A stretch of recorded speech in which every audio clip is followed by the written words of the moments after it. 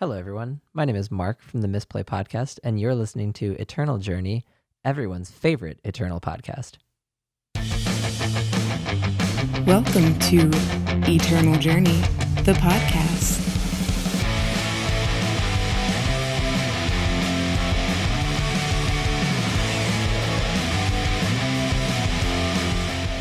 What is up, all my fellow knights and padawans out there? Welcome back to Eternal Journey, the podcast that talks about all things eternal with a focus on limited play. I'm your host, Jedi, and today we're in episode 54, which is going to be the Echoes of Eternity Rare and Legendary set review. That's right, this one is a doozy, so we're going to try to steam through it because I'm pretty sure Parmley is still listening to the common and uncommon set review right now. So that being said, I want to welcome my good friends on the show coming from sunny evening California. Alex, how you doing, buddy? Not bad. How's it going?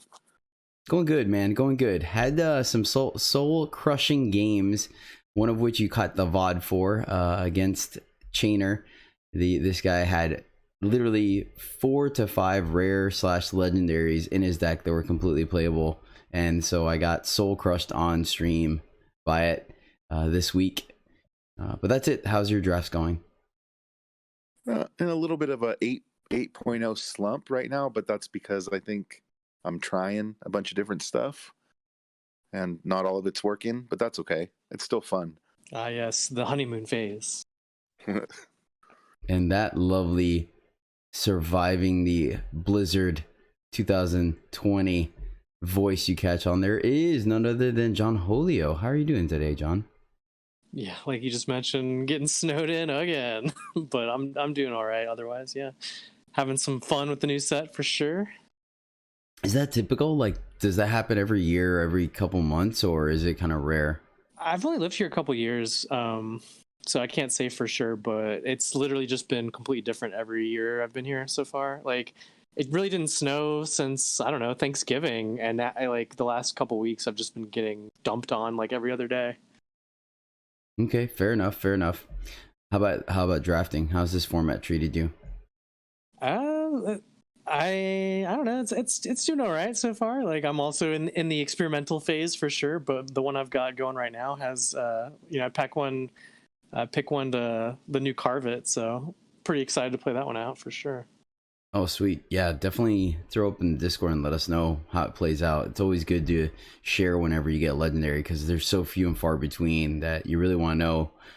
I mean, most people are going to take it anyways, but sometimes it's good to have that leg up on it. Yeah, I personally have been absolutely loving this format. I think it's diverse and you can play a lot of things, and it's uncommon for me because I typically don't like a 5-color format since it's difficult to play around things because they're like, they could have it all. But honestly, I've seen 5-color, I've seen 3-color, I've seen 2-color, and they've all been a ton of fun to play. And I've got to experiment with some cards like we did yesterday on stream. We played some extra cards in our deck to kind of get a handle on them. Some underperformed and some overperformed. So yeah, overall, I think this is definitely going to be a win for Direwolf in my eyes. So, heck yeah. Which is kind of funny because catching some of the Twitter and Reddit, a lot of the strictly constructed players are not liking this format for some reason, or not liking this set. But as far as I can tell, all the drafters love it and all the brewers love it too. So that's interesting. Yeah, I'm hearing a lot of rumbling and complaining about a certain uncommon Carver card. Yeah, that is funny. Oh, well. Maybe we'll talk about that constructed corner next week, but let's go ahead and move on. So some quick housekeeping here. YouTube channel, look up Eternal Journey on YouTube and you find me. All the great stuff offline, kind of, because it's still online. I really have to figure out what's a better way to say that. I guess you have access to the on Jedi. Demand. There you go. Yes, there you go. Jedi on demand. I like that. I'll have to roll with that one. Good job, John. Where you can catch everything, including the video version of this podcast on there, and where you will see all the cards on screen for your visual enjoyment, as well as a bunch of other great Eternal content. Of course, you can always hang out with all three of us live at twitch.tv/Jedi_EJ every Sunday, Monday, Tuesday. And finally, if you want to join the community that we have, the Jedi Order, and hang out with a bunch of other great people and talk all things Eternal all the time, check out the Discord. Link will be down below in the show notes. Shout out to Stever Cakes and Papa C or Papa Capricorn for creating the Eternal Warcry and shiftstone.com websites. Definitely check those out if you're a new player. You want to get some deck downloads, find out what your power base should look like and things like that, both for limited and constructed. Check out those websites. They're a fantastic Eternal web resource. And finally, of course, shout out section. This week, joining the Jedi Order, Deadeye. I mean, I guess we kind of sharpshoot people in draft too, so Deadeye works as well. Hey. But joining the Jedi Order this week is Martini Walsh. Thank you, Martini Walsh, for subbing to the channel on Twitch. Really appreciate it. Lets me know that you're enjoying this content and to keep doing it. And of course, an ongoing thank you to all my resubs. The sub train is happening. It's definitely a great way to start the stream. I think we had 4 resubs at the beginning of this last stream, so the hype was there for sure. So yeah, thank you guys so much for the ongoing support. Okay, that is it. That is everything we got to do. So now it's time to get into the meat and potatoes of this show, which is the rare and legendary set review. I will say, if you are new to the channel or the show, to definitely check out the episode prior to this, where we broke down the common and uncommon, which is the actual bulk of what you're going to see in draft. So we hope that will help you get better. All right, you guys ready to start talking some rares and legendaries of Echoes of Eternity? You know it. Awesome. Okay, but first, I do want to get into our card grade evaluation. What this is it's just a way for us to put a generic stamp on a card. So if we do have a 3 to 7 minute conversation about a card, talk about how really good it is or how bad it is, and we gave it a grade, you kind of identify a little bit better where it fits in the overall spectrum, because there are cards we might think are extremely good and great at what they do, but they kind of fall into a C power level, or cards that just straight up we might be like, I don't know about this card. Yeah, I think this card is great, blah blah blah blah, and then we say A. So starting off, we have our A's. A's are your bombs and hyper efficient removal. These cards are the things that will get you back in the game when you're behind, stabilize you, and even close out the game in short order. Cards like this are Marizo and Aramont, just super powerful units overall. Right, and that's followed by the B's, which are cards that actively pull you into a color or a faction of colors. Premium removal. Cards such as Fell Ritual and Intrepid Longhorn fall under this category. Yep. Then you got the C's, which make up the body of most limited decks, and include like the pawns of limited cards like Coastal Recruit and Swing Sea Carrion from the last format. All right, and then we got your D's, your barely playables. They're your last inclusions. They're cards that you would rather not play, but occasionally they do make the cut. Cards such as Razorwire Totemite and Faceless One. Right, and then you got your straight up Fs, which are basically cards that are unplayable in draft or maybe constructed cards. Cards that you'll probably rather just run a sigil instead of one of these in your deck. These include things like Alaz's Choice or Calderan Cradle. All right, then we got a fun category of build around. It's cards that are by themselves are pretty bad, but when paired with other cards, they synergize and create a pretty powerful effect. Cards such as Wizen Crone and Dizo's Racket. And then we've got the market category, cards that, you know, are situationally playable and are usually going to be relegated to a market, which we have some market enabling cards to talk about today. Excellent, guys. So with that, let's go ahead and dive right into it. Once again, I want to try to keep the show under 3.5 hours if we can. So first up, we have Blazing Salvo. This is a 1 red fire fast spell at rare. Deal 2 damage to a unit. You may swap a card from your hand with a 2-cost card in your black market. So immediately we start off with one of the new market mechanics, and this is what you're going to be seeing in Expedition as well as in Draft. The way this card works is that it gives you a market restriction. Each one, there is a cycle, each color gets one, and each one has a specific cost. So for example, the one currently on the screen, the fire one, you have to go get, you can get a card of 2 cost even. You can't go lower or higher. It has to be specifically 2. One of them, it starts from 1, 2, 3, 4, and goes all the way up to 5 each card. Now, it is a black market, which means you can only have one of in the market, and it cannot be represented in your deck either. And finally, it is swapping the card. So you still do need to have a card in your hand that you want to swap out with the card in the market. And finally, there is no color restriction. It's not like the fire card can only get a fire, or the fire market card can only get a fire card out of the market. You can actually just get any color card out of your market as long as it costs 2 exactly.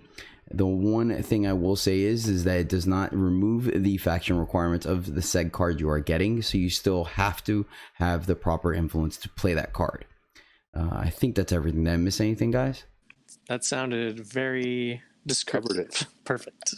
Okay, excellent. So Blazing Salvo, fast speed, 2 damage, 2 only. It can't go face for 1. John, what do you think? Yeah, this is a good card. Dealing 2 damage at fast speed is going to be relevant in basically any draft game. And like surely by the end of your draft, you'll have something that's 2 costs that didn't make the deck that you'll want to have in your market. I think this is very playable. Give this one a B. Yeah, I like the fact that this card, you'll play it even without anything in your market, right? We played Char, and this is about as close to Char as they're going to give us, right? We just can't go face. Alex? Right.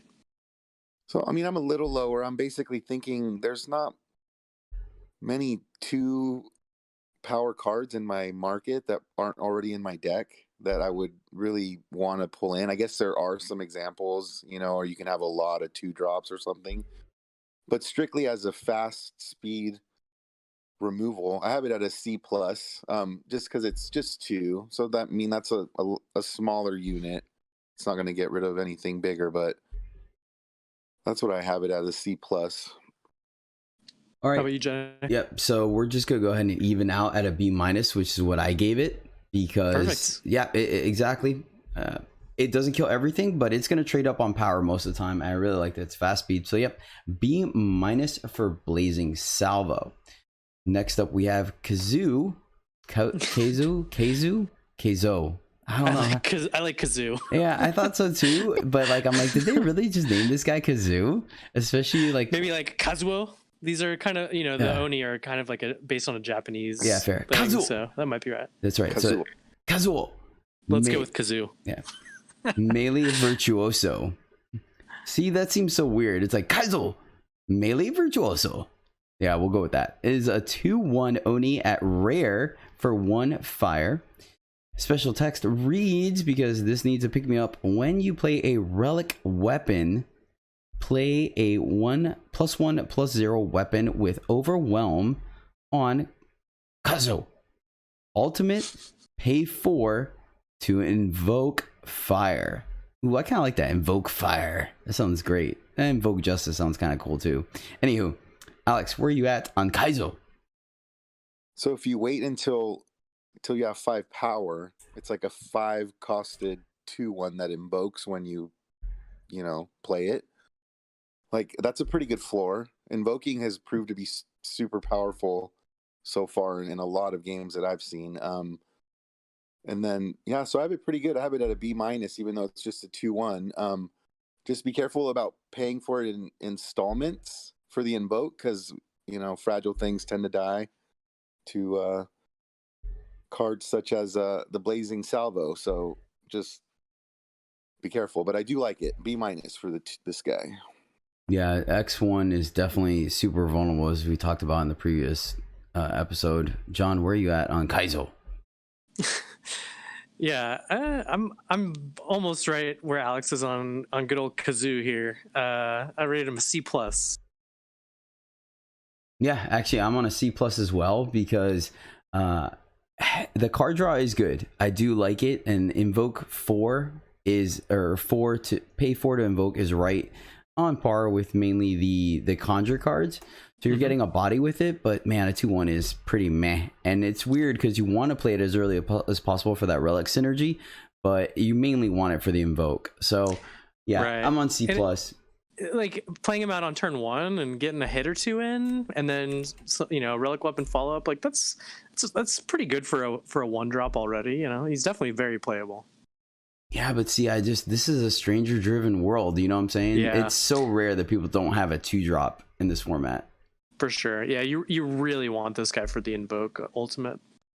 Yeah, I actually had this guy, and I never played him out where he was going to be just on the battlefield for turns before I invoked or tried to do the ultimate. I waited and then played it on 5 or when I had more, No, I like it. I think you're right. I think I like playing this kind of like a decimate, get a +2/+1, something like that, or a 2/1 or whatever to block. Yeah, make sure you get your invoke so that the card at least replaces itself, because he's a weenie, Did you get any sweet invokes off of him? I don't remember. I'm sure I did, because invoke has just been insane. Okay, fair. Moving right along, we have a eternal version of Kano from Mortal Kombat. We have Kato. Yes, he is. The Kato Arena Herald. That is one heck of a cape top thing he's got going on. It kind of looks like it blends into his helmet too. Anywho, another 2/1 cultist at legendary for 2 fire. Summon, play a 0/1 Totemite. If you have 10 or more units in your void, play an 8/8 giant instead. Corrupted 1. So real quick, corrupted, what it means is if the unit should die for any reason, it will make a copy of itself that is a shade with 0 attack and the same amount of health. Then at the end of every turn, it will lose 1 health permanently until it dies and fades into oblivion. It will have a sack cost, which is equal to its corrupt cost, and all it does is allow you to replay its summon effect. So for Kato here, what would happen is he would die. You would get a 0/1 shade that you can pay 1 to once again play a Totemite, or if you have 10 or more units, get a giant. John, where are you at on Kato? I think this is he's like a 7-drop in disguise, right? I'm pretty high on this guy. I rated him a B+. I think the summon ability can help you reach that unit threshold, like if you have to run him out before you've already got it. But ideally, you're playing some kind of sacrifice deck or just a bunch of corrupted units or something, or have just been trading. And then you play this as if it's a 7-drop, a little later in the game, and he brings an 8/8 giant when he's summoned in that case, and that makes him very powerful. And then you get him killed and then pay 1 and do it again. So this guy, at the ceiling can spam out 2 8/8 giants for very low power cost. I think this guy has some real potential. I do agree with you. I like how he has application early game by giving you 3 different units on 1 card to fill your void, right? And typically you're going to be paying 3 for that, and that matches up with assembly line and things like that. So it's something we're used to paying okay with. And then if you draw him late, there's a chance where he makes 8/8 giants. I do think I gave him a build around B, because I do think you have to build your deck a little bit to accommodate that, because man, I'm hard pressed to feel like 10 units in your void is a good position for you. You know what I mean? I think of games with Marsh Dragon, and most of the time Marsh Dragon ends up being like a 3/6 or a 3/7. So 10 of your units in the void, you have to facilitate that somehow. So I like I said, I gave it a builder on B, but I'm okay with a straight B as well. Alex, what about you? I'm a little bit lower on it. I guess I have the floor as it's like 2 chump blockers or 2 sacrifice fodder for the price of 1, and like you say, 3 really with the trigger that you get again. And then there's a small chance of high rolling an 8/8 late game. You really got to make that happen. So I'm on a C+ for this Totemite. More skeptical of Kano here. Oh no, he's not a Totemite, is he? Kato? He brings a Totemite. He's a cultist himself, which adds some synergy in of itself. All right, so What are we gonna go with? Are we gonna go C plus or B minus here? I'll let you guys bicker it out. I do think 10 units is a little tougher than it seems, but if you build around with a little bit, I think you can make it happen. Like, if on that, if his shade as you sacrifice it is that, like, that can be the 10th unit, I think. Right? That's I believe like, so. You got to have 7 somehow before you play this guy, and then if you don't mind, waiting a turn or sacrificing him somehow first, I think that's when you'll be able to get the giant, like, right? Yeah, if you're starting with 7. Yeah, I'm kind of cool on going with a C plus with this. Honestly, I feel like it is a little bit of setup. I like the flexibility though. That's why I gave it a B, because sometimes you're just not going to worry about the 8/8 and running out as a 2-drop that could be aggressive and have some sack synergies. You should already care about sacrificing units, so this can just help you, enable your other sacrifice payoffs in the deck too, right? So yeah, it's definitely a build around card, that's for sure. All right, let's go with that. We'll go with the build around A then. We'll go with the build, or I'm sorry, build around B. I'm sorry, my bad. I was just reading it. All right. So next up, we'll move right along. This card I've already had the chance to play with, and luckily I was higher on it thanks to the Discord. So shout out to Jim Joe and Dub Mike for giving me the heads up on Toda Pioneer. Toda Pioneer is a 1/2 Topemite Explorer at rare for 2 fire. When you draw your second card in a turn, you get to power this turn. Not really a thing that I've noticed in this format, honestly. I will say this though, drawing cards from your void does count as drawing them. So recursion does count as drawing cards. Yeah, so do seek powers and chance and all kinds of things like that. There's definitely things to accommodate for sure. But this second line of text is where the money's at for this little guy here. Pay 4 to give one of your other units +4 attack and overwhelm this turn. If you guys remember the power of Toda Colony, the rare from last set, +4 attack and overwhelm is extremely powerful, even on a 1/1. So the fact that this guy, I'm very similar to how Alex was playing Kaizo on the where you don't, I've kept this guy in my hand. I've had it in my opening hand and kept it till like turn 9, where I can play it and immediately activate it once or twice on a unit and just get in there, and it upgrades each one of your units. Like I said, you have a 2/2 stranger's been sitting on the board all game. You pump it once, so it's a 6/2. Yeah, it's probably going to trade, but it's probably going to trade up and get in damage. And then you could do it to the next thing. If you have a good flyer, you can pump this thing twice.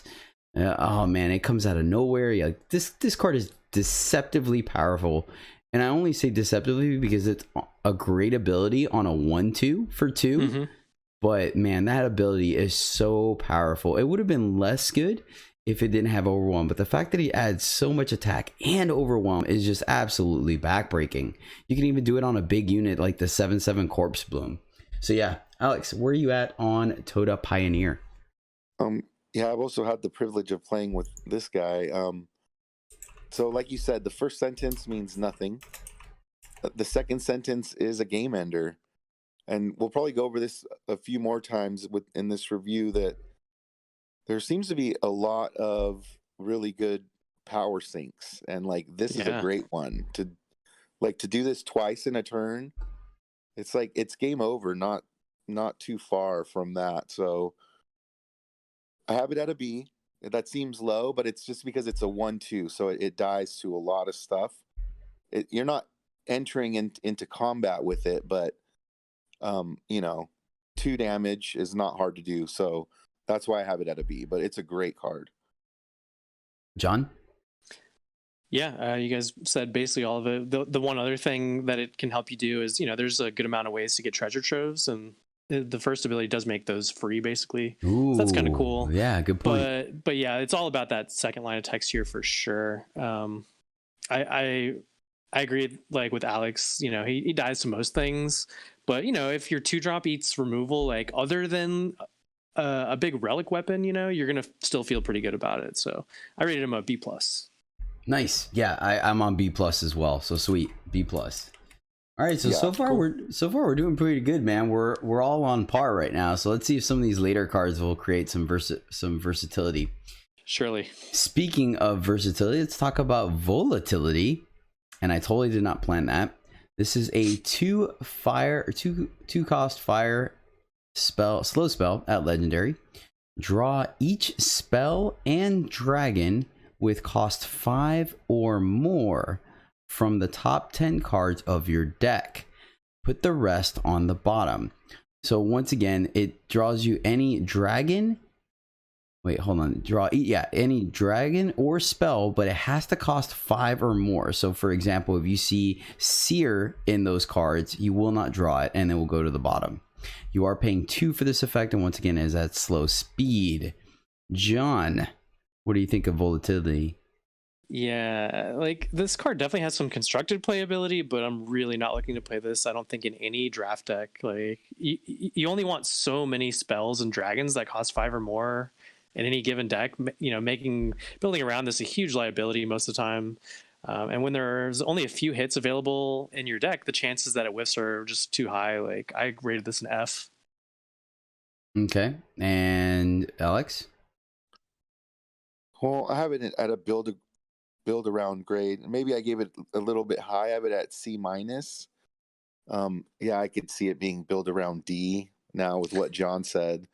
But I mean, basically, you'll know if your card wants this really, if your deck wants this really bad card, I guess.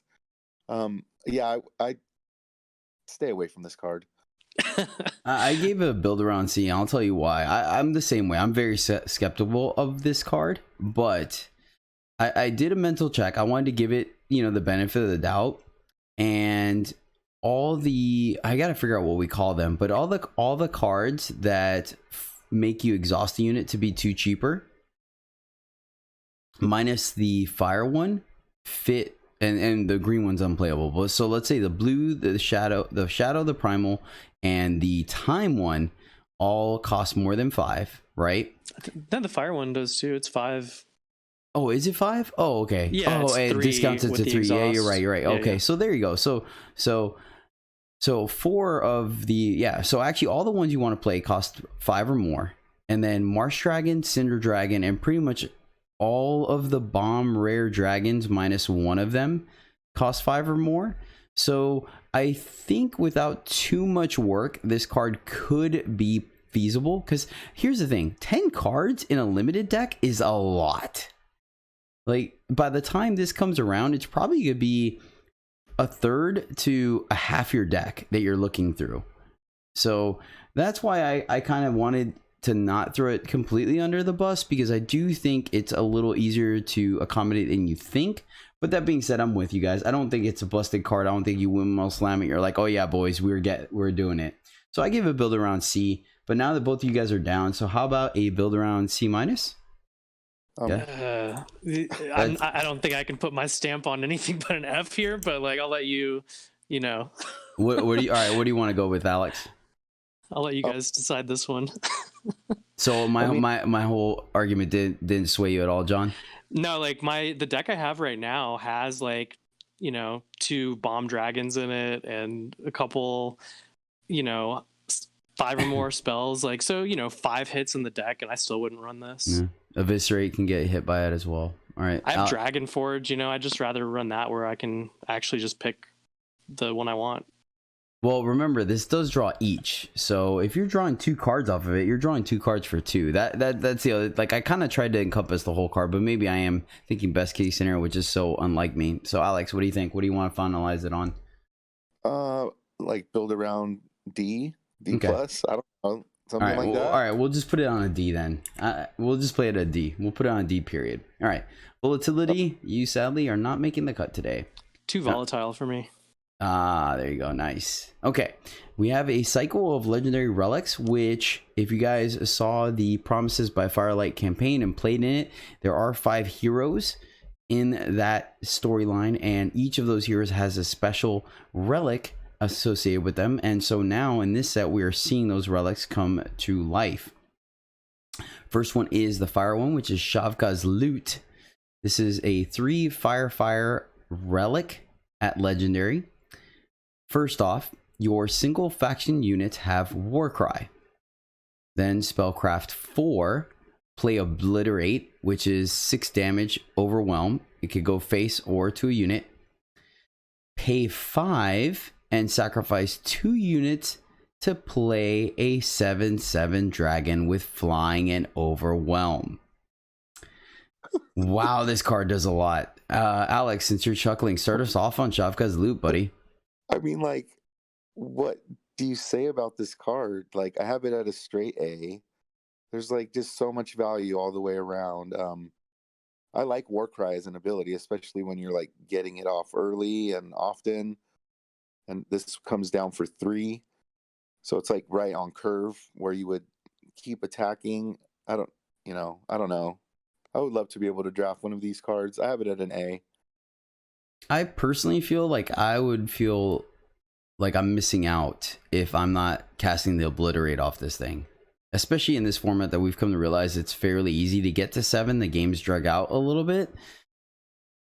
Yeah, because for me personally, the Warcry isn't that big of a static effect. I do like it, but I don't think it's backbreaking like some of the other ones that we'll talk about later on. So I really want to cash in the Obliterate. And I mean, just sacking if you're the sack deck, making 7/7s out of your 1/1 cultists is absolutely amazing. John, where are you at? Yeah, I also kind of consider this like a 7 cost relic because like I don't think there's going to be many times where I want to just play it out on 3. Like I'm definitely looking to do the Obliterate Spellcraft as well.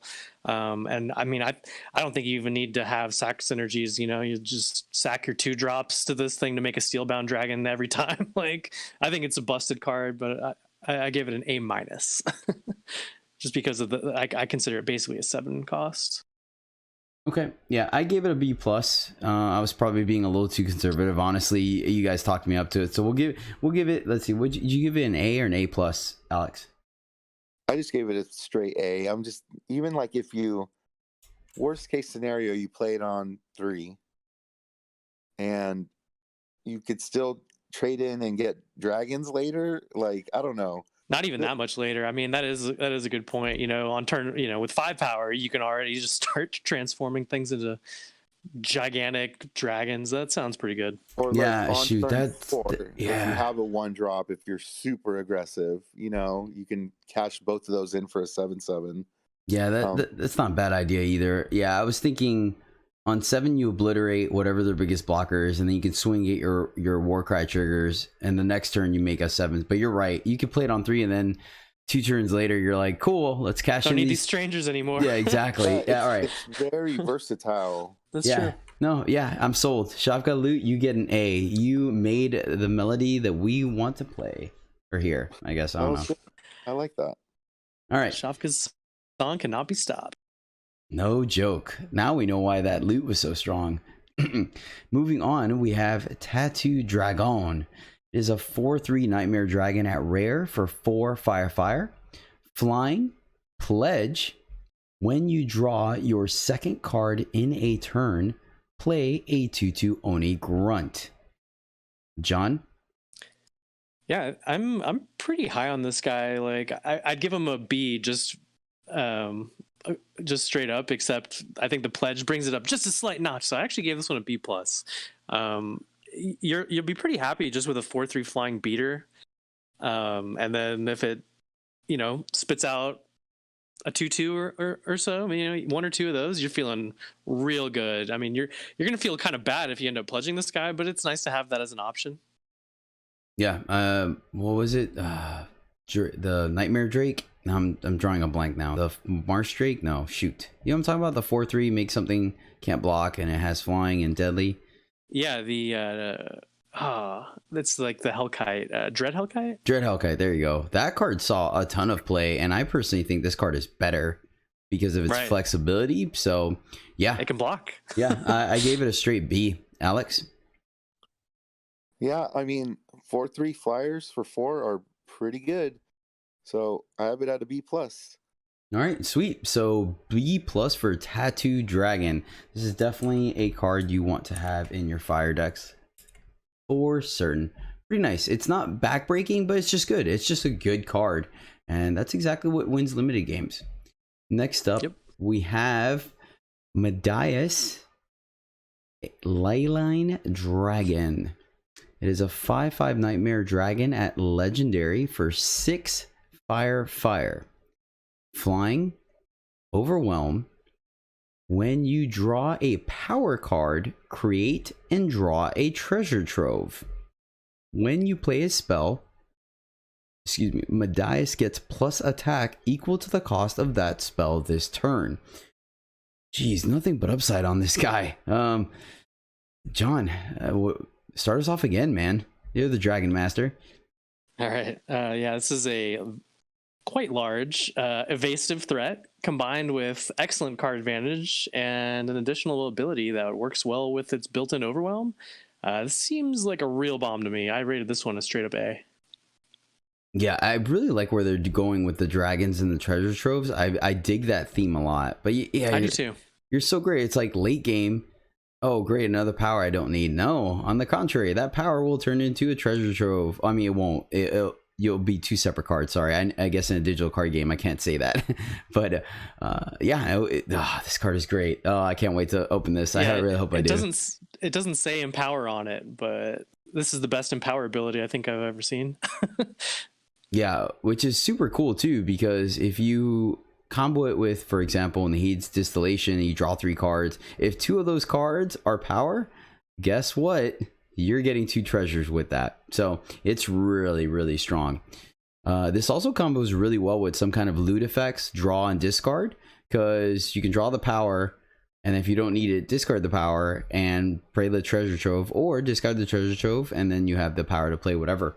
Alex, do you have anything to add about Medias? Guys, not much. Just a great card. Awesome. Yep. What was your grade on him? I had an A- on it, but I can be an A.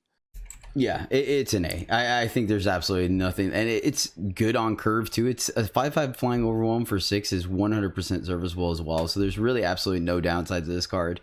Yeah, it's like even late game, if you have a lot of power, it helps you trade it in for more potential gas. So yeah, it's just really, really good. No, it draws. You have to draw the power. So if it's already in your hand, it won't create a treasure trove. No, that's what I mean. Like if you're drawing. Oh, okay, I got you. Yeah. Your deck, it still lets you draw a different card. Okay, sorry about that. I just wanted to make sure it was clarified, because I know we have a bunch of new players that may not know those interactions. Thank you for clarifying that, because I'll probably forget that myself. Okay, sweet. So Medias, you get a straight A, buddy. Next up, we have Shavka's Stranger. So this is, of course, like we mentioned, strangers are back, and along with so in this set, we discussed a couple of them. I got the common and uncommon level, but just to reiterate, all these strangers that we're going to see here today typically have when a stranger is summoned effect, right? So when a player, doesn't matter who, it's symmetrical, plays a stranger, then they get a specific ability. And then when this stranger itself attacks, it'll trigger another ability. And so Shavka's Stranger is a 9/6 stranger. They should have had giant on there as well, apparently, but maybe not. Stranger at Legendary for 7 fire. Shavka's Stranger reads, when a player plays a stranger, it deals 3 damage to a non-stranger enemy. So it can go face or to another unit. Of course, it could stack as well. If you play 2 strangers in one turn, it could do 3 and then another 3. So you could spread it around or kill a bigger unit. When Shavka's Stranger attacks, you get +1 power this turn for each of your units. All right, Alex, where are you at on Shavka's Stranger? I'm not too high on this guy. I feel like by your 7th power, you probably, you played out your strangers, or are you going to like hold them in your hand? It's a 7-drop that dies to Biting Wind. I like triggering my strangers off of this guy. Yeah, I gave it a C, guys. I gave it a C. Okay, so I actually had a hard time giving any of these strangers an A, because of the symmetrical fact, kind of like what you said. It was hard for me because the better the ability is, the better it is for you, but then you're also giving your opponent access to it. So I had a hard time giving them any of them A's. And here the value off this guy is definitely on the first ability, right? Being able to create a torch for free. I like that it gives you some inevitability where every time you draw a stranger, you can ping them to the face. So if there's a clogged board state, you just keep pinging them. You could take out some flyers. So there's some versatility to that. Sometimes you will. I think when you have this guy in your deck, you are going to sandbag strangers that you don't need to play immediately for that purpose. A 9/6 is okay at attacking. It trades with everything, but it's gonna kill whatever blocks it. But yeah, there are some 7s and 8s in this format as well, and I don't think the second line of text is relevant at all. Where are you at on it, John? Yeah, I think you guys said most of it. Like, yeah, the power burst doesn't really seem meaningful. But I'd give this one like a build around kind of B, because like I don't really want to, like, this is a big liability if you're not playing, what you think is probably more strangers than your average opponent. But like if you do have a good amount of strangers in your deck, like, yeah, just top decking, a 2/2 dork stranger that can ping for 3, or like you said, like that's a real game closing ability, or it can be. So like I give this one kind of a build around B. Okay, let's and you gave it a straight C, right, Alex? Yeah, but because I didn't really know how to evaluate these strangers, really made my brain hurt. So full disclosure. Yeah. Okay, we'll balance it all at B minus because I do think it's a powerful ability.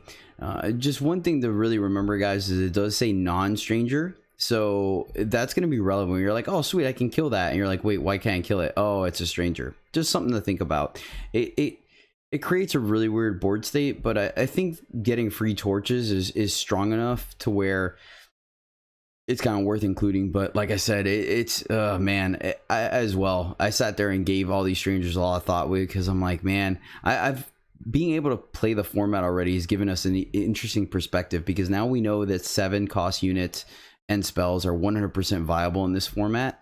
Mm-hmm. But we also, I've had a couple of legendary I've never had any of these legendary strangers on my side of the board, but I've had them on my opponents, and I've definitely taken advantage of a couple of them sometimes with just my power fixing strangers. So it's definitely a feel bad moment when that happens. They're all double-edged swords for sure. Okay, next up we have Hammer Hand. Oh boy, God, I got wrecked by this card. I can't wait to draft it. The one time I had a chance to draft it, we were nowhere near fire.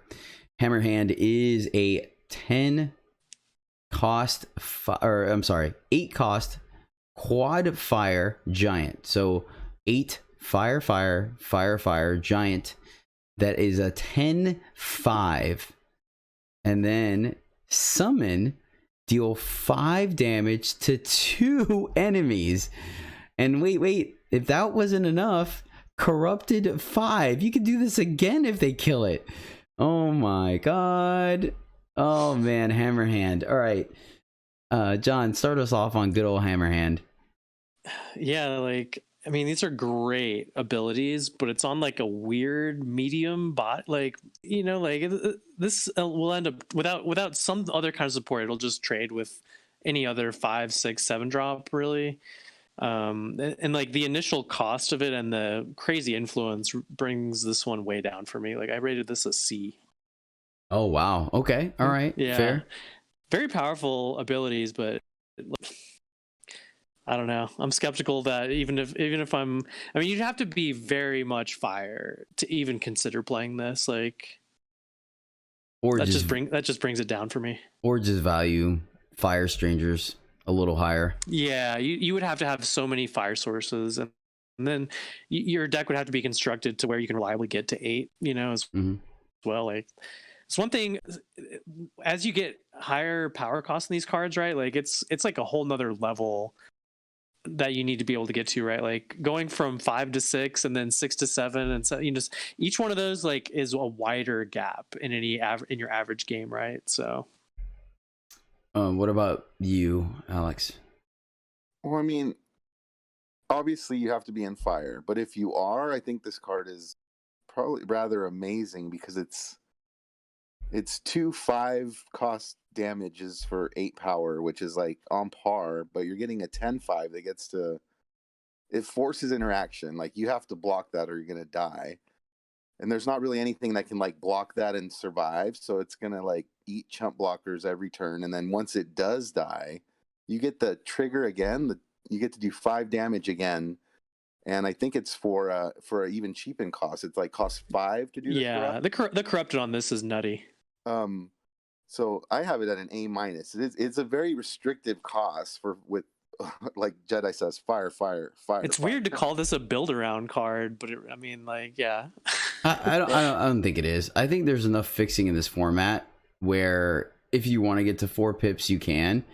And this card just does it all. I think the juice is worth the squeeze with this card because you can do this. It's going to clear out half of the things that could block it profitably. And then it's going to trade with the rest. You can do this post combat. So you can swing in. Your opponent's going to play around a combat trick or a rally or something. And then they're going to block. Their 7/7 is going to block a 2/2 or a 3/3. And they'll be like, yeah, I got there. And then you're going to drop this and finish them off. And they're just going to be like, what? And then so it's going to pick off 2 or 3 things, right? And when it trades, it's going to kill something or 2 things. And then you get to corrupt again to finish. Their board is just decimated. Plus, there's also a world where you just play it, kill a unit with 5, go face for 5. Then when it dies, you kill another unit and go face for 5 again. So she did 10 damage to their... I'm like, oh no. Like, I think it is... I think I'm going to get Jedi'd if I try and play this. Like, I'm just going to have to mold a 6 every game. It's going to be in my opening hand, and then I'm going to die before I get to 4 power. Like, that's the world I'm living in with this card. But I see where you guys are coming from. Plus, there's Magnificent Stranger that can make her cost 6 or 4. Oh. I mean, and you can also high roll like Chainer did and trigger it off of the, hey, let's give your guys abilities. And then she gets... And she got Killer and Exalted.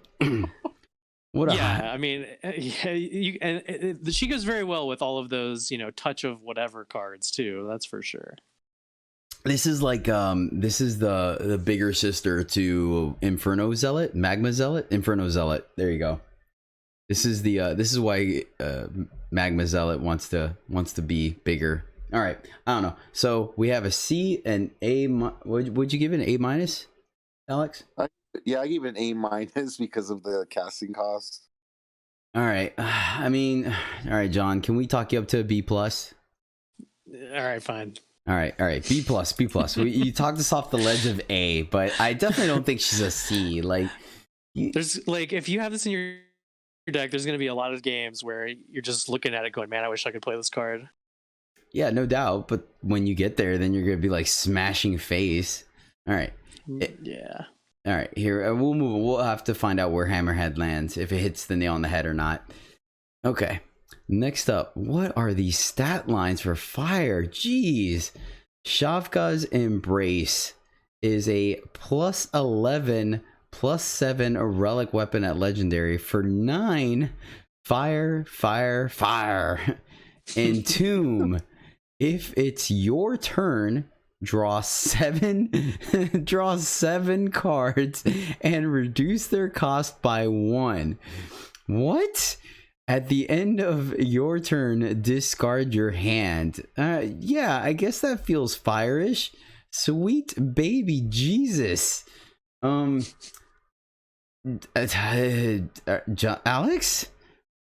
I don't know how an Embrace is a relic weapon, like as a flavor. Like, that's flavor fail for me. I don't know. No, but good point. Yeah, it's weird, True. right? True. Yeah, very good point. That would be hurting you or something. But yeah, I don't think I like this card. It costs a lot. It's a really good target for the dysfunction. Yes, it's a really good dysfunction target. Disjunction, sorry. I always put the F in there. Disjunction. And then I always want to say disenchant. So thank you, disjunction. But yeah, I don't know. I didn't know how to rate it really, but it's a C. I have it at a C. Oh my god, me too. That's right where I put it. I feel like 9. But I think it's a cop out, but still maybe it should be worse of a grade. I don't know. It might be worse, but there's some serious value there too. I don't know. Let's see what John came up with. Yeah, I mean, I gave that last card a C. Well, I gave this one an F. 'Cause it's just like a worse hammer hand to me. Like, yeah, 9 is 9, and then that entomb. Like, you might just mill yourself with that or something and lose. Like, I don't know. I'm super not into this. Yeah, I think you're. Yeah, okay, I can get behind F. Alex, what do you think? Are we raising our flag on the F card? Just straight up F. Yeah, that's what I'd said. I even if I drafted this, I don't think I'd put it in any deck, no matter what. I promise to take a screenshot if I'm losing to it. I would have to have been truly like embraced with Shafka's song to play this one for sure. Like, there's other gigantic relic weapons that are much more playable in the format than this to me. Yeah, like I could see you playing it and then being able to kill a thing or two, or killing their giant, or killing their corpse bloom, and then being able to play 2 cards that turn that you draw, maybe 3, based on the card discount. But man, 9's a lot. It's kind of tough. There's a decent amount of relicate in this. All right, so if you guys play against it or play with it and win the game or lose the game, whatever, screenshot it and either message us in the Discord or at us at podcast EJ on Twitter. All right, well, I'm fine. I'm willing to jump on an F for this card, because in limited it's gonna be very hard pressed to get there unless something's going horribly wrong. Right. All right, one other thing to consider as well is that Shugo's Hook Sword does a very similar effect for a significantly less setup cost. So yeah, I'm good with that. All right, so that was fire. What are we thinking, guys? How do we like fire? There's a lot of powerful relics, power sinks. Overall, I think it's pretty powerful. There's not too many can't play that card, so which is pretty good for as far as rare and legendaries go. Yeah, and I like how some of them fit with the themes within the archetypes of the set and stuff. John? Yeah, it's I mean, even like our lowest rated ones, some people are going to find some success with these. I think Fire's looking pretty strong. I'm most excited to play those dragons, though, personally. Yeah, those dragons look amazing. And that loot, woof. Which, I mean, does play a dragon, so I'm counting it. There you go. Yeah. All right, so next up, this leads us into time. For time, we start off with Alluring Kieran, aka Flying Blowfish. This is a 1/1 legendary Kieran for 1 time flying. Spells and weapons cost 1 more, so a tax effect. And mastery 2, play all power cards from your hand. John? I don't know. It's basically a 1/1 flyer. It's like the weird mastery brings this one up from a D to a D plus for me. Like, if you actually get to play this on turn 1, I guess there's a chance that it'll be good for you that game. Being able to spam out your power from your hand a bit ahead of schedule. But mostly it'll just be a 1/1 flyer that'll occasionally hose the opponent's market, which is probably not that great anyway. I mean, not even though, unless you keep a super sketchy hand of like 5 power, because you play it on 1, you attack on turn 2, it gets half its mastery, then it attacks on turn 3, and then you could play all your power, which... Yeah, it's like 2 power at most, right? Like, yeah, that's what I'm thinking. So I gave it a straight D. I don't think the tax effect is viable, but of course it's symmetrical, so it also hits you as well. I just don't think it's worth a card. Where are you at, Alex? So if you have very few spells and weapons, it can throw off your opponent's curve. What they're gonna do on curve, I guess. Yeah, I'm not too impressed. I mean, flying pufferfish it's a Kieran, I guess. Every time you think you know what a Kieran is, they throw a flying pufferfish. It's a blowfish, whatever. Yeah, I love the artwork. Like I do too. It's amazing. But yeah, maybe I'll have to come down. I had it at a straight C because maybe I like sure a little too much. But yeah, 1/1 flyers for one by themselves are typically not great. So it would be like probably a D plus maybe with the little bit of upside that it has. Yeah, like I could see what you were talking about, where maybe you don't play it necessarily on one, and you play it later in the game when you have an open spot in your curve, and it throws off your opponent. Like maybe they're thinking, okay, I'm gonna hook sword them next turn, and all of a sudden they're not. So there's that. But yeah, overall, yeah, let's just give Aloran Kieran a D and let's move on. Okay, next up we have Cracked the Earth, which is the market card for time. It is 1-time fast spell at rare. Play a 1/1 cultist. You may swap a card from your hand with a 5-cost card in your black market. Alex, where you at on Crack the Earth? So I have Cracked the Earth at a D. The 1/1 for one, whether it's at fast speed or slow speed, for me is like irrelevant. It's not. I mean, yeah, you can like ambush it in and affect combat a little bit, but it's not a unit that's really going to impact combat that much, being a 1/1. And any 5-cost thing that you're going to want in your deck is going to already be in there. I mean, I guess you don't have to fill your whole black market. You can have like one card in there, but the 1/1 for one is just so, unimpressive to me that I have this card at a D. Okay, John?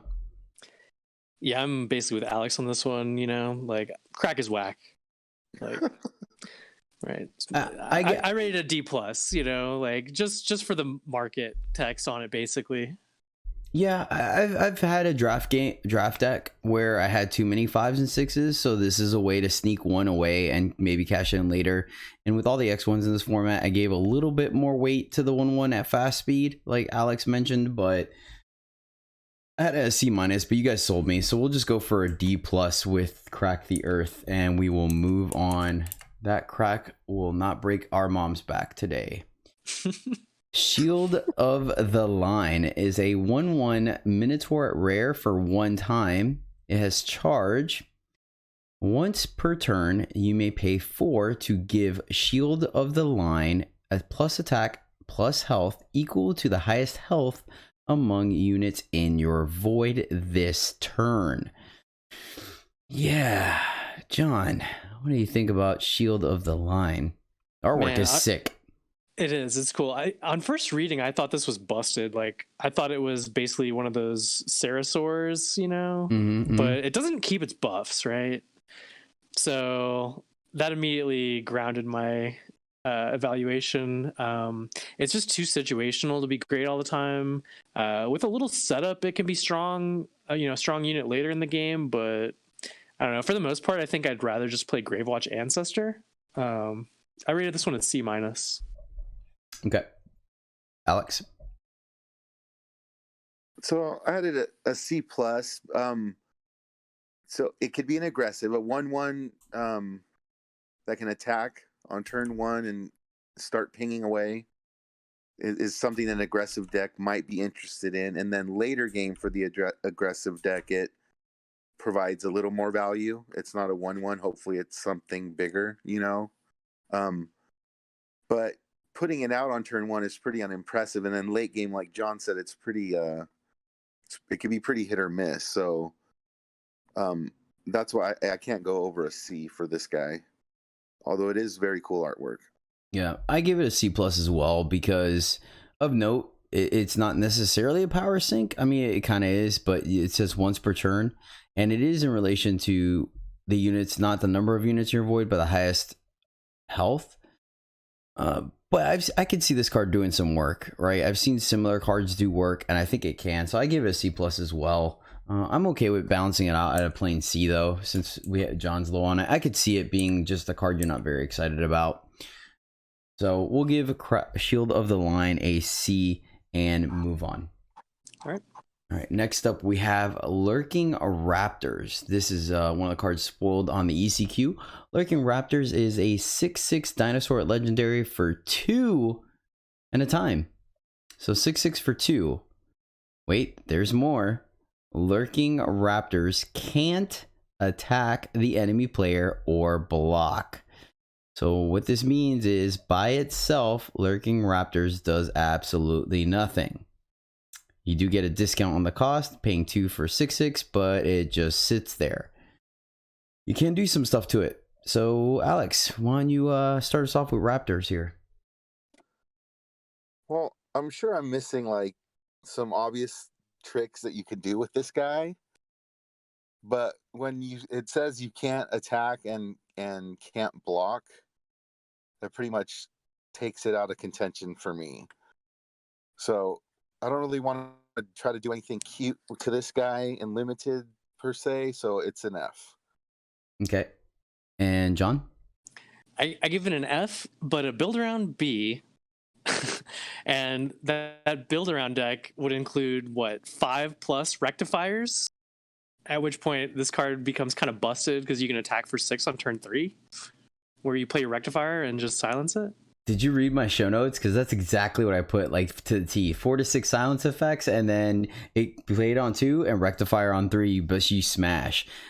If you want to get that achievement check mark, that's the way to go. Another consideration is you can put killer on this, and it could definitely still fight. So those are the two things that come to mind right off the bat. But yeah, pretty much curving this into rectifier. So if you want to be cute, take it, look for rectifiers, and hopefully you can curve out and do it. But it's kind of, yeah, it's exactly what I gave it, an F and then a build around B. So we'll spot on. Yeah. Spot on, Scotty, spot on. Very nice. It also will random, like, if your opponent's like going deep in on armory, like, this will jam up their relic weapon attacks, but that's just kind of another niche case, I guess. Yeah. Oh, by the way, speaking of relic weapons, a hot patch or hot fix, however you want to see it, was released yesterday to adjust Shugo's hook sword. Sorry, I can't believe I didn't mention it earlier, but we evaluated based on the fact that in gameplay, if the weapon did not survive combat, you didn't get the 2/2. That's actually a glitch. You will get the 2/2 even if it breaks the weapon. So at the bare minimum, the card will be a 2-for-1. So just wanted to throw that out there. That's interesting to find out that was a bug, like, I just thought it was working as intended, but because that's how, like, for example, all their mastery units work, right? If those die in combat, the mastery doesn't trigger. I just thought it was supposed to do that, but apparently not. Okay, let's keep it going here. We have Toda Circle. This is a 3-time relic at legendary. At the end of your turn, draw a card for each totemite you played this turn. Tribute, so if a unit went to the void this turn, put 5 2/2 tough Toda into the top 10 cards of your deck. John?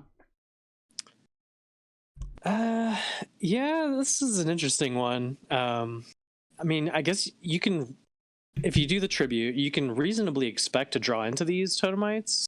But because the draw happens at the end of your turn, like, each turn where you draw one of the 2/2s will not be very exciting. Like, it seems playable, I guess, but it's too slow, I feel like, to be great on its own. I think the grade kind of goes up if there's other playable Toda in your deck, but there really aren't that many that you can expect to get. I rated this one like a C+. That might be too high. Yeah, I gave it a D for all the reasons you said. It's inconsistent. They did what they could to make it consistent, but it still feels inconsistent. And I'm not a big fan of random cards. And then obviously it relies very heavily on the quality of your deck. You could be pushing one of your bomb cards further to the bottom, etc., etc. So I guess that doesn't matter because once you draw it, you still draw another card, so it'd be about par. So I get that. But like you said, it's end of turn, so you are still delaying it. Right. Alex? I guess I was a little bit higher on it because. Ooh, okay. Well, I mean, like around with John, I had it at a B-. Yeah, I wanted to try it out. It'd be better in a totemite deck. I don't know if that exists. That doesn't exist, but no, it's not too hard to trigger tribute, and then it puts what is it again? It puts 4 in the top 10 cards. Puts 5 in the top 10, and I think these are 1 cost 2/2 units. Yeah, they're like they're. I thought they were 2/2s for 1, so it's like when you get, Yes. pretty in it for the cost. Yeah, like it would just be much more. It would just be much better if you just straight up drew the card when you played them. But yeah, because of the delayed trigger, I think that brings it down a bit. Yeah, that makes sense. Yep. So where do you guys want to sit at then? Since you guys are both higher than me, I'll let you guys finalize the grade. Well, I guess it could be a straight C, or Yeah, not. C would be in the middle. I mean, I said C plus. I'm down for C or C plus. I Okay. think. All right. Let's go with C for Toda, Toda Circle. There's definitely a constructed deck that this belongs in. Definitely. Maybe that's what I was thinking about. Okay. Moving on, we have Ancestral Oasis. This is a 4-time relic at rare, +2 maximum power. So power core on the base. Then pay 2 and sacrifice Ancestral Oasis to invoke time. I like this card. I actually gave it a B+ because Wow. and here's the thing, right? I'm not the biggest fan of core, Eternity Core. Playing this, we are in time, so playing this on 4 does catapult you to 6 or 7 power the next turn on 5. But what I like about this is that Eternity Core was only good in the development stage, right? You wanted to play it on turn 4 to ramp you. If you draw it late in the game, occasionally it can help you with some ultimates, but it didn't do much. This card, on the other hand, you can cash in for an upgraded card. It is random, so you could get something on par or something less, but the fact that you can cash this in later when you don't need it, so when you get up to 9, 10, 12 power, because it's late in the game, you can easily sacrifice this to cash it in.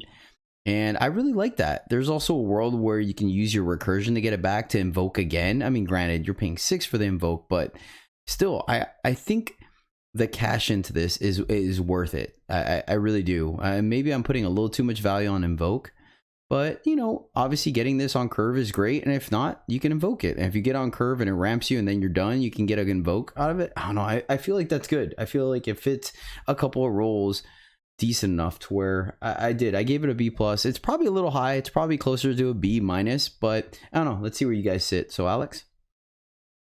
So I'm basically just a little bit lower than you. So it's a boost in maximum power for pretty much the standard cost, like you mentioned.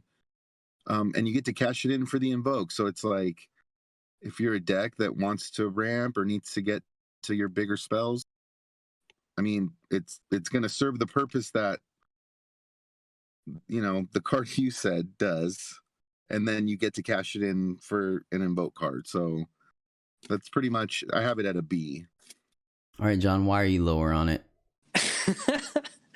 And you know me pretty well, I think. Yeah, I gave it like a base rating of C, but like I'm with you guys. Like, but I think that's more of like a build around grade of sorts. Like, you'd really want to have like a critical mass of impactful 6+ drops to make this card like as good as you guys are rating it, I think.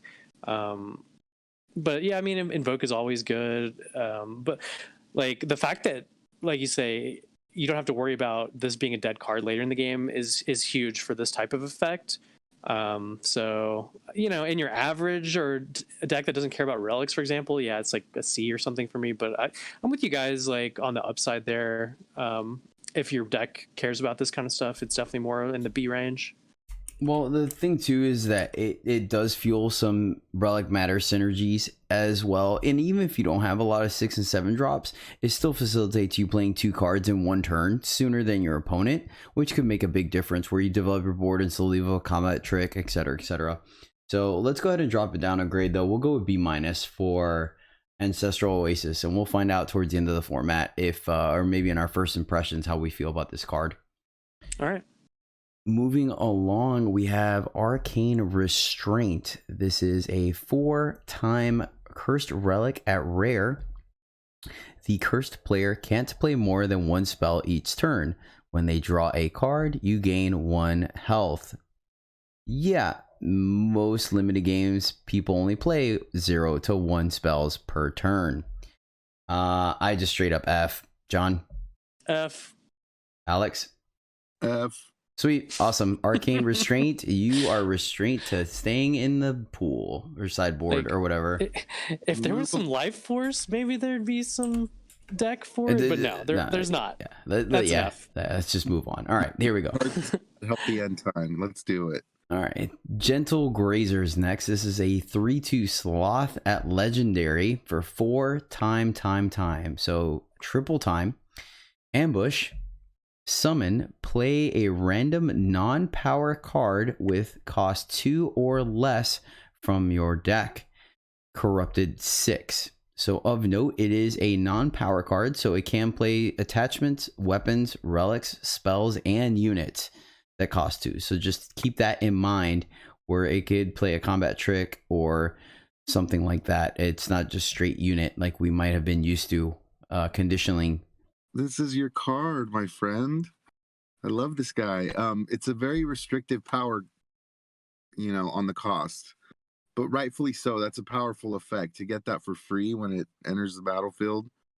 And then you get to do it again, which is expensive, which makes sense again. But yeah, I have it at a B plus, even with the time cost.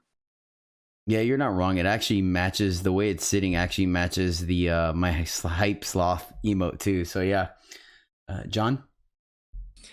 Yeah, I think unless you're very much base time, and also have some reason to care about your 2 drops, I'm much lower on this. I think it's like a C minus. Wow. Yeah, like I'd be like, I gave it a double grade. Like I gave it a build around B. If you do some, for some reason have that going on, I think it's probably a good card.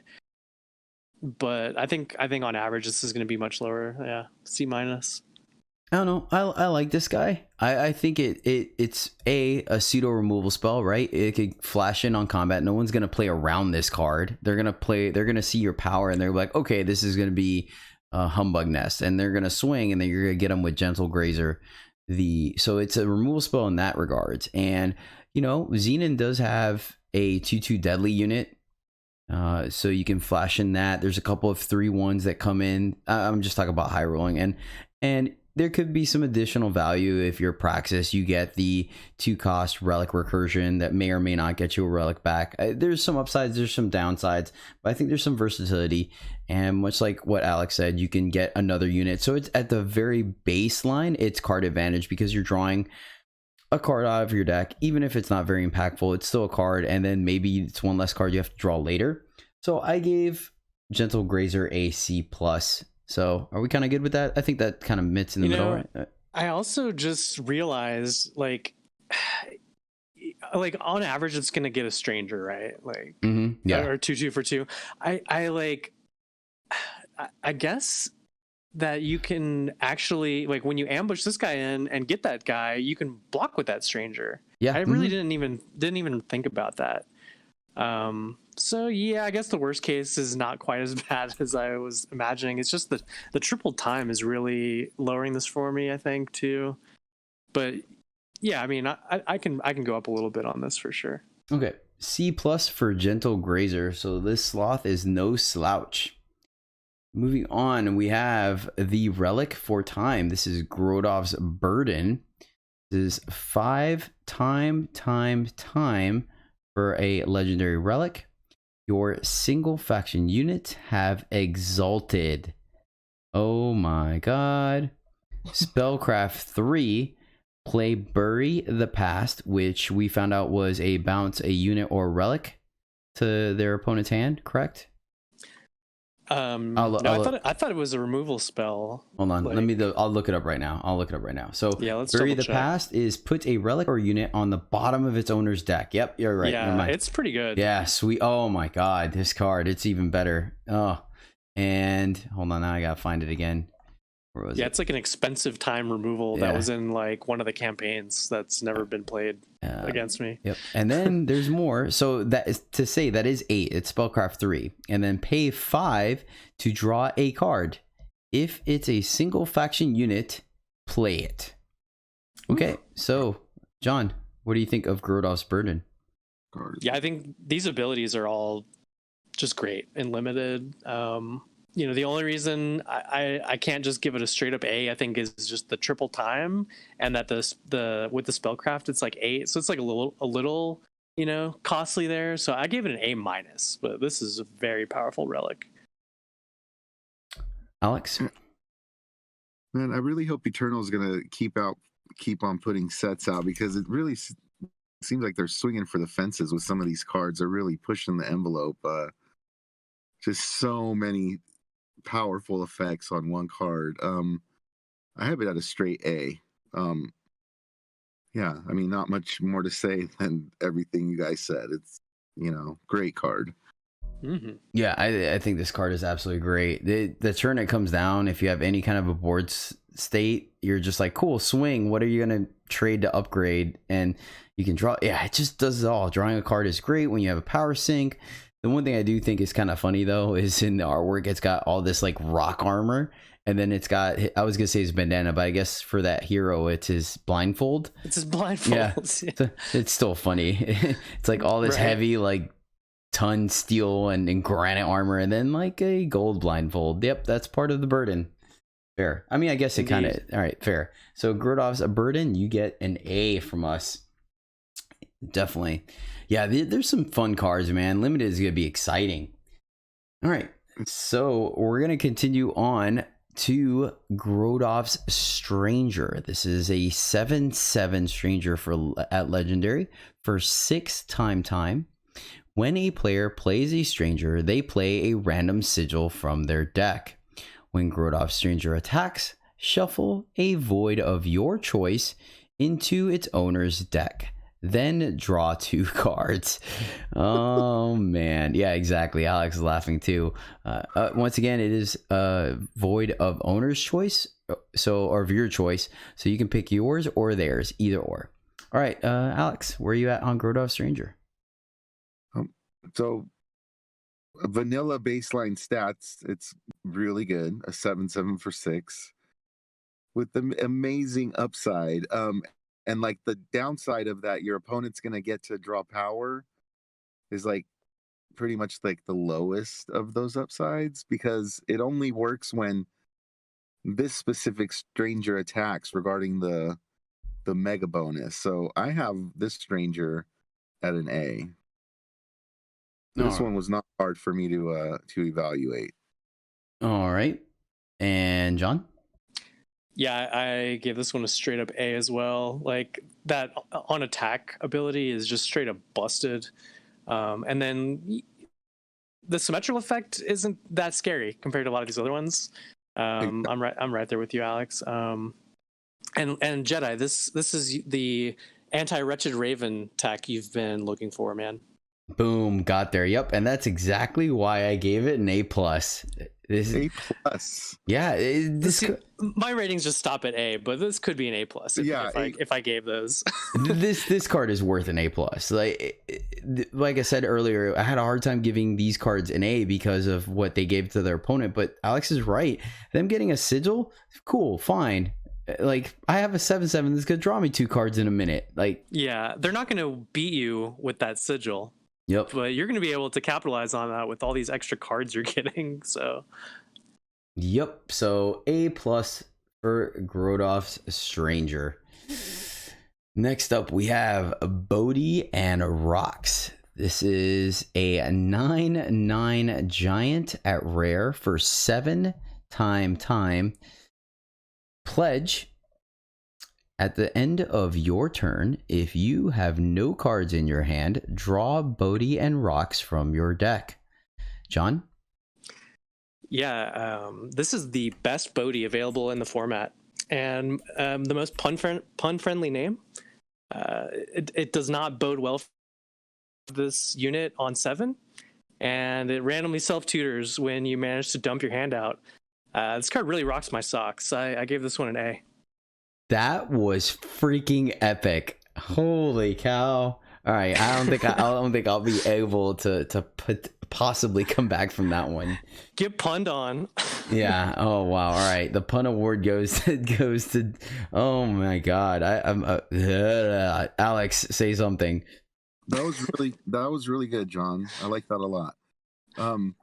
So 99 for 7, that basically guarantees you to it draws you gas. It draws itself when you ran out of gas. I have it in an A minus, but I like this card. What's up with those Popeye arms? Did you guys notice that? No, I didn't. I do now and can never unsee. Thank you for that. Yeah, you're welcome. John, what was your grade on that puntastic? I give this one an A. Like, yeah, All right. I like this card a lot. All right, I gave it a B because it is just a vanilla 99, but I have had the fact it draws you a card. Yeah, whatever. I'm not gonna go into it. It's an A. It's an A. We'll give it an A. So Bodhi and Rox, you guys get an A. You are stronger than the sum of your parts. Let's see. Yeah, because it encourages you to play your power every turn, which means you're going to get up to 7, and then we have an empty hand. It bodes not so great when you have a combat trick you want to leave up, but you're still fine drawing on 9/9. Yeah. Okay. That's a nice free card to just come out of nowhere. Yeah, it's the top deck you want. It might not be the top deck you want, but it's the top deck you need. Okay. Deafening word is. Oh wait, that was time. That Shoot. does it for time. All right, time is busted. Like time is busted. Yep. it's pretty easy. It was pretty much F's or A's across the board, and I felt like we gave out a lot of A's that are going to win you the game. So yeah, time is busted. Big surprise. 2 formats in a row. Alex, anything to add? No, like yeah. All aboard the time train. Let's do it. Yeah. I'll add something. Time is really busted. All right. Moving into Justice. Deafening Word is our first card. Not bad artwork, actually. Don't understand how that... Oh, wait. It's disintegrating or melting. Okay. I thought it was frozen. I was like, why does freezing have to go... Okay, I get it now. Never mind. Deafening Word is a one Justice cost fast spell at rare. Silence a unit with cost 3 or less, and each copy in its owner's hand, deck, and void. So it's kind of one of those things where you silence a unit and silence every copy of it everywhere. Well, not in player, but everywhere else. So, Alex, where you on this guy? In silence, I'm looking at silence things other ways other than wasting a spell on it for one. I think this has more constructed ramifications. I have it at an F. Okay. John? Yeah, it's like a situational silence effect. But I mean, I think it's playable since it's fast and only costs 1. And I mean, it can hit multiple copies, you know, like if you use it on something like a rectifier, for example.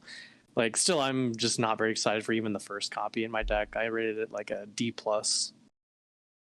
Yeah, I give it a D because some application you don't like.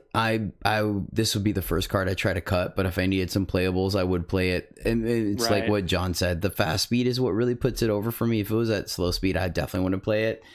But so I put a D. Can we talk you up to a D, Alex? Or no?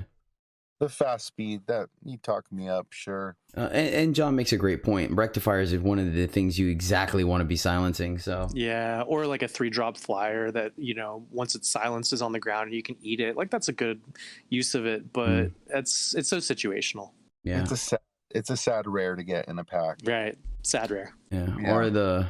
Or the 2/2 deadly is another decent one to sack, I guess. Oh Yep. well. All right, let's move on. Next is Fearless Crescendo. This is the Justice Market card. 1 Justice, fast spell, rare. Give a unit flying permanently. Period. Done. You may swap a card from your hand with a 3 cost card in your black market. John? Yeah, giving a large unit flying has always been a good way to gain advantage in draft formats. And this card also lets you swap something out, like a power card, you know, later in the game, or a 2-drop you decide is no longer needed for like a situational 3-drop from your market. I think this is much more playable than the other 2 market cards we saw so far. I rated this one a B-. Yeah, I gave it a C+ because what came to mind for me was Elder Feather, and this is slightly worse and slightly better. It's better because it's permanent. Actually, no, it is slightly better, or it's better because you miss the +1, but it doesn't care about bounce effects, and then you still get to trade in for another card potentially market. Yeah, okay, I could be talked up to. You said B-? Yeah. I could be. I still put it at a C personally because of the fact that you need to have a unit.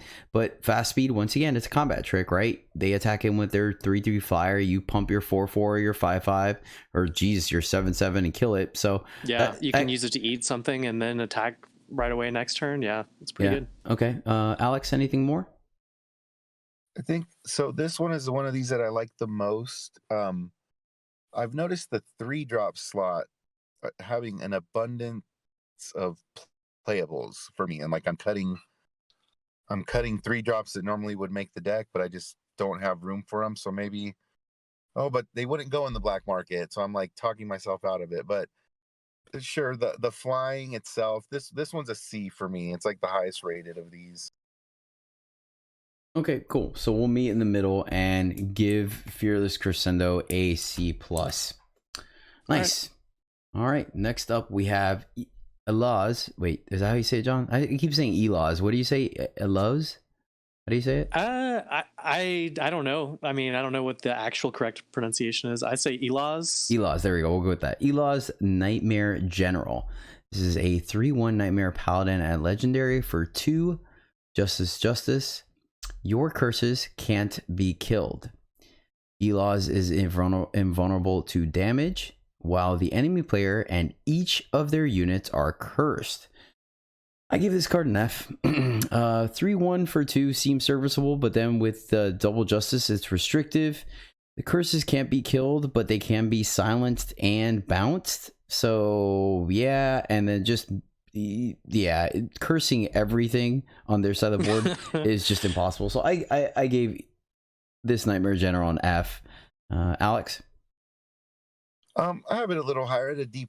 I mean, in a justice heavy deck, I mean, it's a 2-drop 3/1 basically, which I have it a D+. If it's something that you can cast consistently.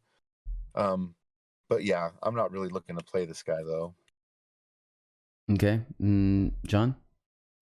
I can't rate it an F just because it's like a playable unit, right? So I gave this guy a D- because of all the. I mean, it's just a hard to cast, Pyre Adept with a bunch of weird flavor text. D-. Okay. See, my thing is that Target Caller is what comes to mind, and Target Caller was just a 3/2 for Double Shadow, but the thing is, it had an Inspire effect. This guy just sits there. But all right, you guys got me. We'll go up to a D for Elaz Nightmare General. Moving right along, we have Jade Horn. This is a 3/3 Minotaur Rare for 3 Justice. So 3/3 for 3 with a little bit more of a taxing cost. Warcry, Pledge, and then Summon. You gain 3 armor, and your avatar can attack an additional time this turn. Corrupted 6. John? Yeah, it's a solid body with a relevant summon effect and a battle skill, and it has Pledge. Like the little setup, the summon can be like actually very powerful. Double Justice brings it down just a little bit for me, but I think this is a pretty good card. I rated this guy a B-. Ooh, okay. All right. John or Alex? So I'm a little bit higher, B+. I mean, the body alone with Warcry, that's solid for the cost. Throw this into a relic deck, and it is the colors that it would be for a relic deck, and look out. It could really enable some pretty crazy stuff. So I have it at a B+. Okay. I gave it a C+ because the cost is a little restrictive, but I do like a 3/3 for 3. That's really what I was going off. A 3/3 for 3 with Warcry seems good. Plus the Pledge on a 3-cost unit is kind of tough because it's right on that precipice of like, man, I kind of rather play it. But you guys are right. The attack additional time, it gives you armor on your weapon, so you can attack additional time. And if you don't have a weapon, you still get the armor. Okay, you guys talked me into what'd you have it, John? You had a B, B-? I said B-, and that's without like, if you're in a armory deck, I mean the rating goes up. It's just a baseline. I said B-. Okay, yeah, I'm good with going with a B. That's fine. You guys sold me on it. Maybe I was a little too restrictive on this. I agree with you guys. I think the added bonus is well worth it. So Jadehorn, you get a B. Next up, we have Kodosh Caesar. Oh nope, never mind. Kodash's armor. Kodash's armor is a 3 Justice relic at legendary. Your exalted weapons get played on each of your single faction units instead. So what this means is should one of your units that has exalted dies, and then you go to place your exalted weapon right on a unit, it actually will just go to every single unit that is still in play. Single faction. That's most of your units, if not all. Spellcraft 3, play Zulta Convoy, which is playing 2/2/2 Endurance Aegis units, and pay 5 to give one of your single faction units +5/+5 this turn. So I gave it a C- because I feel like it's a little too much it's a little too situational to accommodate the static text, right? I mean, don't get me wrong, it is powerful, right? You think of, for example, the 2/2 for 4 that could get a battle skill on it, but I have to relook at my deck. You are right, John. The majority of cards are going to be single faction this format. It feels like you're not running too many gold cards, so there's that. But you know, it only happens when the exalted weapon happens. So if you only have 2 units on the board, the effect isn't that great, or 3. The Spellcraft 3 puts us at 6 for 2/2/2s, which neither of them have exalted. You know, they carry exalted weapons really well, but they don't themselves have exalted. The part I'm the highest on is actually the pay 5 for a +5/+5, because I think of Rallying Banner, and that's a good way for upgrading your units and getting in extra damage. That being said, 5, even in the late game, has the potential of taking up the majority of your turn. So that's a little tough. So I actually gave it a C- was where I sit at. What do you think, John? I'm definitely higher on this. Maybe too high. I don't know. I just figured, like, with the spellcraft, it's already just straight up on rate for those units. You know, they normally cost 3 each and you get 2. So that's exactly on rate for those units, which are not great, but they go perfectly with what this is trying to do. So if you just have some exalted synergy in your deck, this thing can really, you know, do work. And it just gives you 2 great targets for it right there that have Aegis. So it's hard, you know, once they start getting weapons, like that's the exact kind of unit you want to get exalted weapons on.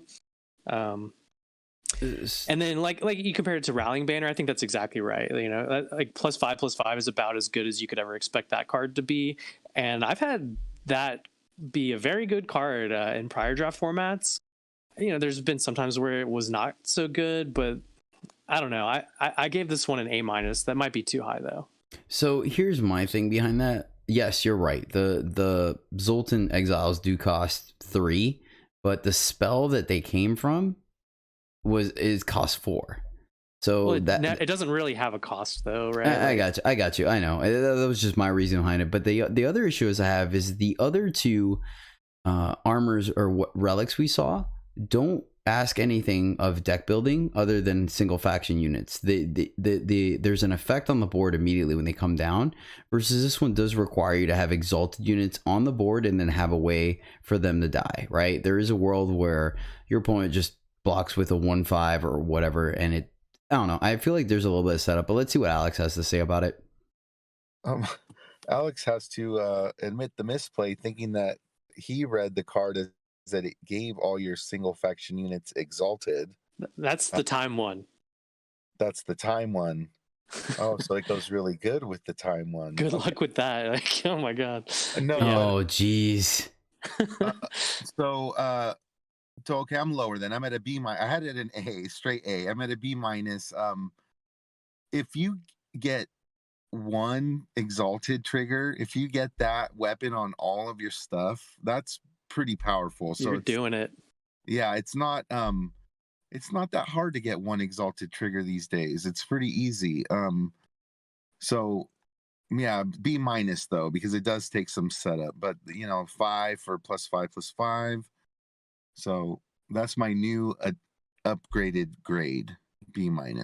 Okay, so let me ask you guys one last thing before we finalize the grade. How many weapons would you feel like you got your money back on Kodash's armor? Like, how many exalted weapons? Like 2 units, 3 units, 4? What's the number, Alex? Like if that's the only thing it's doing, if it's not like giving me +5/+5/+5 on something else, Mm-hmm. turn, just that alone, I would say 4. I Okay. guess. Okay. And what about you, John? I mean, just one exalted trigger with, I don't know, just the Zolta convoys in play works for me. Like, Okay, fair. And then, you can have a couple of flyers in play as well, so I could see that as well being a huge upgrade. All right, fair. All right, you guys talk me up to it. What do you have it on, John? You were a B plus. I was an A minus, but all right. I could definitely go somewhere in the B range here. All right, let's go. And you gave it a B minus. We'll go with B plus. We'll go with B plus for Kodash's armor. I'm gonna defer to you guys on this one. Okay, next up we have Kodash's Stranger. So Kodash's Stranger is a 2/2 for 3 Justice Stranger at Legendary. When a player plays a Stranger, the top unit or weapon of their deck gets plus attack plus health equal to that Stranger's health and attack. When Kodash's Stranger attacks, double his attack and health. John? This is one that was tough to evaluate, right? Like, I don't know. Like, I feel like this can be a bomb, right? But it really needs other support cards to be good the majority of those times, right? Like, it attacks the first time as a 4/4 on curve, or so on curve, like on the play, maybe it gets there without those other support cards, but otherwise there's just too much room for this to just be a 2/2 for 3 while also randomly helping out your opponent when they play their inevitable Strangers. Like, I don't know, if your deck has a lot of tricks and Strangers itself, like maybe that can push this rating much higher, but I'm pretty weary about this, symmetrical ability on this one doing more for my opponent. I rated this one a C+. Yeah, I immediately thought about Order of the Spire and then realized that you have to attack. So you have to make sure this thing can attack twice without dying. Well, I guess just once, because it becomes a 4/4. Then the second time it attacks, it becomes an 8/8. So there would be a little bit safer. Alex, where are you at on Kodash's Stranger?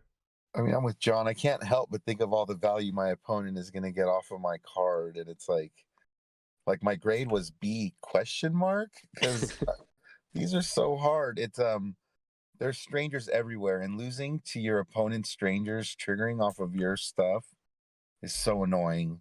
That's gonna be my soapbox thing. I could already tell you, but yeah. So I guess a B, but your opponent can get more value from it than you. So I don't know.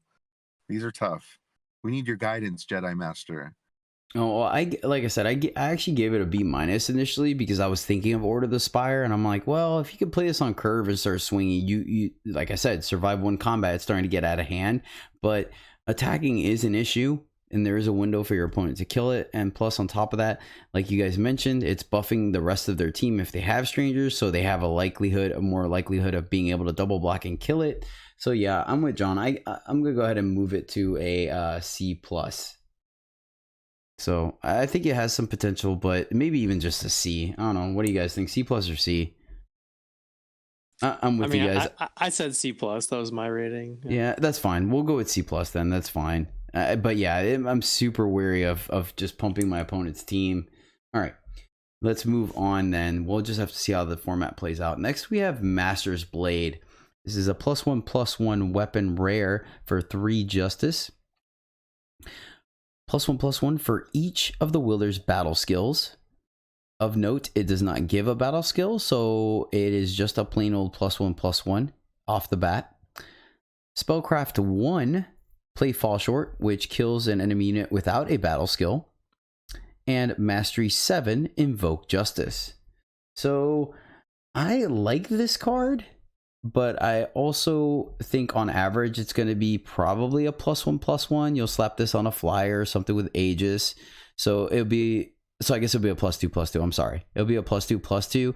Occasionally you can get with the unseen abilities and giving each other abilities and double battle skills. This thing could be a +3/+3. I don't see, unless you're that Stranger that gives the top of your deck a battle skill goes off, I don't see this card being a +5 or +7. Fall short for 4, so you're getting a +2/+2 and a fall short for 4. Seems like a pretty good trade in power. You'll know whether you'll be able to kill something or not, so you can actively identify whether that's going to be profitable. But then, of course, you slap down something on flyer, you get a couple attacks in, you have the potential to invoke a justice, which is strong. So I think this card is good, but because of the role it plays, I give it a C+. What do you think, Alex? So I'm on a B+. I like it's a cheap fall short that's tacked onto it. So it makes it like when the creature does get removed eventually by your opponent, it's a 2-for-2 because you remove something when you cast the weapon. I kind of like that aspect of it. And then the invoke bonus, like you said, if you give it on a flyer and get to invoke, that's just awesome. So I have it at a B+. One thing to have noted as well is that all these strangers with all this additional text on them are not battle skills. They're effects and stuff, but they do not fall under the keyworded battle skills. So that's something to keep in mind as well. When you see people play these rare strangers with all this text on them, they could still be killed by fall short, as well as obviously the power fixing ones. What do you think, John? Yeah, I think you guys basically said it all. And I do think there's plenty of impactful, like vanilla as in no battle skill units that you're going to want to hit with the fall short, which is normally like a kind of a risk to run your deck. Well, the fact that this is a spellcraft like really mitigates that risk. I'm straight up with Alex on this one. I rated this a B+. Okay, I can go up to B+ now that we had that conversation. I guess I didn't give fall short enough credit. I also felt like there were going to be times where hitting that Mastery 7 was going to be a little more work than it seemed, but yeah, I dig it. Okay, Master's Blade, you get a B+. Purge Driver is a 2/2 Paladin rare for 4 Justice. Summon, silence and kill an enemy unit with more than one faction. Corrupted 5. John? So this is kind of the flip side, I guess, of the card we just talked about, right? Like, well, I guess not really. It's not battle skill related, but anyway, like I just don't think there's really enough targets for this guy to be great in draft. So it's just kind of like slightly hard to cast situational removal on a stick for me. I rated this one a C-. Okay, Alex? Yeah, that's my grade exactly. There's not enough targets really to make this a really good card. Yeah, I tried it out for science, and it pretty much was always in my hand. And here, I owe you this one from the Popeye arm call out a minute ago. Check out the fingers on this. The weird fingers on this guy. They're cannot unsee. Why are they the same length? Why are they so long? Why? Yeah, they're the same length as his forearm. Yeah, got it. I feel like this card would have been perfect if it was silence a unit, and then if it's one faction, or if it's more than one faction, kill it. I think that'd be great. Nice game designer hat right there. I like that. Yeah, I think it would have been fair, right? Because you kind of have the rectifier effect, but a little restrictive, but a little bonus for, I don't know, and then make it a 2/1 or maybe a 1/1. I might, I don't know. Yeah, I think that would have been a little bit cleaner. If this was in the last draft format, it also probably would have been good. Oh yeah, for sure. It's so funny too because we're in a 5. I will say this though. I gave it a B-, and I'll tell you why. I do think you guys are right, and I'm actually going to come down to your C. But the reason why I gave it a B- was because a lot of there's some powerful multi-faction cards in this set alone, as well as in the curated packs. So I think when it does have a target, it's going to be juicy, but at the same time, I like consistency, and like you guys said, it really is a single faction format as far as these units go. So yeah, I'm gonna come down on it. So yep, we'll give Purge Driver a C, right? Is that what we evened out at? That's in the middle. Yeah, that works. You guys were both C-? I was, yeah. I think Alex was too. Okay, no, I'll come down to C-. You guys are right. I'll come down to it. Yeah, I mean, it's conditional removal and then conditional silence as well, which, yeah, okay. Next up, we have Emerald Maw. This is a +0/+9 relic weapon legendary for 5 justice, justice, justice. At the start of your turn, sacrifice Emerald Maw. What? To play an Emerald Incarnation with attack and health equal to your armor. So, surface level, you play this card for 5. It somehow survives your opponent's entire turn. At the start of your turn, this will get destroyed, and you will get a 9/9 Emerald Incarnation. Obviously, easy synergies are adding armor to it. And yeah, it has to sacrifice itself, so breaking it on your own is going to speed up the process. So yeah, it's pretty much just that. And with that being said, your opponent can ping you if they have flyers and make it smaller. So if you play it and your opponent hits you with a 2/2 flyer, it goes down to 7. On your turn, you will get a 7/7 Emerald Incarnation. Alex, where are you at on this guy? So if you can like hold court and not take any damage, so like if you're in a stable board state, then you're going to get a 9/9 to emerge on turn 6. That's just crazy. And I could see a board state where that's happening, where there's not any attacking that goes through. If your opponent does want to suicide into your board to like try to get your weapon to be smaller, that's not a very good proposition. I have it at a B. I think you can do some stuff with this card. Yeah, you're right. You can adjust the board state and know when to play it. You're not forced to play this out. So you can make sure you're like, okay, cool, we've stabilized. I think this is going to happen, or my opponent's not very aggressive, or my shields are up. I'm going to play it. And honestly, I thinking about it, because we're only paying 5 for it, and it's on a slight delay trigger because it can't block the turn it comes into play, obviously, because it's a relic weapon. If I still get a 5/5 out of this, I'm happy. Anything less, I'm not. But a 5/5, 6/6 for 5, I'm totally cool with that. And then, of course, we know there's recursion in this format, so you can continuously get it back and keep spitting out golems, and it will still remember its highest cost. So that's something to think about. What do you think, John? Yeah, I think you guys said most of it. Like, I mean, the triple influence brings it down just a bit, I guess, but like worst case scenario, you're just getting smashed every turn. And I mean, this thing will gain you that 9 life, right? Too, like that's not the worst for 5, I guess, right? Like that's not terrible for a worst case scenario. But yeah, I mean, you're happy if anything, 5/5 or higher, you're going to be pretty happy. There's even going to be some deck where this comes out with some attack power from some buffs or whatever, right? Like, so you theoretically could even attack, hit something with this, but that's just kind of an edge case, I think. But yeah, I think this is a pretty good card on average. I rated it a B-. Yep, I gave it a B- as well. And you're right, there are some places where you're just getting smashed, and you play this, your opponent hits you for 5. It goes down to 4, and you still get a 4/4, so it gained you 5 life, and you got a 4/4, and that's a good trade as well. So yeah.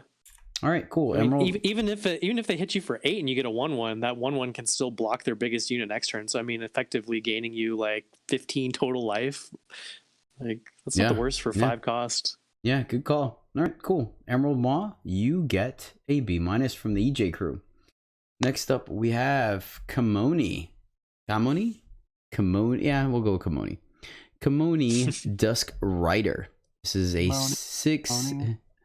Monet. All right, tangent. 6. I gotta make that emote for the stream. Come on.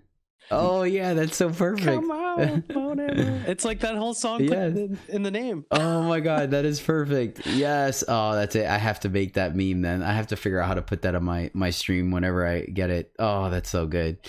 All right, 6/6 Paladin at legendary for 6 justice, endurance. Corrupted 2, and then summon. Ready your units. The enemy player can't play spells until your next turn. All right, John, you can start us off on Monet. All right, yeah. So I think she's a solid body, and the summon will be occasionally pretty relevant. Sometimes it won't really matter too much, but yeah, like.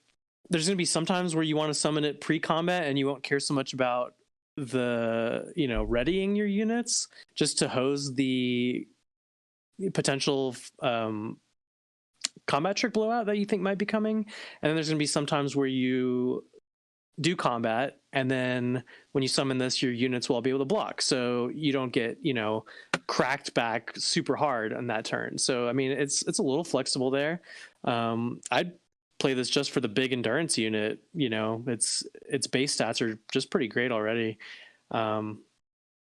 So yeah, and it also can randomly break the occasional permafrosts, so that's good too. I gave this one a B+. All right, Alex. Yeah, that's my grade exactly, and I don't really have much more to say. It's just a solid unit. Excellent. Yep, John said it perfectly, and I also gave it a B+. So awesome. All right, come on and get your grade, your B+. All right, moving on. That was probably atrocious. I'm not gonna listen to that. Too much. I know. It worked out so well. You're not wrong. It does have the full song its name. It's so good.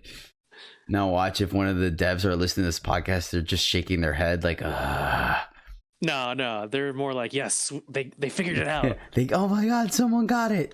That'd be great. All right. That's someone's favorite song, I think. Next up, we have Restrained Action. This is a Cursed Relic Legendary for 6 Justice.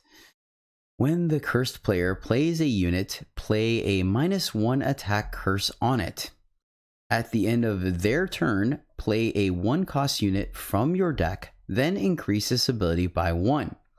One thing that I learned having this played against me, it is independent of each other. For some reason, I thought that you had to trigger it, but it does not. So whenever the opponent plays a unit, doesn't matter. It can even be a Humbug Nest. Any unit that comes into play after this is on the board will get that -1 attack. And then regardless of whether your opponent plays a unit or not, at the end of their turn, you are going to get a 1-cost unit, and then a 2, and then a 3, all the way up the curve. There is no way to reset it, and it doesn't stop. So there is a point where you'll run out of units. Like, for example, if you have nothing higher than a 5, when it goes to 6, you won't get anything. It's not less, it is exactly that cost. So you'll get exactly a 1-cost unit, exactly 2, exactly 3. And I'm trying to think, and it is at the end of their turn, so you can attack with the unit that you summon.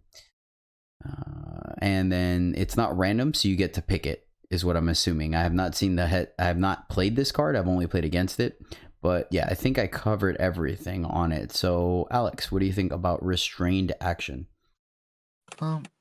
For me, it seems to cost too much to make the effect to be too powerful. I mean, it does put your opponent, it does put him in a super awkward position. But because of the cost, I have it at a B-. Oh, wow. Okay. And John? Yeah, I'm a little weary of the cost, but it's only, that's just because of the first ability, right? Like, you'd want that to happen sooner in the game, but that's the second ability, like just summoning a unit every turn and getting bigger and bigger every turn, like that's a busted ability. So I think it kind of evens out, right? Like that's why it costs so much, because that second part is very powerful. It's basically a Kodosh sees all, style inevitability right there. I'm pretty excited to try this one out. And I think the art is pretty funny as well. The guy, he's like gonna stab him, but just a little bit, nice and restrained. I gave this one a B+. Okay, I guess I completely misevaluated it. I actually had it played against me and I won, but it did make combat very awkward because we both had corpse blooms on each side of the board, except his was a 7/7 and mine was a 6/7, and I was like, oh, that's awkward. And then a couple of flyers got like -1, so they couldn't attack. But I guess maybe because the units they were getting from their deck weren't very impactful. But you're not wrong, right? The first two are going to be kind of, see, that was my problem why I graded it kind of low, because I also felt like the setup didn't work out that well. You're taking your whole turn 6 turn off to do nothing essentially, and most of us are trained not to play 1-drops in our deck, so the first activation is not going to do anything, so you have to wait 2 turns before it does. So that's why I was a little bit lower on it. But if you guys are both high on it, I'll trust your judgment. And it did do some work the one game it was played against me, so I had it at a D, but I definitely think that's too low. Oh, wow. No, yeah, I had it too low. I think we've all played with and against like like I just mentioned, Kodash sees all, right? Like that's not an unbeatable card. Sometimes you still just overpower them because they're just making a 1/1 and you're just winning, right? Like, yeah, this really gets you there if you're close to losing already for sure. But I think I compare it pretty directly to that card, right? Like I don't know, I'm probably a little too high on it, but the flip side to that though is that you get the card at the beginning of their turn, so it can block. That's true. But two, it's also an evasive unit where this card can just get you a 2/2 stranger or a 3/3 for 3, which is a slightly better, but at the same time slightly worse. So that's what I don't know. I think you guys are still right. You guys are both high on it, so I don't think a D. I think it's D is too low. So do you guys want to go B- or C+, Alex? B-. Okay. All right. I can go with that. That's fine. Works for me. I felt like there's a delay on it, but maybe the power level is there. Plus, there's also the chance that if you have a bomb in your deck, it'll find you that bomb, and it does play it. So fair. All right. Yeah, I can come up on it. Okay, that is Justice. John, what do you think about Justice? Not. We should have done Time last, because yeah, I don't think it's quite as good looking as Time, but yeah, it's got some powerful cards, some fun cards, some good units and some bad ones. I don't know. It's somewhere in the middle, I guess, for me. See, I would go middle to low actually, and maybe this is the reverse power creep, the nerf to Justice, because for a long time people felt like Justice was one of the best colors, and here there's a few cards I'm excited about, but there's nothing that I'm just like, oh yeah, windmill slam, we're doing it. So I don't know, I'm kind of middle of the way. I don't think they're bad cards, but it is definitely interesting. Alex? Yeah, it's been like the least impressive color so far with the rares, and pretty significantly, I think. So maybe it is it's the reverse Justice nerf that you're talking about. All right, with that, let's dive right into Primal. Primal starts us off with Transpose. This is a 1 Primal fast spell at rare, and it is the black market card for Primal. Deal 1 damage to the enemy player. You gain an Aegis. You may swap a card from your hand with a 4 cost card in your black market. Of note, it only goes to face, does not go to a unit, and it gives you face Aegis. John, starts off on Transpose. Yeah, no. Like there's not enough face Aegis in the format for me to actively want to run this card, and by that I mean my opponent having one that I want to ping away or something like that. Like I guess if your deck has a critical mass of powerful relics you want to protect and some situational 4-drops, I guess you run this, but I gave this one an F. Yeah, I'm right. Yep. Sweet. All three of us gave it an F. Awesome. Let's move on. Next up, we have Form Bend. Form Bend is a 2 Primal slow spell at rare with a slightly suspicious looking fortune teller.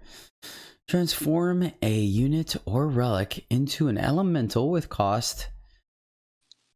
With attack and health equal to its cost. So once again, transform a unit or relic into an elemental with attack and health equal to its cost. Yeah, Alex. So I gave this a build around grade, build around C. You're mostly looking to do this to relics. And yeah, it's not a super exciting build around for me. You still have to like get the parts, the combo to make it work. So yeah, I have it at build around C. On one aspect, I could see that, because much how while we were giving the Oasis card a higher grade because it has application early and application late, this kind of does the same thing where you can, let's say for example, you pay your Eternity Core, and then when you're done with it, you could pay 2 more to make it a 4/4. But late in the game, it seems kind of meh. And then of note, it transforms the unit. So another thing that came to mind was and I'll remember its name at some point, but the 2/2 for 4 unseen with Exalted. So I was like, oh cool, you can make a 4/4 with Exalted. Nope, it will lose the Exalted because it's an entirely different unit. So yeah, I gave this card actually an F. I don't think it's worth wasting a card in your deck for this. because most of the high cost relics, like for example, Shugo Sword or Edge of Prophecy, you're gonna want the actual weapon part of it. So I don't know, John, what do you think? Yeah, I mean, best case, with this is like hosing your opponent's what I forget the name of it, but it's the 3-cost time relic that's inevitably going to make a 8/8. Like giving them a 3/3 is Waystone Gate. Like giving them a 3/3 is a little better than an 8/8, but it's just no. I gave this one an F. Yeah, I mean, for that, you might as well just run Junction or some other, like there's multiple other cards. Yeah, exactly. But I mean, there aren't any in Primal, but who's going to be mono Primal? Yeah. So build around C and 2 Fs. So I think we're good just locking up the F. Works for me. You okay with that, Alex? Yeah, that works. Sweet. All right, moving right along, we have High Sky Lookout. High Sky Lookout is a 3/3 Yeti at rare for 3 3 primal. Has Reckless and then summon if you have a unit with flying in play. So you have to have I don't think it sees itself. I'm not sure actually. It should. Oh yeah, I guess it should because it has to be on the battlefield. Yeah.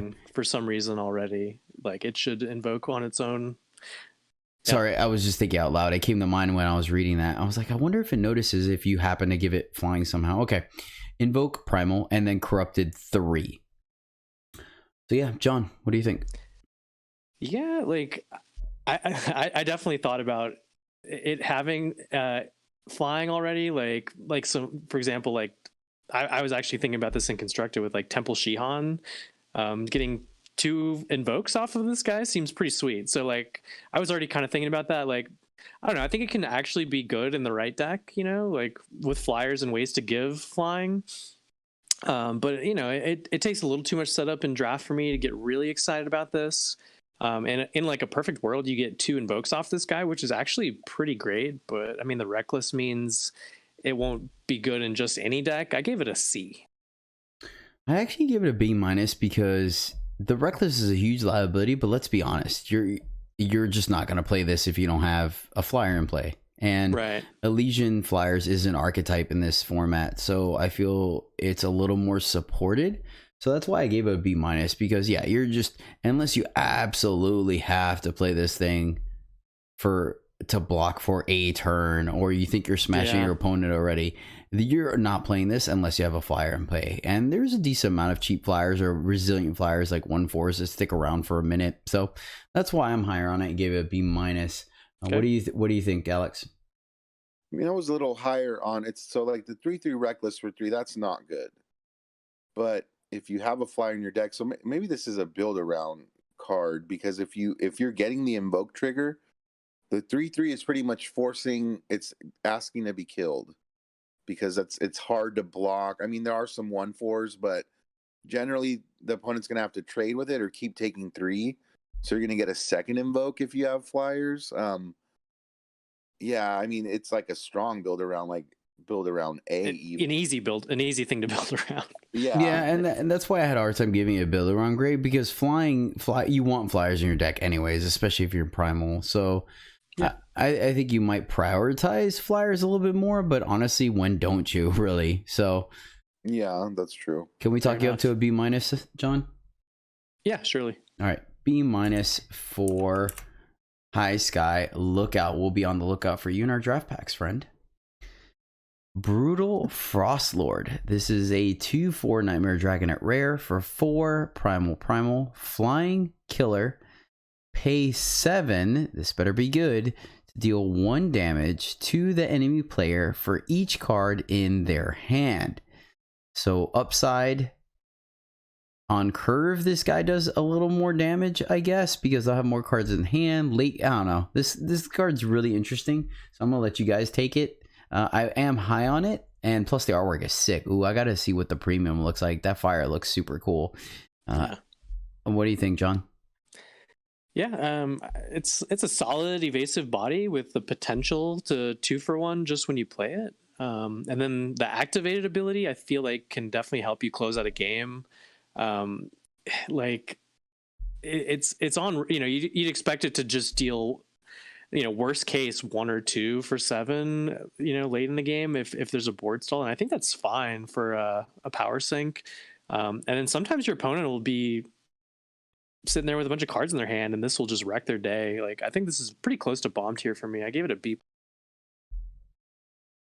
Yeah, I like the fact that it can finish out the game without having to attack. So, what do you think? Yeah, I mean, it's another power sink. It lets you pick off a utility creature like the turn it comes out. Like John said, it's packaged up in a 2/4 flyer for 4, which is like a great body on its own.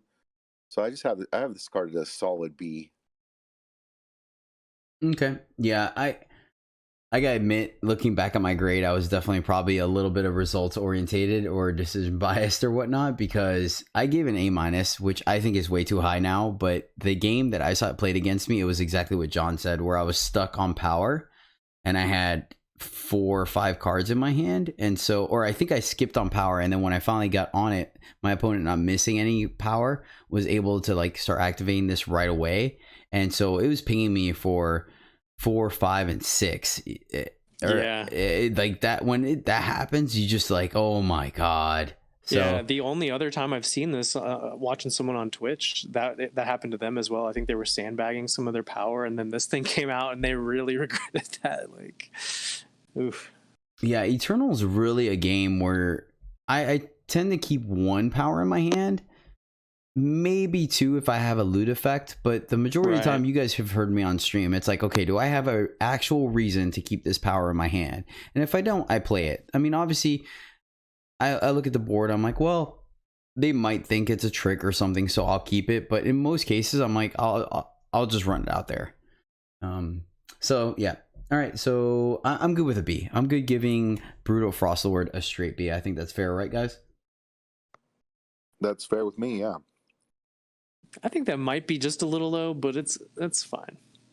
All right, well, I'll go up to B+. That's fine. I'll go up to B+. I mean, for shoot, like I said, I had an A-, but once again, that was best case scenario where I sandbagged. I got stuck on power. Okay, next up we have Linray's Codex, or Linray's. I think it's Linray's. Linray's Codex is a 4 primal relic at legendary. Your single faction units have flying. Then Spellcraft 3, dun dun dun, play Crystallize. Deal 1 damage and stun all your opponent's units. And then wait, no, there's more. If you call in the next 30 minutes, you also get pay 6 to draw a card for each single faction unit. Oh my gosh. A+. Alex. A+. John. I didn't think A+ was a givable rating, so I just added the plus. I just added the plus, John, right now. Yeah, for sure.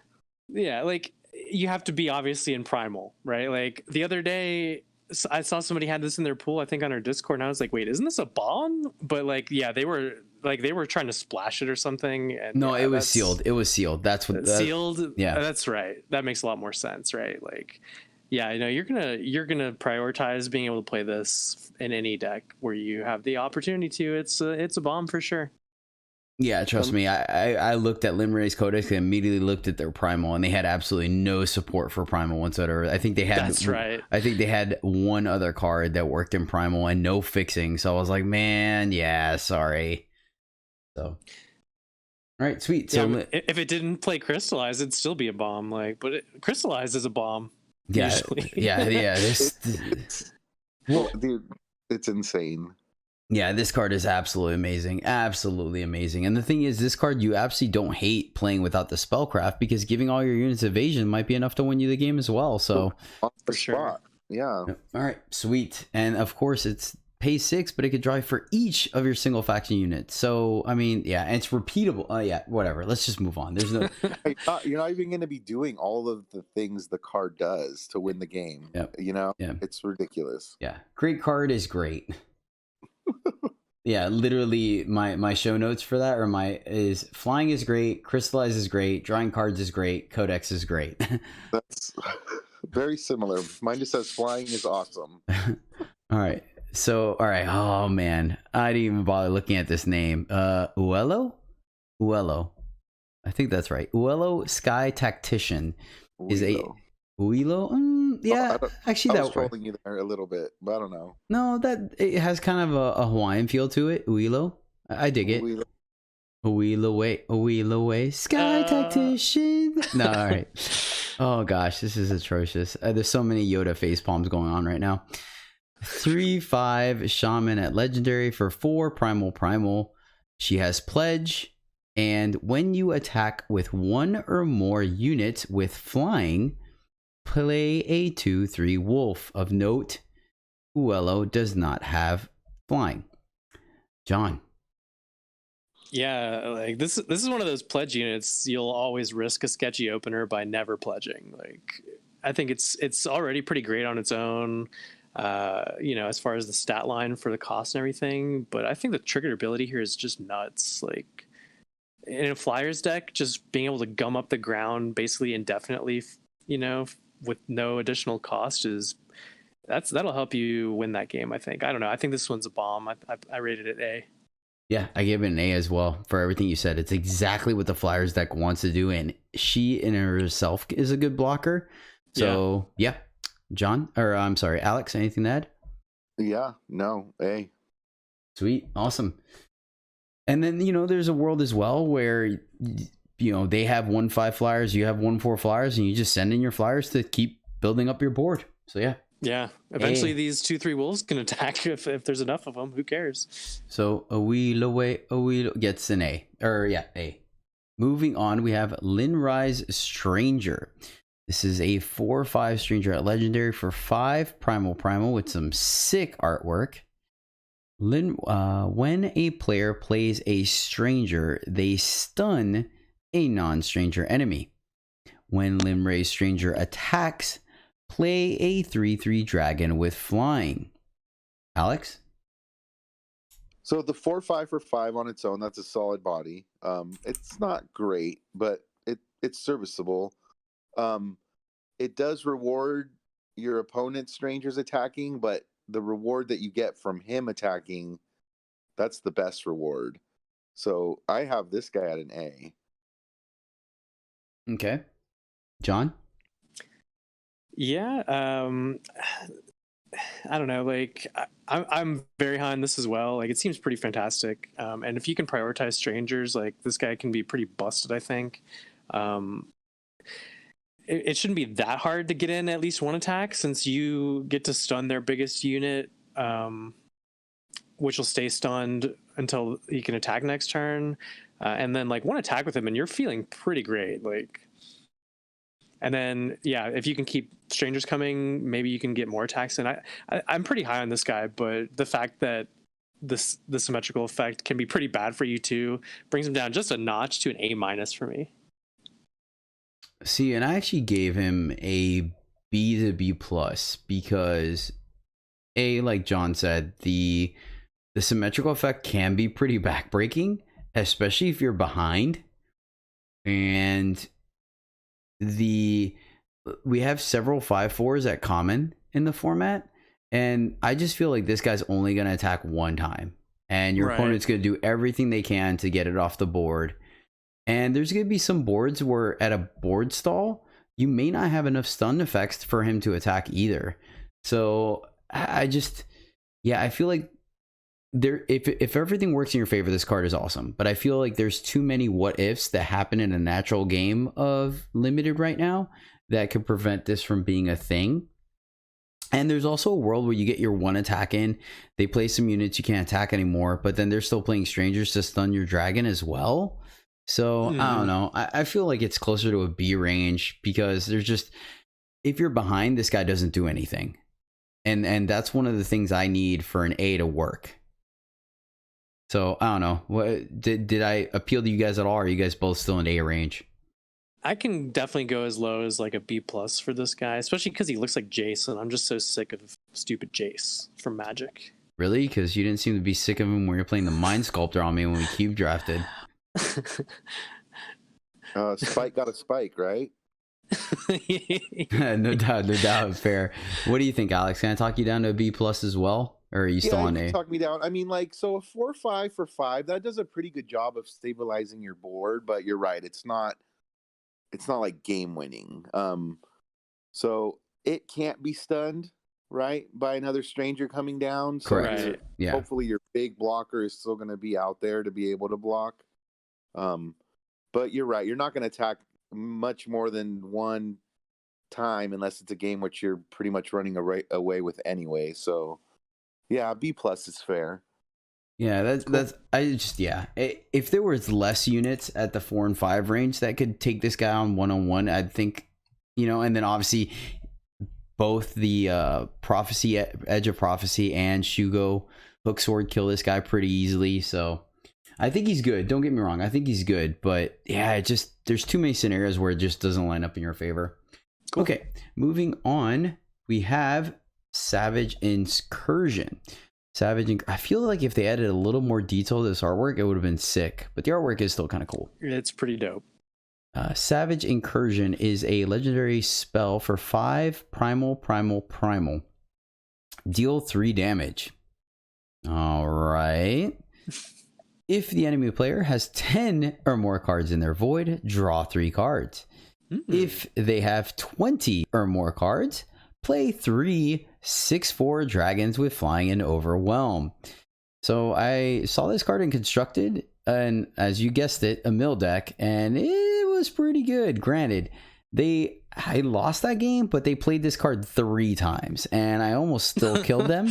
So I'm not exactly sure how that worked out, but I gave it a build around A. I think this is a card that's worth going into the mill strategy, and Malaise and Sunset Priest and Wretch Raven are ×6, so you have access to this deck. It's tough because it is a one of in your deck, right? So you're not guaranteed to play it, but Sunset Priest will mill it. yeah, oh yeah, if I have it in my deck, yeah, for sure, it's gonna be the first thing the Sunset Priest mills, along with my reread. It's gonna mill this and my reread. But I mean, you got to go real deep for the plus 20. If you could get the 20 units, then this thing just wins you the game in limited. But the deal 3 damage and draw 3 for 5 is pretty good. Yeah. And it takes a priest and a malaise to turn this thing on, right? Because you're going to trade a 2/2 or something somewhere along the way. You make your priest, you make your malaise mid combat. So I could see this. So I gave it a build around A because it's extremely powerful, but you 100% only want to play this in a mill centric deck because the 3 damage for 5 at slow speed is just not good enough. John? Yeah. Deck. Yeah, I'd play this card happily. Build around B there. Otherwise, it's an F and a hard pass for me, obviously. And let me ask you, would you take this early, like pack 1 pick 1 or pack 2 pick 1, or pack 1 pick 2 and build around it, or do you want to? Yeah. Okay. Yeah, I mean, I'd even take it pack 1 pick 1 and then cross my fingers and then just throw it away if I'm not getting mill cards passed to me. But yeah, I mean, especially if somebody passes you this, then they're just not interested in taking mill cards, so there's definitely a reasonable chance you'll get there, I guess. All right, Alex. It's a legendary, so Shiftstone is a good reward regardless. All right. Sometimes, I mean, you might be in the very horrible situation that you have to use a 5 power card to do 3 damage to something. So I have it as a D, as like a removal that if you are very unfortunate and have to put it in your deck. But yeah, like a B or B plus in the mill deck for sure. Okay, so build around B for Savage Incursion. Cool. Next up, we have Abyssal Scrying. I like the artwork. Abyssal Scrying is a fast spot rare for 6 primal. Draw cards equal to the highest cost among your relics. Yeah, so basic, if you have a 3 cost relic, this draws you 3 cards for 6. If you have, let's say best case scenario, you have a Shugo hook sword, then you draw 7 cards for 6. And it is at fast speed. That gives it a little bit of something, maybe. John? Yeah, I mean, you're not even going to be all that happy drawing 3 cards off this. like when your opponent plays Distillation, does it for 4 costs. If you're running a couple of impactful relics with 4 or more cost, I guess you'd consider playing this card. I gave it a D-. Yeah, Nahid's Distillation is in my show notes as well. I'm like, that's so much better and so much cheaper. Alex? And less situational. I guess I have it at a build around grade. I mean, at a pretty high build around grade, I guess, because you can. The deck that would want it would maybe want the power up on the opponent's turn, and then at the beginning of their turn, do this draw spell. So, yeah, I'm obviously high. I put build around A. I don't know what I'm talking about, but I'm not looking to build around this card, though. So. It's like it's a constructed build around craziness card. You know? Yeah, it can be pretty dang good and constructed for sure, but this is draft. Yeah, and that's the difference. Like Savage Incursion can win you the game. Abyssal Scrying, not so much. You can just easily draw more garbage relics. So yeah, I mean, even if you have these relics, you know, you have to have one already in play, and like. I don't know. What if your opponent is sitting there with their disjunction, and then you try and cast this, and then suddenly it draws you 0 cards? Like, oh my god! Yeah. That's a close app, throw phone, uninstall, move on. yeah. All right. So Abyssal Scrying, and we won't be scrying anytime soon. You get a D from the crew. Moving on, we have, oh god, I need to see this in premium. This looks so good. You know, they keep talking about Soul's Rest, but I see the Soul doing so much work in these sets. It's like gone down the YouTube rabbit hole before it's gone to bed and just stayed there for like 4 hours or something. Jeez. So Solar Blast is a fast spell legendary for 7 quad primal. So primal. But deal 7 damage to each unit and site. So, granted, there are no sites in this. Are there sites in the curated packs? I don't think so. They are. Oh, yeah, okay. no. All those tri-faction sites from the last set are expedition that makes legal, sense. so Okay, yeah. technically possible to find. All right, fair. But you're talking about one legendary take out another legendary, so yeah, this out is of a 500 card pool or whatever more. I gave this thing an A because it is essentially a board wipe. The only thing it doesn't kill is the 8/8 giants and the 9/9s. So, you know, it's feasible it doesn't kill everything, but in most cases it does, and it's a fast spell, so you could do it mid-combat, you can do it post-combat, you could do it at the end of their turn, and then you get to, that's one of the biggest drawbacks of normal board wipes, is typically you wipe the board, you spend a card to wipe the board, and then your opponent has the first chance to start rebuilding. But this kind of works around that. It is 7 cost though, so there's a lot of ups and downs, but I still think board wipes are so powerful and limited, so powerful. I went ahead and gave it an A. Where are you at on it, Alex? I mean, I rated this before I'd played a bunch of draft and realized that getting to 7 is pretty easy.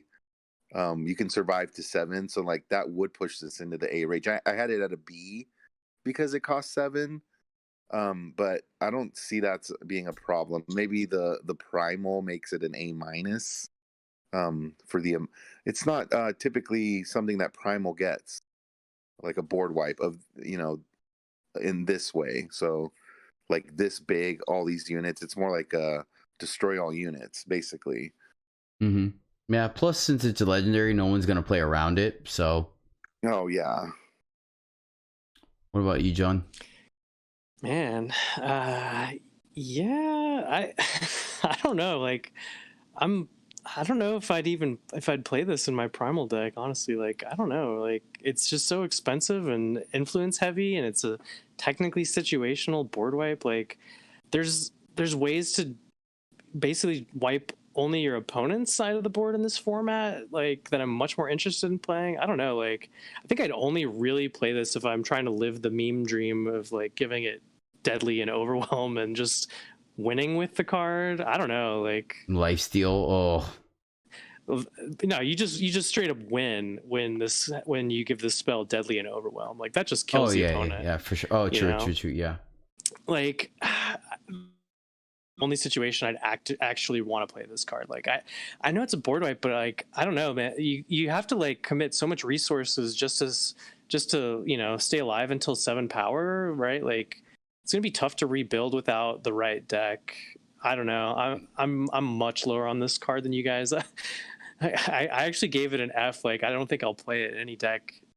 No. Other than I gave it an A for a build around meme deck. So somewhere in the middle there, No, I guess. I don't think it's an F. Here's the thing. Because it's 7, it's not a primary game plan like something like Harsh Rule or Hailstorm. It's a safety valve. You have in your deck, so you play your game, and if you're winning, you're winning. And that you just don't play it, and that's fine. And if you're losing, then you just play the game, make some blocks, get to 7, and then wipe the board and reset. And then at parity, your opponent is going to feel inclined to continue adding to the board, and you could just pretend you're flooding out and not deploy any units, and maybe your opponent gets in for a little bit of damage. They think they're getting ahead, they keep deploying things to kind of seal the deal, and then you wipe them with this. So I think that's where it fits. I think it's not your 100% traditional board wipe. I think it's more of like a safety valve thing, kind of like end of the story. So I definitely don't think it's F. I think it has the value. And I guess because it's fast, like see, I didn't even really think about the fast part of it. Like, so if they do have an 8/8 or a 9/9 or 2 or something, like you can totally block those and then do this and actually and then it is going to kill literally everything, which is okay. Yeah, you can talk me up on this. All right, can we get you the A or A minus? Oof. Yeah, all right, fine, whatever. A minus, B plus. I'll have to play with it to really be sure, but sure, yeah, we can rate it high. That's cool. Alex, do you want to come down to a B plus?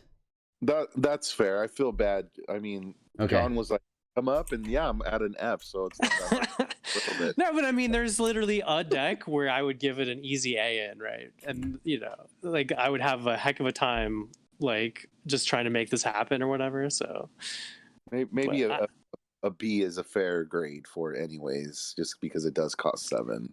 Okay. And the 4 primal, like. All right, that's fine. I'll give it a B. I'll give it an even B. All right. All right, our final primal card, this time I'm preemptive on it, is Vernal Mandrake, right? Vernal? Yeah, no, it's Vernal. I guess that's a word. Yeah, sure. Yeah. I'm sure it's got some corner case, like their word person or legal person found in something. So Vernal Mandrake is an 8/8 legendary Mandrake at 7 primal. Summon, transform each of your other units into random units that cost 1 more. Of note, it says each, so it does not transform itself, and that makes sense because it has corrupted 8. Mm-hmm. So you can repeat this. It will, when it dies, you'll get a 0/8 that loses a health at the end of your turn, and yeah, I could do it again. Pay 8 and pay 8 to do this again. All right, fair enough. So John, what do you think of Vernal Mandrake? Well, it survives your Solar Blast board wipe, so gets a mark there. Not after blocks. Booyah. Right. I think this card, it's a card that's great on its own, like as far as the stat line. But I mean that it has a massively powerful summon effect tacked onto it. That works even better the second time. The only reason I don't rate this just a straight up A is just the triple primal on it. I gave it an A minus. Yeah, and it's a little expensive, right? You're taking your 2 full turns, but I agree with you. The fact that you can turn your 2-drop into a 4-drop, and obviously subsequent, like everything else, but that's probably worst case scenario, right? You turn your 2-drop into a 4-drop, seems pretty darn good, and it doesn't exhaust anything, right? It doesn't take something off the board, so that's pretty solid. Of course, with my luck, I'll get something that sacrifices itself at the end of turn or something ridiculous, or a 0/0 unit that has a summon effect to pump it. So it's like, oh, look, I came into play and the summon effect didn't happen, die. But yeah, that's I agree with you. What do you think, Alex? Yeah, attaching that effect to a very already well-costed unit, that's great. I have it at A minus as well. how often do you guys think there'll be a scenario where you don't want to play this? Never. I mean, so what if you have, let's say you're in Skycrag and you have Medias? Do you want to play this? I mean, I guess not. But yeah, I guess you're kind of Like, okay, embarrassing. yeah. Yeah, never mind. But that's you a found a scenario. That's two legendaries. I guess you're right. I don't know. Yeah, I'm with you, John. I had it at a. Would you gave it a B plus, right? I said A-, same as Alex. Oh, okay. Well, shoot, I gave it a B, so I'll come up to A-. I'll trust you guys on this. This is a very powerful effect for sure. So we'll give Vernal Mandrake an A-. I think it is very strong as well. So that's Primal. And yeah, I think Primal, I think Direwolf, as usual, heard the community and they fixed it, or they just had this planned all along. But Primal got a huge bump.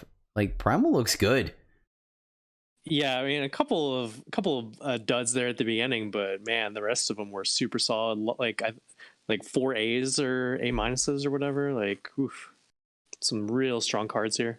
Yeah, and you definitely want to play Primal because there's no splashing any of these bombs. Right. Yeah, But there's some good primal commons in this format for once too. Yeah, Commons. Alex? Yeah, the push for primal continues here. I like it. All right. So with that, we go into our final single faction, and this is Shadow, and we start off with another one of the black market cards. Wait, I wonder if they did that on purpose. Oh, no, it's by casting cost, and they're all cheap. Okay, fair. All right, we have Condemn. Condemn is a fast spell at rare for 1 Shadow. Lifesteal. Deal 1 damage to an enemy. If it dies this turn, it gets Voidbound. You may swap a card from your hand with a 1 cost card in your black market. Alex. I have this one at an F. Yeah, 1 damage for 1. That's not that much. Usually 1 drops are not something I want to put in my deck. So yeah, F. John? Yeah, I mean, if you have one like situational 1 cost card for your market, I'd play this. But without that, which I mean, that's not going to be an easy thing to find, honestly. I'd say it's probably an F2, but I give it a D plus. Like if you were in that situation, I guess I don't know. It's pretty bad. I gave it a D as well. I just gave it a flat D. I'll tell you why. Because it's a fast spell, so you can combo this with a unit to finish off a unit that might have not died in combat, and it will at least, the Voidbound sometimes comes into play with all the recursion we have in this format, right? Mm-hmm. We have Triumphant Return, we have Immortalize, we have Turn Back Time. So there's multiple ways of getting stuff back, and the Voidbound might be relevant. Sometimes by itself it still does damage, right? Deal 1 damage, kill something, sort of, kind of, right? It kills all the flying dragons, the 3/1s. Yeah. And the X1s. And then there's also the corner case where you could match this with Felon with all the spells matter cards. So there's a world where it will do 2 on its own and be a char. So I give it a D. I think it has a little bit of utility. You're not excited about playing it, but you can make it happen. So I gave it a D. I think we're okay with that, right? You can come up, Alex? Yeah. Okay. Cool. D for Condemn. Next, we have Damara Deft Saboteur. This is a 3/1 elf rouge at legendary for 2 Shadow. She has ambush and then unblockable while attacking sites. Yeah, pretty much irrelevant text. Then ultimate, pay 5 to draw a card from or a card of your choice from the enemy player's market. Also irrelevant. So 3/1 ambush for 2. Alex. Yeah. So it trades up a lot of times when blocking. But I'm not factoring the black market line really at all. But No. I have it at a C plus, actually. Yep, I gave it a C plus as well. It's an awkward Niverse Vorlunk. John? C plus for me as well. Sweet. Oh. C plus for Damara. You made the cut, my friend. You are a worthy assassin. Or saboteur, I guess. But yeah, anyway, moving on. Makar's Quiver. This is the Shadow one, right? Yeah, it's the Shadow one. 2 Shadow, legendary relic. When you play a single faction unit, it gets +1 attack permanently, and only it. Spellcraft 2, play Warlock's Brew, which is a -2/-2 to any unit, and it gives that -2/-2 to any unit with the same name. So presumptuously, strangers, it has to be specifically the same name. So we'll also take out humbugs, things like that. Or if your opponent happens to play 2 of the 3/1 dragons, etc., etc. And then pay 6 to give a single faction unit attack equal to the highest attack unit in your void. Of note, this can kind of steamroll, right? You give a +3/+0 to a unit, you attack, they kill it. Then now when you activate this ability again, the next unit will get the, let's say +5 from the unit that just died. So now it gets +5 plus itself, swings, they block, etc., etc. So you guys can kind of see how this steamrolls. Works really well with flying units, and of course it is permanent, so you could spread this damage around should the unit not die. John, what do you think? Yeah, I mean, this card does a lot of things, but I don't think it's that great at most of them, right? Like, I don't know, like if your deck has a good amount of quick draw or unblockable units, I think the potential goes way up here. But otherwise, I'm just not very excited to play this card. I didn't, if I gave it a build around rating, it'd be higher, but I just gave it a, kind of a baseline rating of a C-. All right, and Alex? Well, I'm way higher. I have it at an A. Yeah, it's the value train. You start it early and often. It costs cheap enough where you put it down early, and then it has a good power sink late. Once again, another power sink, but whether it's a C or an A, whatever it is, a power sink. That's another thing that just keeps popping up. Yeah, maybe, I don't know, maybe we need an arbiter here, but I think it's a lot better than what John thinks. Yeah, I'm a little high on it too. I gave it a B-, and the reason why I gave it a B- is because it does a lot of things okay. None of these things on their own is super impactful, but I think the sum of their parts makes it a little bit better. And much like how Alex said, it's cheap, so you can get it out early enough for the static effect to be a thing, right? The issue I have with it is that we saw 3 of them that just automatically did something when they come on the board. So the 2 that don't do that seems a little meh. But this card is strong. Like at 4, it can kill something and it fills that gap, right? 2 means you can play it anywhere in your curve. 4 means you're going to get a little bit of a removal spell off of it, make it a little bit easier to attack. And the last ability can definitely win you the game, especially if you're in Xenon or Feln when you have flyers to pump. So I like I said, I had a B-. So I don't know, can we talk you up some, John? Sure. Yeah, I don't think it's A level, because you definitely want to have, if you have a board full of 1/1s, this thing seems very lackluster. So I mean, I guess like you say, once you snowball it, like you basically can turn any weak unit into a removal spell for 6 at that point, just by attacking in and suiciding it, I guess. That's a reasonable effect, I guess. A little better than I was thinking. Like the only way for it to win you the game, like I said, is if you have like quick draw and unblockable, then the value goes way up. But yeah, well, I mean, there is that common unblockable unit as well. We have some flyers, right. And as far as for the plus effect to kind of go crazy, you really just need a good trigger on a skeletal dragon, right? You get one skeletal dragon that come in as a 3 or a 4, and then it goes to the bin. All of a sudden, now you get to automatically pump your guys. Granted, it's not Totem Pioneer because, like we said, it doesn't give overwhelm, but eventually something's gonna stick. And when your 1 and 2 drops and 3 drops are trading with their 5 and 6s, there's something. Okay, so we'll give a B- for Makar's Quiver. Okay. Next up, we have Bloodwolf, which, man, I really this card is so disappointing. I like the artwork, but I'm not gonna lie, I was sadly one line of text ruined this card for me. Actually, multiple, but it's really just one. So Bloodwolf is a 3/3 wolf at rare for 3 shadow. It has lifesteal and nothing but upside, right? Meh. Bloodwolf can't block. Summon. Wait, there's a summon effect. You may swap another unit's attack and health. And then, hey, if that wasn't good enough, you can do two things bad twice with Corrupt 2.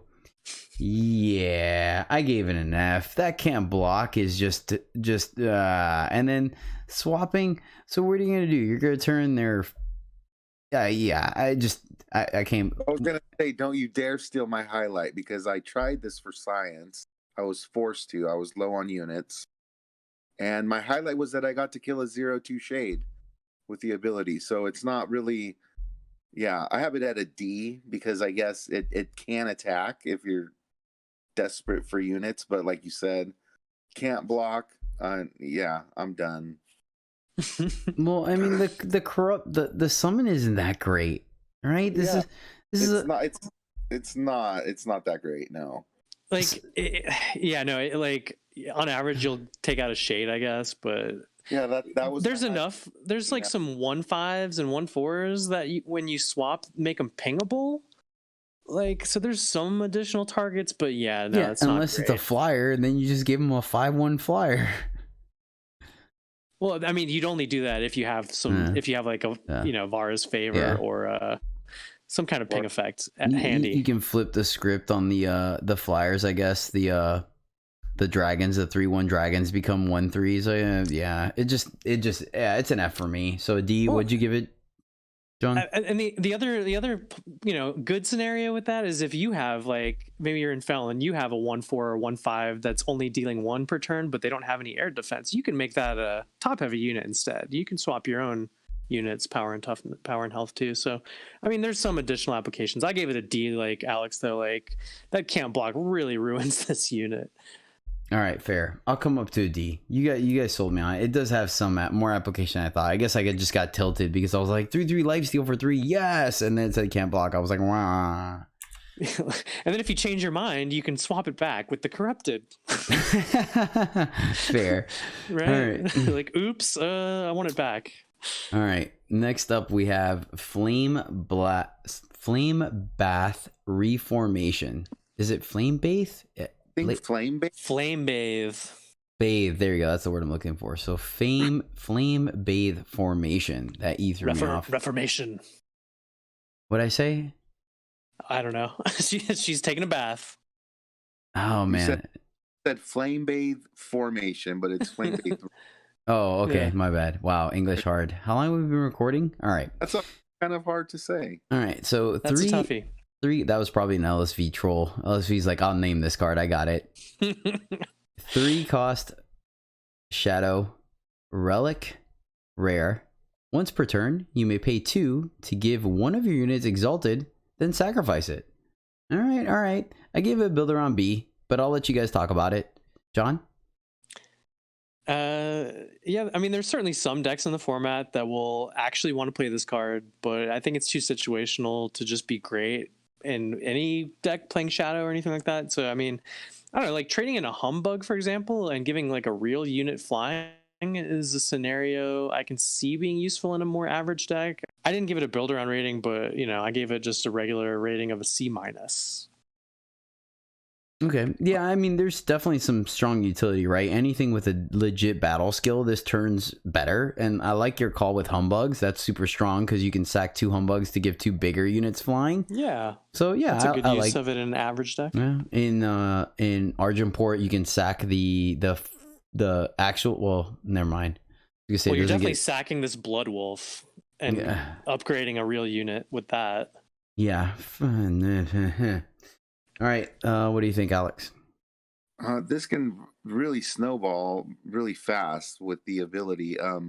I got destroyed by this card in a sacrifice deck.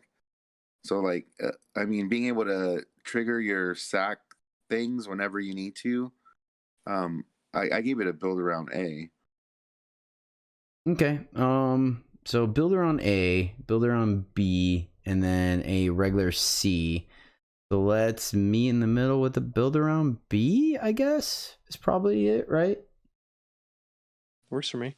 I mean, I could see it being strong, period, because it also lets you cash in your 2 drops and stuff, but I really like what John said as far as with Humbug. I feel like it has to be better than a C. I think it is just a plain B, period. It doesn't take much to make this thing legit. Yeah, I think we're just going to give it a plain B. I think that's Yeah, fine. I think that works. Yeah, I almost talked myself up while. Yeah. Yeah. It just you just have the opportunity to cash things in a little too well, right? And then the thing is too is you can even cash in a corrupted a shade to just pump the toughness or the health of Yeah. one of your other units to get in there, and that seems good too. So Sure. yeah. All right, cool. Flame Bathe Reformation. You get a B for bathe. All right. Unseen Longbow is +3/+0 for weapon at rare for 3 Shadow. Quick draw, pledge.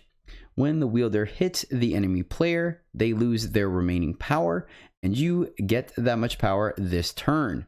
Spellcraft 3, play Hold Up, which I believe is discard 2 cards at random from their hand, or is it? No, it's not random. They pick it. They pick it. Yeah, that's Yeah. right. Random is too strong. That's right. They choose the 2. So yeah, discard 2 cards from their hand. They get to pick. Of note, it just gives you their remaining power this turn, so you don't keep it, and they obviously refresh their power on their turn.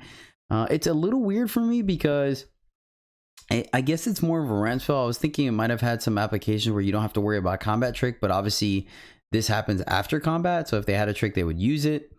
That being said, +3 attack and quick draw is a really good combo that makes it very hard to block. So yeah, I don't know. Alex, what do you think?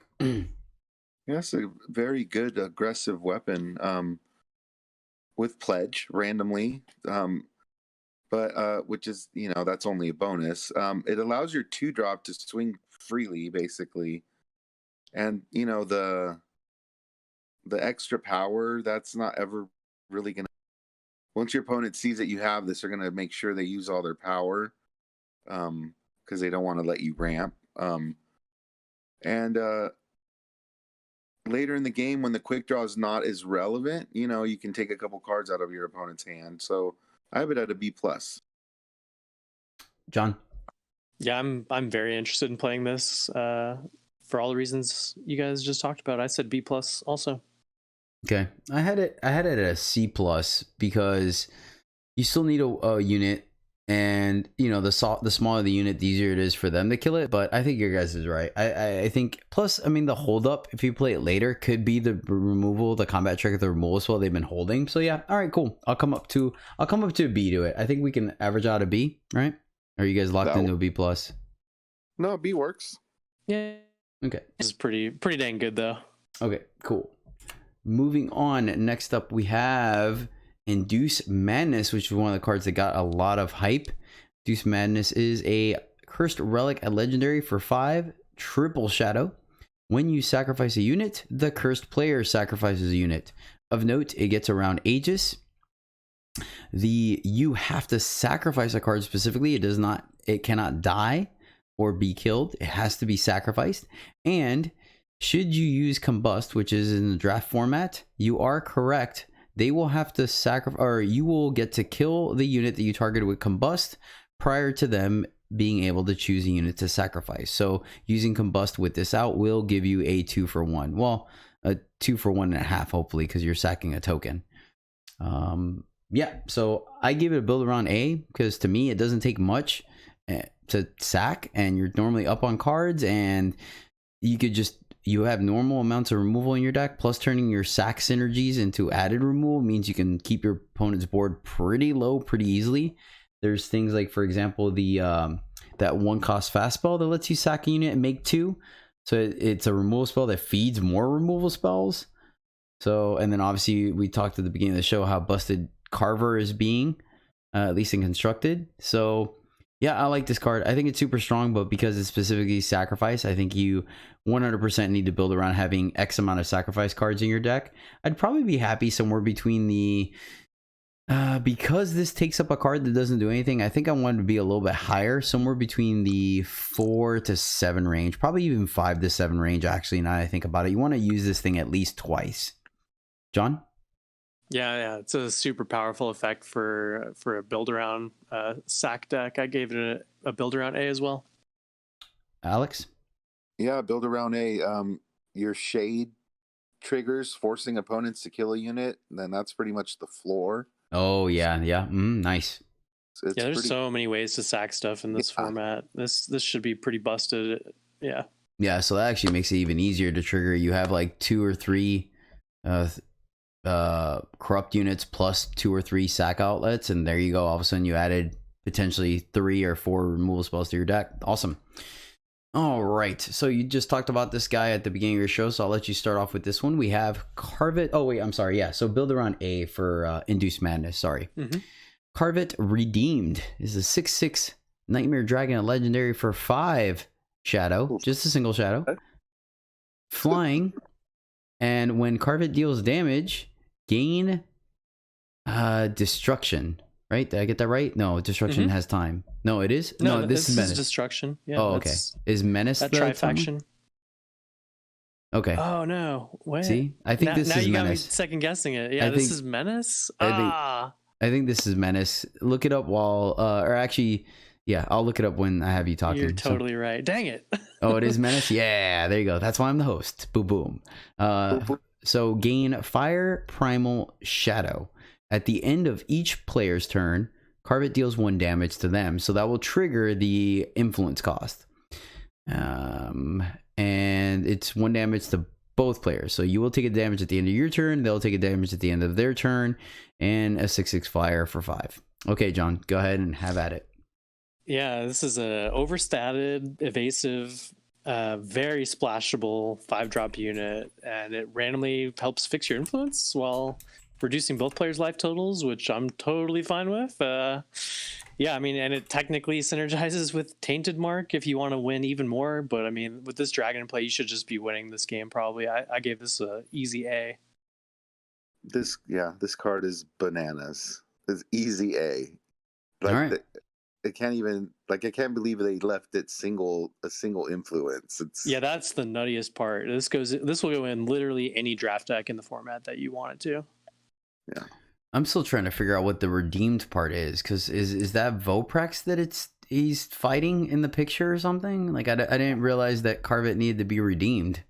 Maybe it could be Carvet's like shadow version Oh, or whatever. I don't know, because okay. it kind of looks the same, honestly. But then why is it still a Nightmare Dragon? Is my question. I wonder if that's the lore. I wonder if Aramot persuaded Carve It, and then Carve It decided to no, Aramot, I like my fodder not to be shadows. I don't know. That's interesting though. You might be right. Maybe that's what it is. Okay, cool. So Carve It Redeemed gets an A from us. Moving on, we have Makar's Stranger. This is a 5/3 Stranger at Legendary for 5 shadow. When a player plays a Stranger, they draw the top card of the other player's deck. So Pilfer. When Makar's Stranger attacks, kill a non-stranger enemy. Removal on a stick. Alex. So it is removal on a stick, 1 time, pretty much, unless you're gonna have to keep it alive, because the 5/3 for 5 is pretty fragile. So I mean, it is a pretty potent effect 1 time, but because of that, the fragility, I gave it a B+. Okay. And what do you think, John? Yeah, I mean, if you just play this guy and attack once in trade, you've already pulled off an easy 2-for-1 there. It gets a little scary for you if it hangs out, unable to attack for whatever reason, and your opponent starts, playing a bunch of strangers with that symmetrical effect, though. Like, I gave it a B. Yeah, I gave it a flat B as well for exactly the 2 things you guys said. It will die when it attacks, and the stranger drawing cards off of your deck is super scary. So yeah, B for Makar's Stranger. Moving on, we have Aura Piercer. Aura Piercer is a 6/5 Nightmare Dragon at rare for 6 triple shadow.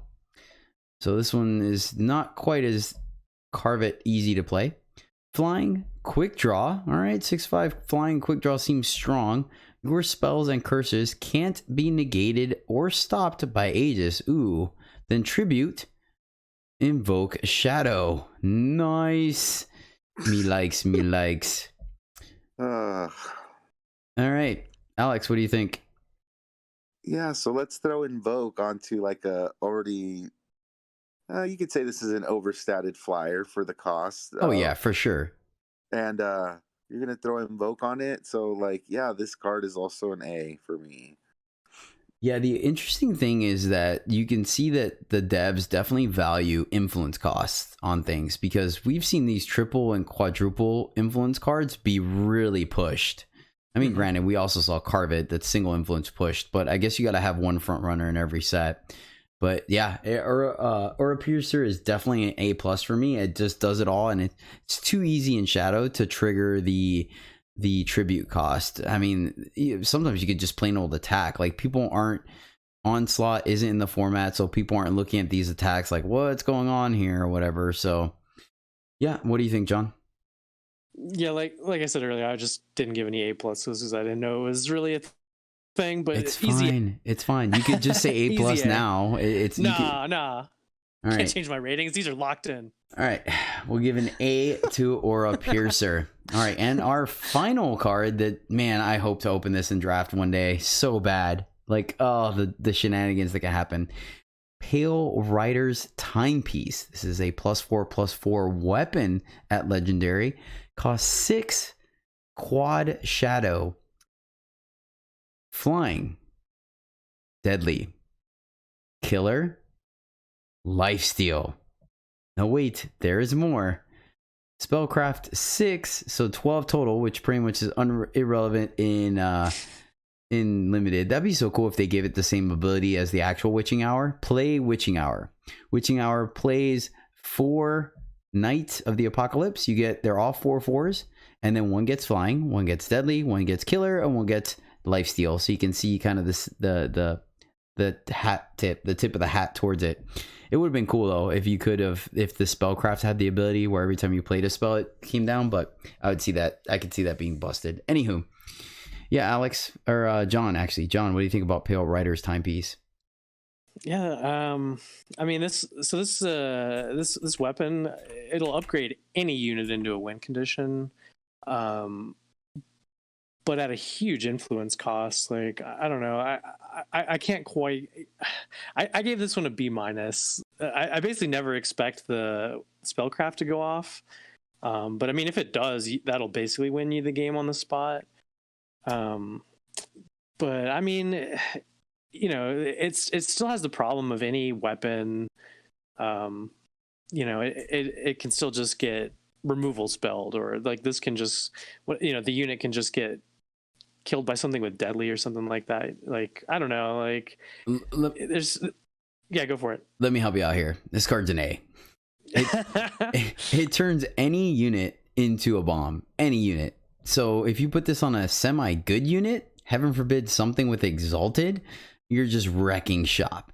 You get immediate action out of it because of the fact that it has killer. So you're going to automatically kill something because of the deadly. Or if it's big enough already, you're going to value off of the lifesteal. And then it's not too hard to consider a world where you splash time for 1 or 2. There's plenty of weapon recursion in this format. So they have to jump through some hoops to get this off the board, and then you could get it back and upgrade something else. I think this card is way too powerful to sleep on, even for the 6 cost, the 4 shadow. I think you just want to make sure shadow is your primary color and just go ham on this. I mean, yeah, if you ever needed to turn a game around in a flash, the Pale Rider's Timepiece can do that for you. For everything Jedi said, I have it at an A as well. And I haven't got to draft this card, but I did pull it off and invoke. And it won me the game, like, on the spot. It's amazing. I have it at an A. All right, fair enough. You slap this on a dragon with flying, or it's going to get flying anyway, so it doesn't matter. So something with Exalted or Aegis, and you're just sitting pretty. Heaven forbid double damage. Huh. I mean, anyone playing Justice is just gonna, what is it? Precision Plunge? Is that the card? Ensnare. Yeah. Yeah. I mean, if that is, then you just got gotten. But I think if you have like some Aegis unit, oh man, sign me up for that. Exalted, nice. Yeah. No. Exalted too. Yeah. All right. Either way, yeah. I think you guys are right. So you want this mainly in Xenon and Argenport. Big surprise, because Argenport has the battle skills and the Xenon has the recursion. So Oh, Yep. I mean, I guess fire has recursion too. You can get this back with oh man, give this thing touch of force. So it's double damage on top of that. But yeah, anywho. All right. Yeah. Pale Rider's timepiece gets an A, and that is the end of Shadow. So how are we feeling about Shadow, Alex? Yeah, Shadow seems pretty good too, especially with those top end flyers. Um, yeah, man, they're really pushing the rares, especially like you said, the ones that have more power restrictions. They're really they're kind of just letting it all go, I think. I John? like it. Yeah, lots of A's and no F's. I guess that makes it the strongest overall in the rare shoot. department. Yeah, you're right. Holy, it has the most game enders too. I think a lot of the other legendaries are value cards, but these have are the real most finishers. Yeah, totally. Super excited. That probably means that I'm never gonna see a Darkstalker in this draft format because everyone's gonna want to be Shadow. All right, sweet. All right, so we're on the home stretch now, coming into our multi-faction cards where we will hopefully see some signpost rares that'll let us know exactly what these color factions could be doing. These rare strangers are going to be definitely interesting to evaluate. And without further ado, let's start off with our first stranger. This is Strange Gladiator.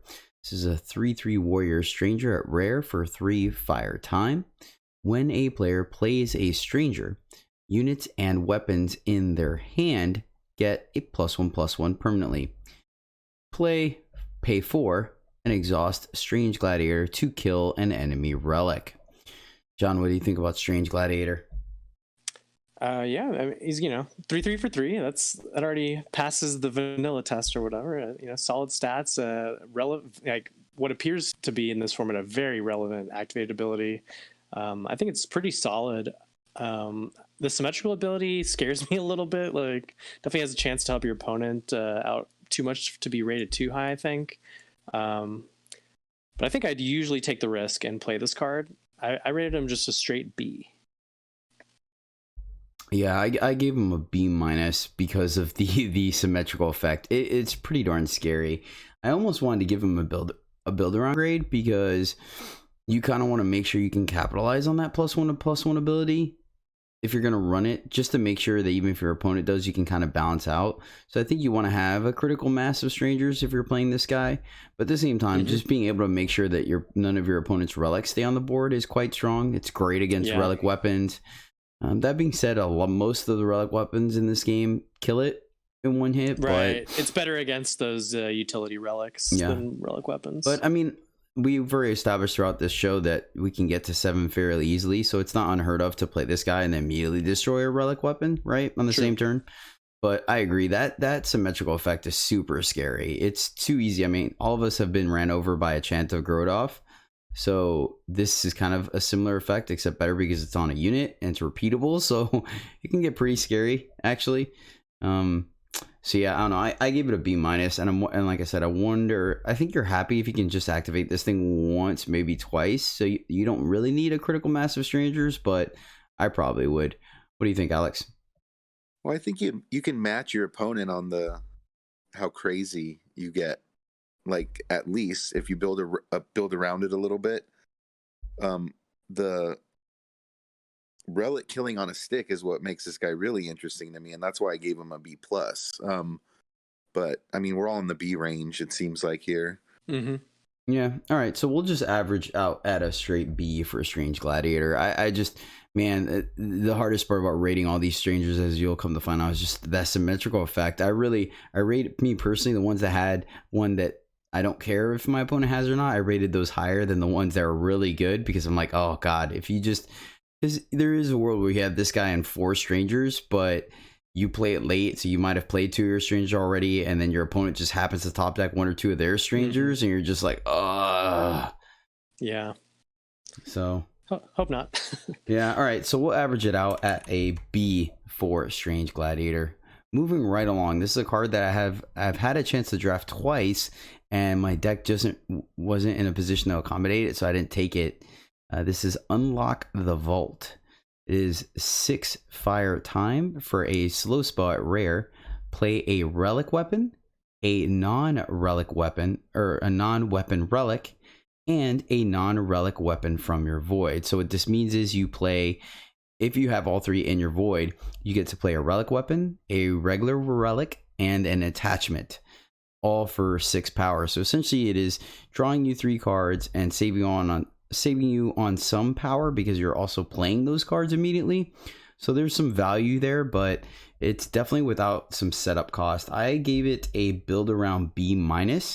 I think the effect is very powerful, but you have to have your deck has to be able to accommodate this, and you have to be in a position where they're in your void, which I think could happen, but at the same time you're not very excited if that happens either. So it seems a little weird to me.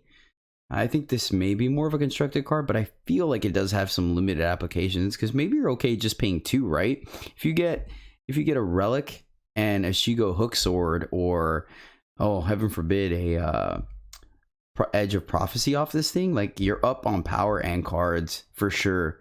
So I don't know. What do you think, Alex?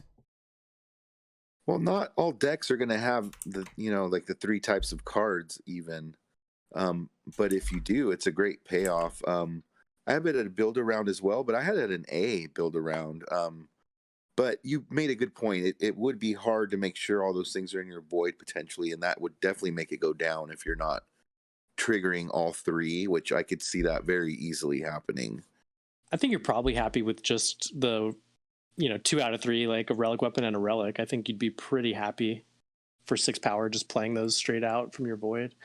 Yeah, I don't know. I think in the right deck, this is like a smuggler's stash just on steroids. Because the smuggler's stash is usually pretty good, and that puts all that stuff in your hand. This just plays it all like right then and there. I'm closer to Alex on this one. Build around B+ for me. Like without that, it's like basically unplayable, like a D or F maybe. It's like in the wrong deck, it's just 6 costs, do nothing. Yeah, well, I mean, yeah, but those people aren't going to play it. It's not like this card has any added ability. It's strictly like it's pretty easy to see what this card is doing. I could see it. Maybe you're right. Maybe it's not too much of a build around. Yes, you have to build around it, but maybe it's not too difficult, because I could see a world where you have one of the 2 or 3 relics that sack themselves. For example, Waystone Gate, right? Yeah, for sure. It sacks itself, and then if you have or like a magma, yeah, or Wormstone, Wormstone, and then you have, for example, even a hook sword, or the 3/1 weapon, or the 4/1 weapon. You play it, you kill something, it goes to the void, and later on you get it back, you kill something else, and you get your Wormstone back. That seems like all those examples. You're up on power for for just playing this out for 6. Like those all sound pretty great. Well, plus you're up on cards too, because I mean both of those give you a unit. Both Waystone and Wormstone give you an 8/8 and the 7/7, and the Magma Javelin or the 3/1 weapon all trade for something. Shoot, if you play the hook sword, then you're definitely up on power. I mean, you're playing 7 + 4 or 3, so 10 or 11 power off of, and drawing 2 cards off of 6. So yeah, this card is good. I like it. So yeah, I'm good with a build around B then, I guess, because you went B+, right, John? Yeah, I said that, and Alex said A. So okay, all right, cool. Yeah, build around A for Unlock the Vault. I think it definitely has some unlock potential for sure. Okay. Next up, we have Strange Blacksmith. This is a 4/3 soldier stranger at rare for 4 fire justice. When a player plays a stranger, they draw a weapon from their void. Boom. It does count itself, so instant card advantage for all the reasons we just talked about with Unlock the Vault. And of note, it does say weapon, so it will not get something like a Waystone or a Wormstone, but will get also attachments. So it'll get relic weapons and attachments. But there's more. Pay 8 and exhaust Strange Blacksmith to deal 3 damage to an enemy, and you gain 3 armor. Yeah, this card is busted. I gave this card a straight A because, once again, the symmetrical effect. If your opponent doesn't have a weapon to get, then it doesn't do anything. And if they do get a weapon back, like, hey, that's the price we pay. Some of these are going to end up benefiting your opponent quite a bit. But there is a chance that there's some decks that don't run any relic weapons. And so I think there's a good chance that this could be a blank. You're instantly getting a card back when you play this guy. And that power sink is legit. Like it's a 6-point life swing if you just go face with it, and it can kill most things in the format. That I say most things, probably about 70% of the stuff it can kill, and it still gets you armor that synergizes with the weapons you got. I think this card is very, and then 4/3 stats for 4 is pretty good. 3 health means it will trade with a lot of things as well, like we found out in the stats portion. But yeah, this card seems very strong to me, very strong. So I gave it an A. What about you, Alex? Yeah, this card makes it really easy to recur your weapons. It has a solid mana power sink later in the game. 4/3 body is respectable. Yeah, I guess just because it's the double faction and because you could potentially make your opponent's deck be bonkers as well. So I have it at a B+. Okay, and John. Yeah, I think like I'm more with Jedi, I guess. I thought, the symmetrical effect will probably be more one-sided than most of the others in the format. I gave this one an A-.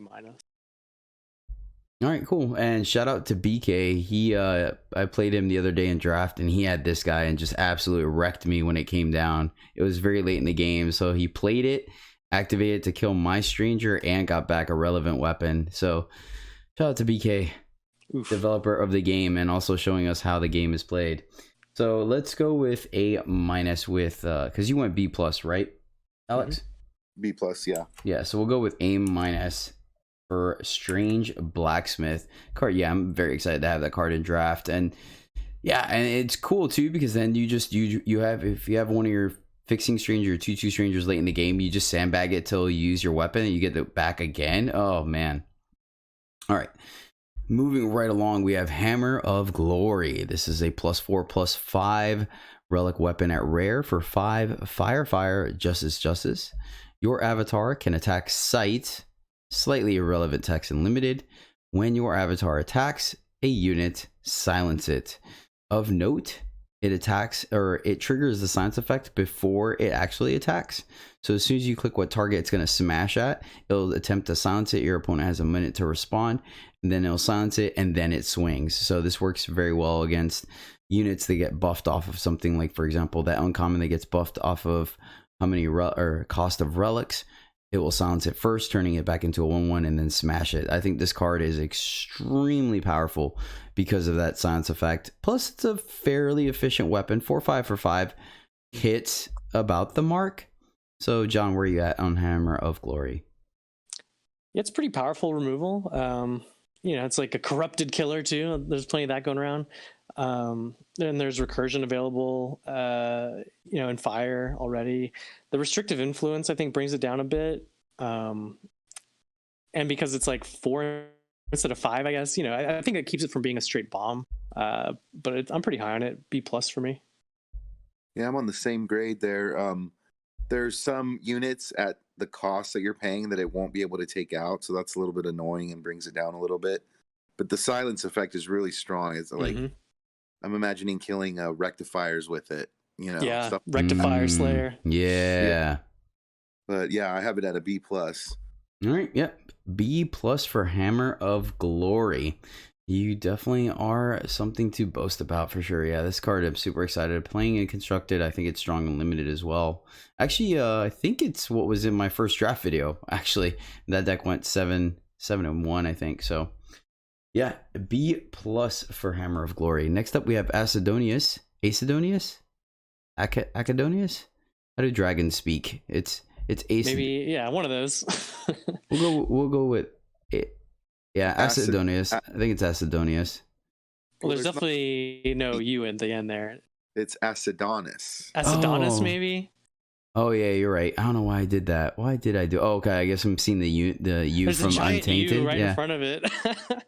Messing with your brain. All right, Acidonis. Yeah, Untainted. I'm still trying to make sure that's the correct pronunciation. I'm trying to see if there's another way to say it, but oh well. Let me know in the comments below how you would pronounce this. We need to get the pronunciation guide from Yeah, Direwolf. they really should. It wouldn't hurt to post something like that. I mean, oh well. Anyways, Acidonis, just Untainted. 3/4 dragon at rare, 4 fire primal, flying. Mastery 3, increase the damage of a spell in your hand by 3. Mastery 12, create and draw 3 copies of a spell in your hand. All right, John, what do you think about the Untainted? Yeah, I'm pretty high on this guy. You know, he's a nice evasive unit with good stats and doesn't die to seer. It's always good. Not too hard to splash in any deck that's either fire or primal. I think the mastery effects on this have the opportunity to be completely busted, especially that second one.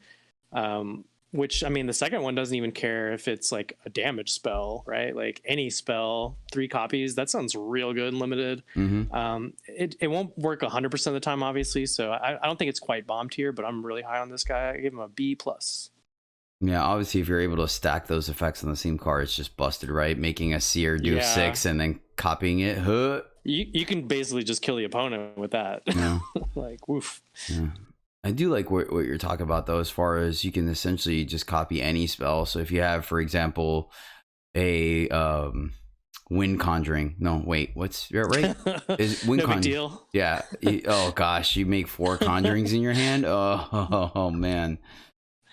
What about you, Alex? What do you think of Acidonis? I like the idea of multiplying the card that you buffed damage-wise, right? Yeah. Yeah, that always be good, but I mean, you're happy if you have to snap that off in the meantime to keep attacking. No, absolutely. But like that's living the dream. 3/4 flying body for 4. Like, yeah, you guys said that's pretty much good in any deck. I gave it a B+ as well. Sweet. Yeah, and I was at an even B, so I'll come up to B+ for Acidonis, the Untainted. Yeah, I think the fact that just the body itself is solid and you're happy to have, and everything else is gravy. Just out of curiosity, John, how many damage space spells would you want to have in your hand or in your deck to feel comfortable with that first mastery trigger? I honestly wouldn't even care that much about it. I mean, I'd be happy with any to go along with it. I'd just play them no matter what if I'm in those colors for sure. Gotcha. Yeah. Plus, I mean, there's that two. I forgot what it's called now, but the dragon irritation card or whatever, the 2 damage for 2. It does 5 if you hit it with this, so that's kind of legit and makes it go berserk, so it's easier to catch the mastery. So, yeah, you're definitely gonna have at least some spells available for that second mastery, like. Oh, and then biting wind just straight up kills everything. Yeah. Oh. Yeah, a lot of upside there. Yep. Nice. All right. So sweet. So that's B+ for the Durgan. Next up, we're back up to another stranger. This one is a Strange Tracker. This is a 2/4 warrior stranger.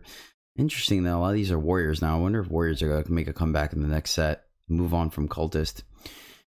Rare, 4 fire primal. I said it's a 2/4. Let's see. When a player plays a stranger, it goes berserk. Of note, it is the stranger that's played, not Strange Tracker. Pay 3 and exhaust Strange Tracker to draw a dragon of your choice from your deck that you haven't played this game.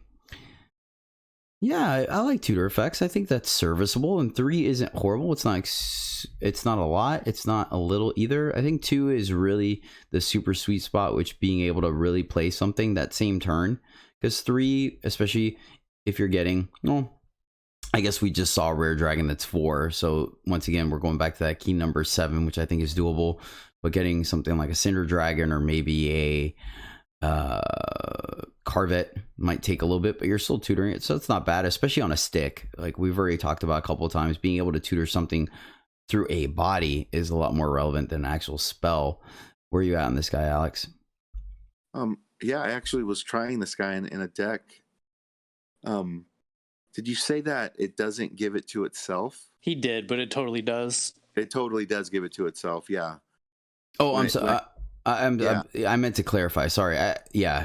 When it comes into play, you're right. You guys are correct. When it comes into play, it will give itself berserk. But I meant when, because you know how there's a card that reset. What is it? It's that paladin that every time something happens, it gives itself berserk. That's why I meant to clarify that when the stranger that comes into play the one that comes into play is the one that gets berserk. So it includes itself. It doesn't reset the berserk on Strange Tracker.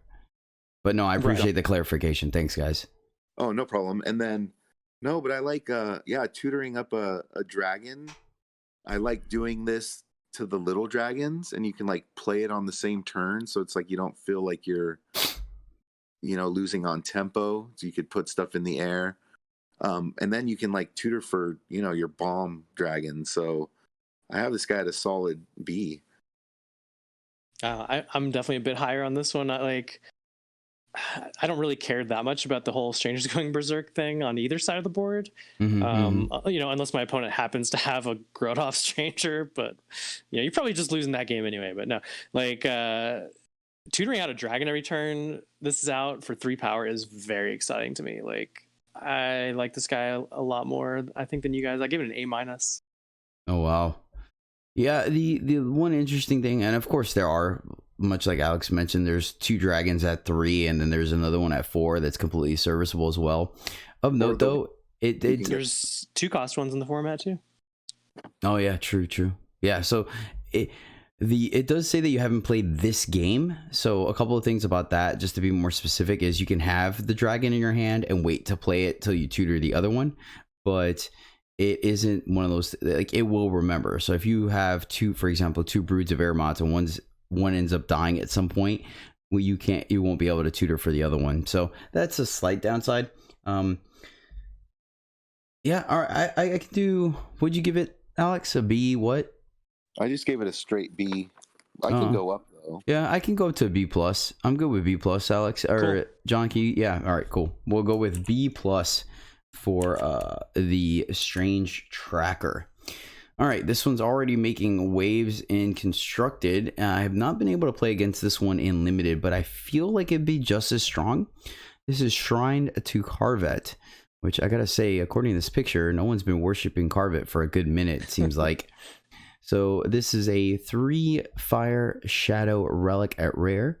Your units have +2 attack, charge, and lifesteal if you have sacrificed a unit this turn. Man, the only thing that I'm drawing a blank on now, and which I kind of feel bad because I've played against it, I just didn't make that big of a note, is whether the unit has to be on the board or if it's a blanket effect. It's like for the whole turn, it doesn't really care. Okay, so if you sack a unit, then you play a unit, that unit that comes into play after the effect. You can even sack a unit and then play the shrine after the unit's already been. Like, it's just like effective for that whole turn, kind of. No regardless kidding. Of anything. Oh wow. Yeah, that's super interesting. Wow. Yeah, I don't know like exactly the implications there in draft or anything, but I know in Constructed, this, like you said, it's doing all kinds of work. Man, I'm trying to wonder if that's how. I mean, obviously it's not my decision, but I'm trying to think if that's how it should work or not. That it doesn't even have to be in play to see it. That sounds seems worded. Yeah, that seems a little powerful though, doesn't it? It's similar to the wording on Strange Tracker, where it like checks the whole game. You know? Fair. Yeah, and then this next card is just it just, if you've done it this turn, it doesn't care if it was in your hand on the battlefield. It works. Yeah. Oh, super interesting. Yeah, so, I mean, there's definitely some power there. Each part of this, the +2 attack and lifesteal makes it to where units trade up and you're getting life back, so it helps you race. The charge part is very good because you can add additional power to the board out of nowhere. So I think in the sack deck, this is quite strong, right? Especially in a deck that the stack deck typically tries to go wide as well because you want a bunch of cards that make more than one unit, so you can sack some for value. So there is some definite bonus here. I think this card is quite strong. So maybe I'm going based off of the Constructed, but I gave a builder on A. I think if you're able to trigger this 2 times in a game, you're probably sitting pretty. Obviously, it's not that good when you're behind, but maybe it is because you can attack and get some life back. So 100% sure it's great in a race. And then obviously when you're ahead, you're just decimating I probably shouldn't use that word, but you're just smashing your opponent. So yeah, I gave it a builder on A because 100% you want to be the sack deck. I don't think you're going to just put this for any residual, hey, I have 2 corrupted units in my deck, let's get some added value, because it still does nothing without any kind of backup. So what do you think, John? Yeah, I gave it a builder on grade here for sure. I said B+. Alex? Yeah, I'm pretty close to you guys. I gave it a build around A-. I mean, lifesteal for your whole team, that can just be backbreaking. And in the right deck, that's just your win con, you know? Especially So, plus Stone Scar has the 2 flying dragons, the cheap ones, right? The skeletal dragon and the 3-1, which I really need to start remembering the name to it. So that could be a big life swing as well. Yep. All right, let's go with a A minus. Build around A minus for Shrine to Carvet.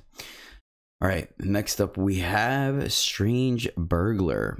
This is a 5/4 rogue stranger at rare for 4 fire shadow, so aggressively costed unit. When a player plays a stranger, their units get +1 attack this turn. Pay 2, exhaust Strange Burglar, and sacrifice another unit to draw 3 cards and take 3 damage. Alex, what do you think about Strange Burglar? I got wrecked by this card. It doesn't even take that much to really, build around it. Like a card advantage stranger, and like the bonus is not, the reciprocal effect, as you guys are saying, is not backbreaking. I gave this guy an A. All right. What do you think, John?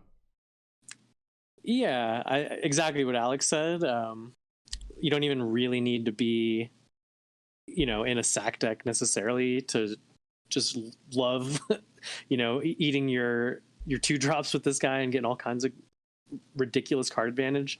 Maybe I should have rated it higher, but I said B+. No, I gave it a B+ as well. The only reason I gave it that is because even the symmetrical effect isn't backbreaking, but it could be, right? If your opponent's in it has flyers, or if they're any kind of go wide strategy, it could still wreck you. So I think it's a mitigated cost, but there is a cost. Also, 3 damage.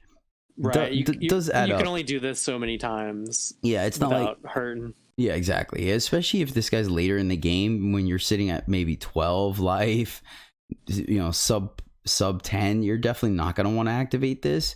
So there is a cost to it. So yeah, I gave it a B+ as well. So Alex, can we pull you back down into the B range? You guys can pull me down. I'm just saying, like, you don't need to do that too many times to win a game, right? You're not like going to do 12 damage to yourself or whatever. Oh yeah, for sure. This once, you're already way ahead. And it is a 5/4 for 4. Like that's burly right there. But you guys can talk me down. I'm just like throwing the last final little things for it. I just really like that guy. But yeah, it could be a B+. Yeah, don't get me wrong. I think the card is very strong, but it's definitely this in the true Stone Scar faction. It's very high risk, high reward for sure. Yeah. All right, let's move on to Hammer of Unity. This is a +2/+0 weapon at rare for 2 time justice. The wielder is invulnerable to damage on your turn. Your units that share a type with the wielder cost 1 less. John, what do you think? I think this card has some potential to be good, but I think the buff being only 2 to attack means it's going to be very situationally dependent on whether it's good or not. The unit is still just as susceptible to any damage-based removal and things like that. I think if you can give the weapon deadly or slap it on a deadly unit, you're going to be a lot more excited about playing this card. But I didn't give it like a build-around rating or anything like that where it would be higher. I said C. I'm a little higher on this card, and the only reason is because I remember 2 sets ago where we had that 2/1 that was invulnerable to damage on your turn that could just attack with impunity, and it sometimes would pose a really big threat, especially if you gave it a +1/+1, so it was a 3/2. And this is kind of similar. I think the difference though is I kind of average this card going on a 3 or 4 drop, right, where a 3/3 becomes a 5/3 that doesn't take damage. That's definitely a beater and a lot more difficult to block. So and it's not too high of a cost, right? The card is actually, I think, a little on the cheap side considering what it does, because we've seen more aggressive cards like this before and they've cost triple influence or been a lot higher on cost. This thing, you can sneak it in there anywhere on your curve and start bashing in, and you're paying 2 for an added ability plus 2 extra damage. If you slap this on anything with Overwhelm or something like that, or an Exalted unit, I don't know, I think there's some application to it. So I actually gave it a B- because you still want to have a unit to play, and like you said, it doesn't protect against, it protects you from combat tricks, and that's about it. But yeah, I gave it a B-, and then obviously putting this on a big unit, like for example a Corpse Bloom, you could just swing without any issues. It'd be like, all right, eventually you're gonna run out of chump blockers because I'm not worried about you triple blocking this thing. So, and of course, it also prevents damage-based things like Sear and Biting Wind. What do you think, Alex? I'm a little higher, so I gave it a B plus. I think it's cheap, so it's kind of versatile in the sense that you could play it early. Like I've had experience of putting it on a stranger, which then you get the bonus to the unit. Ooh, yeah, you get to the attack trigger every turn. That sounds kind of nice, actually. And then like, I mean, it's like a must deal with unit. A 4/2 early that it's like what Jedi said, the 2/1 that had to could swing every turn freely. So like a 4/2, if that's like your base and your floor. And then late game, you put it on a bigger unit that's out there. It just like it could turn a board state around, and it's like a cheap card. So yeah, I gave it a B plus. It works good with the Fire faction. That's a 3-color combo, and like recursioning it, bringing it back, and I don't know. I think I like it a little more than you guys. I gave it a B plus. That's not a bad call too, though. You're right. I kind of negated the second line of text, but dragons, you play fire, you can slap it on a dragon and make your dragons cheaper. And obviously strangers is the big one. You can make all your strangers, half your strangers cost 1 and then the other half cheaper. And much like what John said, you slap it on anyone with an attack trigger. That's actually I'm kind of I could go up to straight B for this, John. I don't know, what do you think? You guys convinced me a little bit. Let's do it. I think that I like the fact that it's cheap. I think that's what really sets it apart. If this was expensive, like 4 or 5 cost, it'd probably be a little more skeptical. But the fact that it only costs 2 and it's gonna get some worth, I like it. Okay, so a B for Hammer of Unity. Next up, we have Strange Duelist. This is a 3/2 Warrior Stranger at rare for 3-time Justice. When a player plays a stranger, they gain 1 health and 1 armor. Ooh, nice. That's a safe and positive trigger. Pay 4 and exhaust Strange Duelist to silence a non-stranger unit. Yeah, Bizarre Magister was absolutely busted, and this guy's right up there with it. I like this card a lot in this format, period. Alex, what do you think? Yeah, silence a unit on a stick. It goes well with the colors that it's in as well. I gave it a B plus. I like it. John? Like you said, Bizarre Trickster always seemed to overperform. I think this guy will too. And like you said, the symmetrical effect is not very spooky. And if you're in an armory deck, which is these colors, that extra armor will actually help. It's a little susceptible to like any removal basically in the format as just a 3/2. I rated the same as Alex, B plus. Yep, same here, B plus as well. Awesome. Yeah, I think the silence effect just can really decimate a board more than you think. All right, next up we have Strange Sorcerer. This is a 2/3 Mage Stranger at rare for 3-time Primal. When a player plays a stranger, they replenish 1 power. Seems very safe to me and almost non-consequential, but hey, it is what it is. Pay 4 and exhaust Strange Sorcerer to draw a card for each of your flying units. What? What? All right, John, break it down for me, buddy. Yeah, another relatively harmless symmetrical effect. So it's essentially a 2/3 for 2, right? The real cost is in the influence there with the time primal. It's a huge card advantage engine in a Flyers deck. I gave it a build around B plus. All right. Yeah, I'm pretty close. I build around A minus. It's like a Flyers deck auto inclusion. I mean, it's a 2/3 for 3 is underwhelming, but 2/3 for 2. Wait, is it for 2? It gives you a power back when you play it, so essentially you paid 2. Okay, yeah, I guess essentially you pay 2, right? But what are you going to do with that? Play a flyer?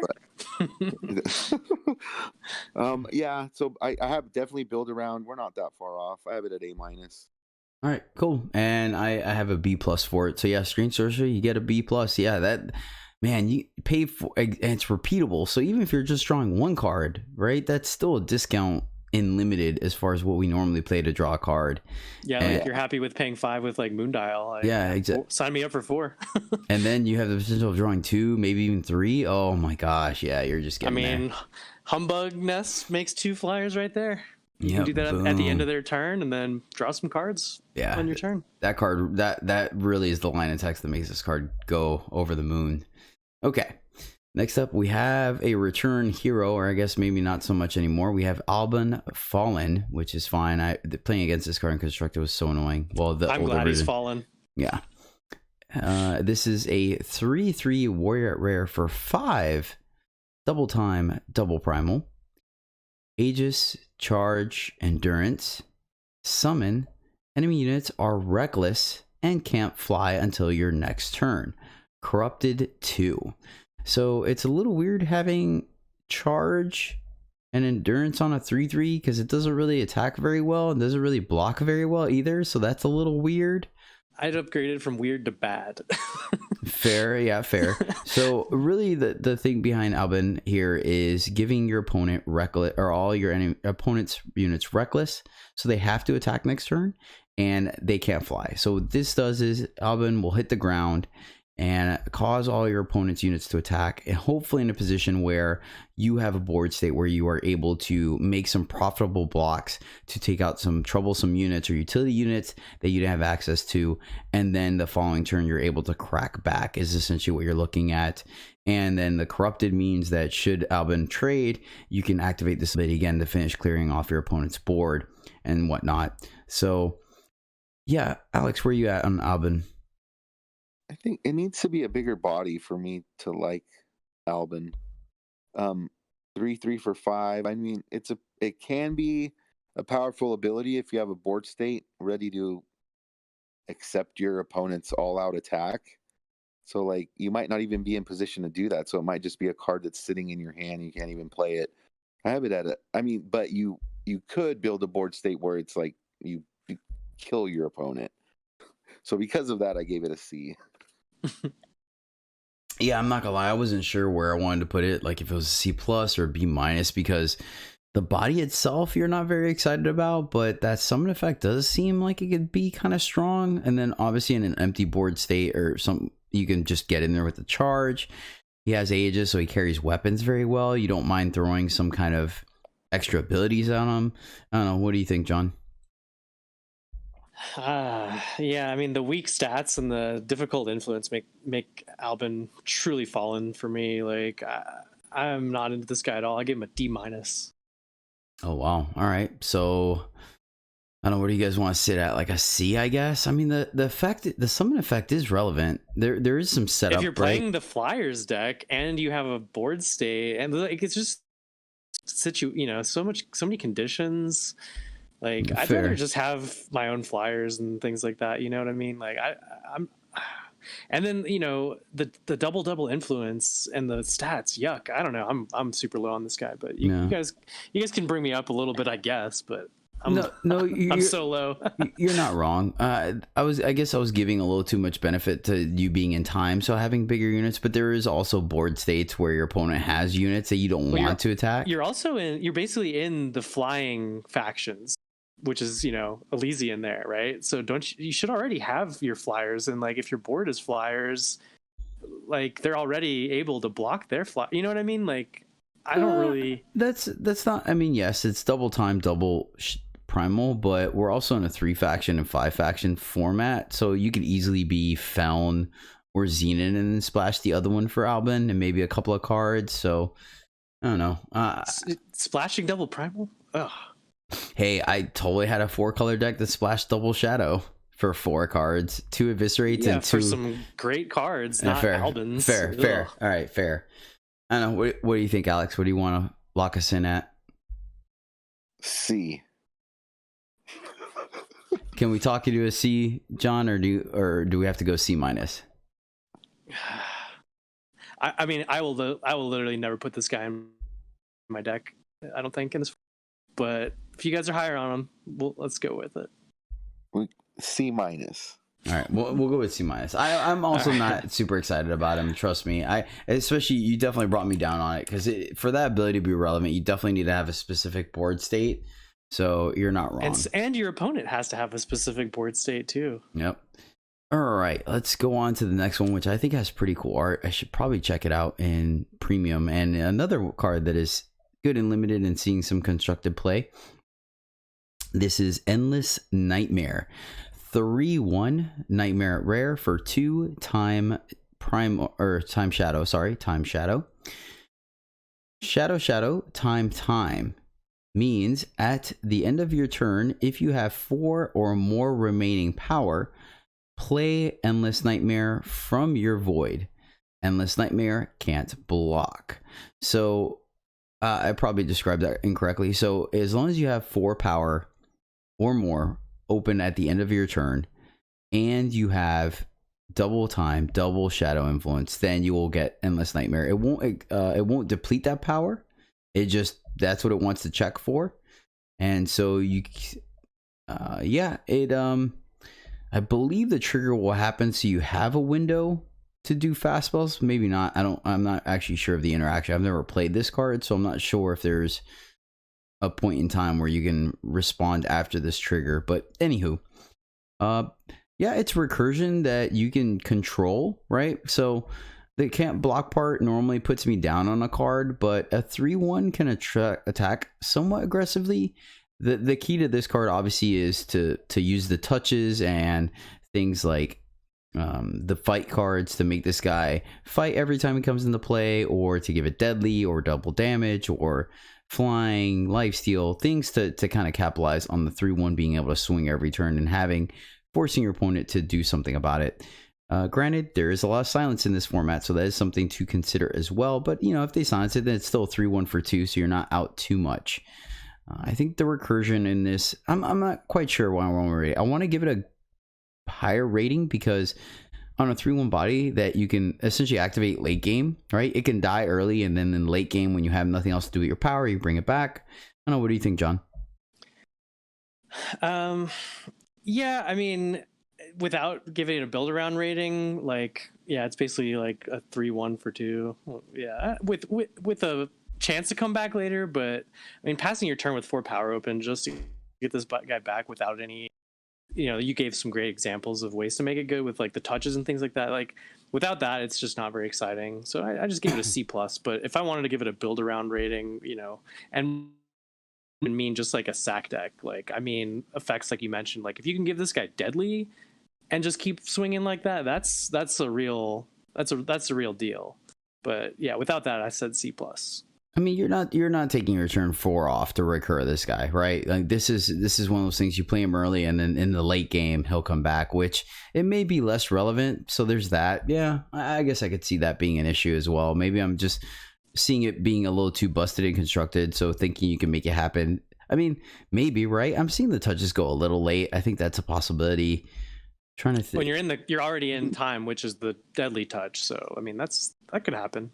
Yeah. Yeah, and then there's the oh, sorry, go ahead. No, go ahead. I was just gonna say the 1/1 with quick draw can give it quick draw, right? That's kind of a thing. Quick draw's not going to be great though. I mean, like a better thing would be like sacrifice a unit to give it like +2 in flying or something. Like there's a card like that in the format too. Like if you can give this guy some real abilities like that, then it's going to be a legit card. Yeah. But it's such a build around card, and it's not even a build around card for just the sack deck, right? Like there's plenty of sack fodder for a sack deck. Yeah. I will say this though, it is an endless sack engine for the sack deck for sure. Yeah, but I mean, there's cheaper and easier / better ways to just do that. Like if you're just trying to do that, I don't think this is really that card. Oh yeah, for sure. Like I said, I think the reason why I'm slightly higher on this guy is because of the fact that the baseline is a 3/1 for 2. Yeah, the can't block is an issue, and that would normally throw me off a lot. So yeah, I mean, I agree with you. What do you think, Alex? It's a hard to cast 2-drop though. Like it is. Like I have it at a C- because you might not even be able to drop it on curve, which is 2, which is if it's not coming out turn 2 and you're just gonna put it out later, I don't know. Like I don't like this guy unless you are sacking it or, like you said, giving it deadly or doing shenanigans with it, which are always possible. But on by itself, I think it's like a filler 2-drop. Yeah, C minus for me. I had a D plus like by itself, but like build around C plus. All right, I can go to C minus. I'm good with that. Let's go with the C minus for Endless Nightmare. I think it's going to do some work in some scenarios, and sometimes you're not. You're going to question why you have it in your deck. Yeah. All right, next card we have is actually the spoiler card that was generously given to us by Papa Capricorn from the Shiftstone website. This is Strange Navigator. Is a 3/2 Explorer Stranger at rare for 2 Time Shadow. When a player plays a stranger, each unit in their void gets +1/+1. Pay 9 and exhaust Strange Navigator to draw 5 units from your void. What do you think, John?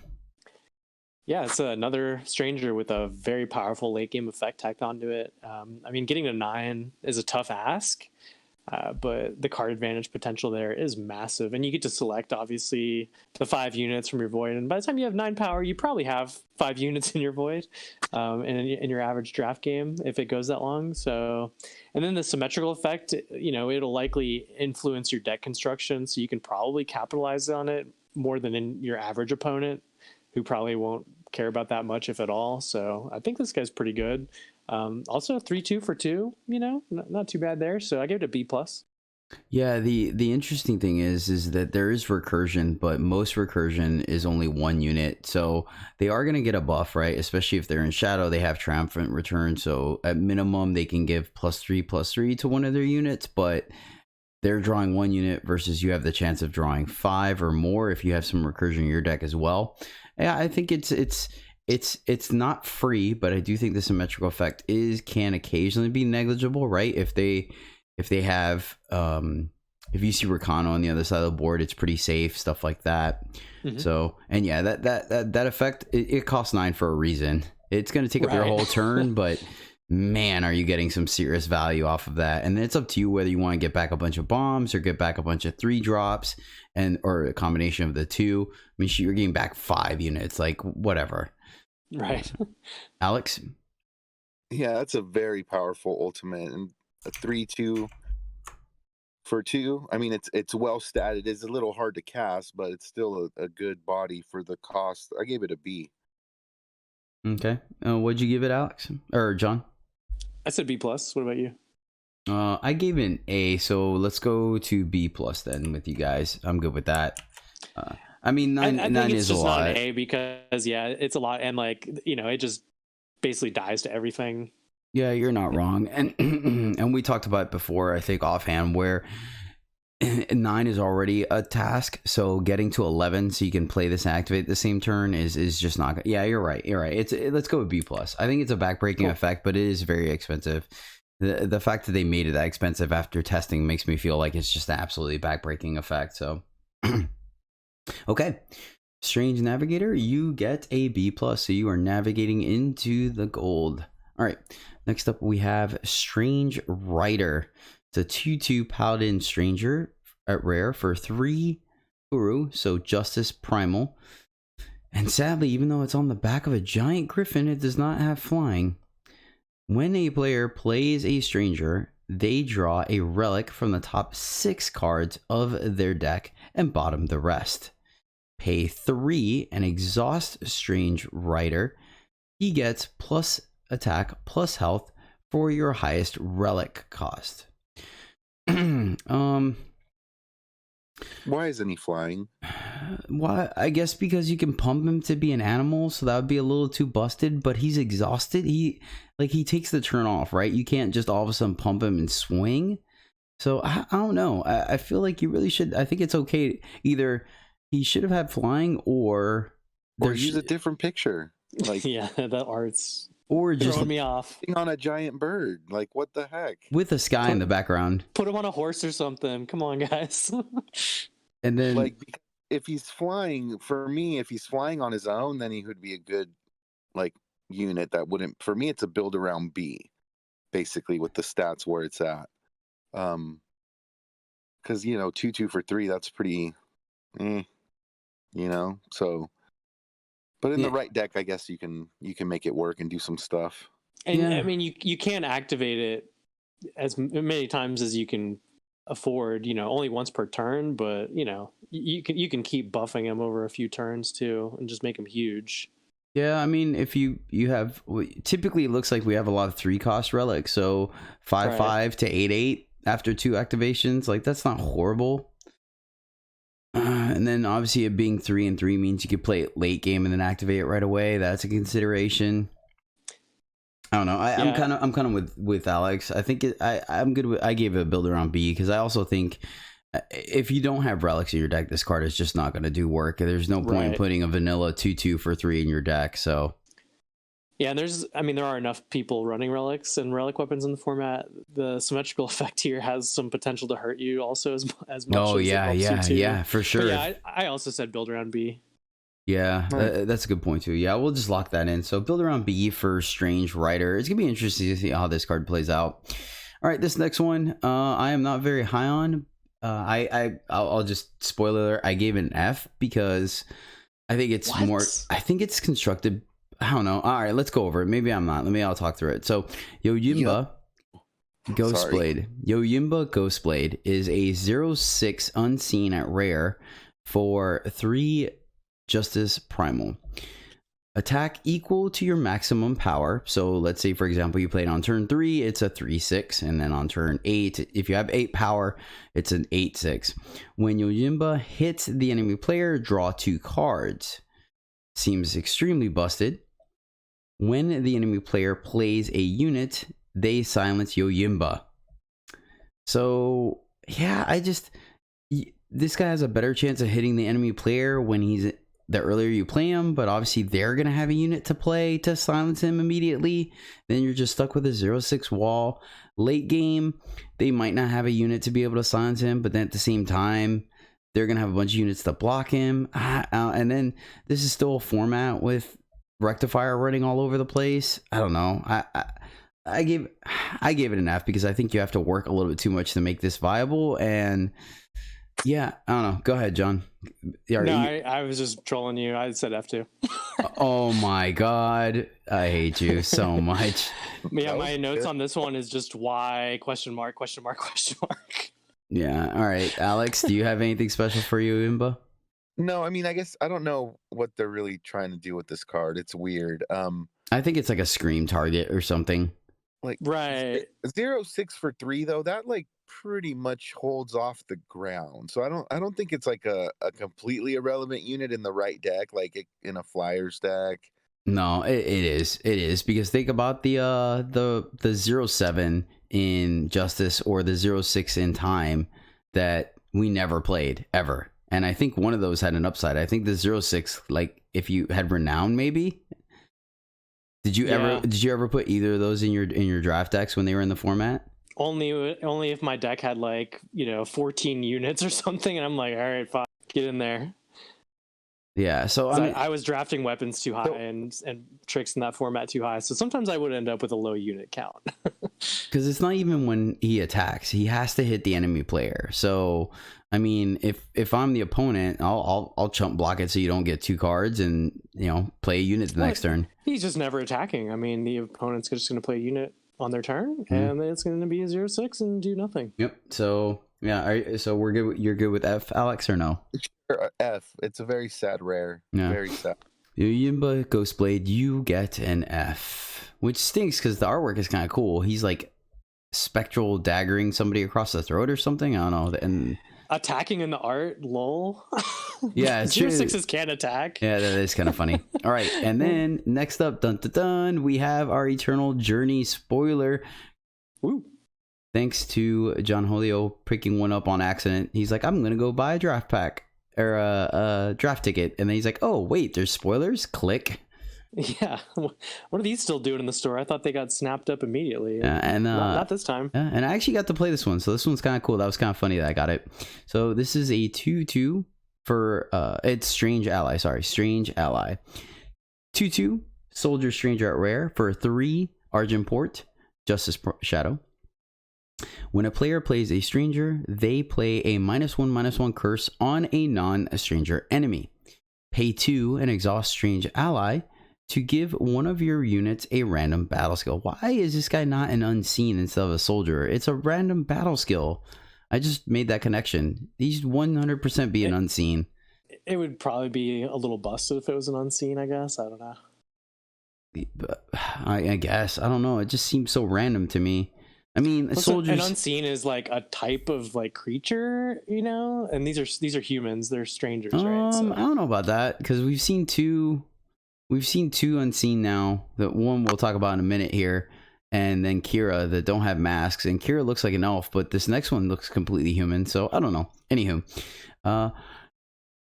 yeah, the symmetrical effect is a little scary, right? It can kill some humbugs. It can definitely dump some blockers or attackers.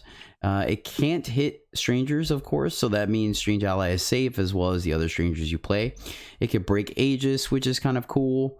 So I think there's definitely some application on both sides of the board. The random battle skill is a little less impactful, but if you have a stalled board state, it could definitely give you some value. It does stack, so you can keep it. You know, it's not one of those things where the unit can't have a battle skill. You can just keep slapping battle skills on the same unit and get a pretty busted unit. So I don't know. I gave it a B- personally because I think it's not. I gave it a B- because of utility. I don't think this card is absolutely busted and you're just gonna smash this, but it's kind of one of those things where both of it's greater than the sum of its parts type thing. So I don't know. I think Strange Ally is gonna be quite a good utility unit. So what do you think, John? Yeah, I also gave it like basically a build around B-, right? You're gonna want to have strangers in your deck, and you're gonna basically want to be in that battle skills deck to want to run this guy. The kind of unfortunate thing is like you're gonna end up hopefully with a bunch of unseen in that deck, and then when your opponent has strangers, all those unseen are able to get hit by the curses, which is a little unfortunate. But yeah, it's a relatively cheap activation cost here, and yeah, you can high roll some game winning things onto a good unit. I don't know. I think it's pretty decent in that deck. I gave it a B- also. And the cool thing is too is that if you don't want to run out early, you can always sandbag it until you have a good target for the 1/1 curse that it gets when it comes in the battlefield, right? You wait for them to play a humbug or or one of those X1 dragons, and then you play it. So there's some additional value there. Or, obviously wait where you have two strangers in hand. You could play this and then immediately play another stranger or something like that. What do you think, John? I'm sorry, Alex. Jeez. Yeah, I have it at a straight B. It's a good power sink late. If you're not doing anything else, just throw around some battle skills, I don't know if it's a power sink because it exhausts itself. So you're only going to be able to pay the 2. Like I get what you're saying. It will let you use your extra power, and maybe that's it. Maybe that's actually the flip side to it, where it's not going to use all your power, but it still allows you to use this ability while playing other stuff. So I could see that. Yeah. I guess like by power sync, I don't mean you just could keep doing it, but it gives you something to do with your power. Mm-hmm. But yeah. So yeah, I have it at a B. All right. What do you think, John? Can we get you down to a regular B-? Sure. Okay, cool. Yeah, we'll give Strange Ally a B- all around. Yeah, I don't think it. I think the utility aspect of this guy is gonna make it a little more viable. You don't necessarily have to go ham on either or of the abilities, right? And then, I mean, shoot, if you're in a stalled board state, you have a 7/7 or a 3/3 flyer. You just keep getting battle skills on it until you high roll something. You're like, sweet, that's a good one. Exalted is good. Let's go. Oh, hey, double damage, awesome. Okay. And then, of course, you can also roll Reckless. Like, you can totally get the low end of the stick there. All right, next up, this is a card I luckily got a chance to play. I absolutely love the artwork on this. I feel like they should have taken their time. Direwolf, if you're listening, redo the animation on Unseen Execution. So it has a bunch of ninjas coming across the screen, just shredding your opponent's units. Or yours as well, I guess. So Unseen Execution is a slow spell at 6 Justice, Shadow.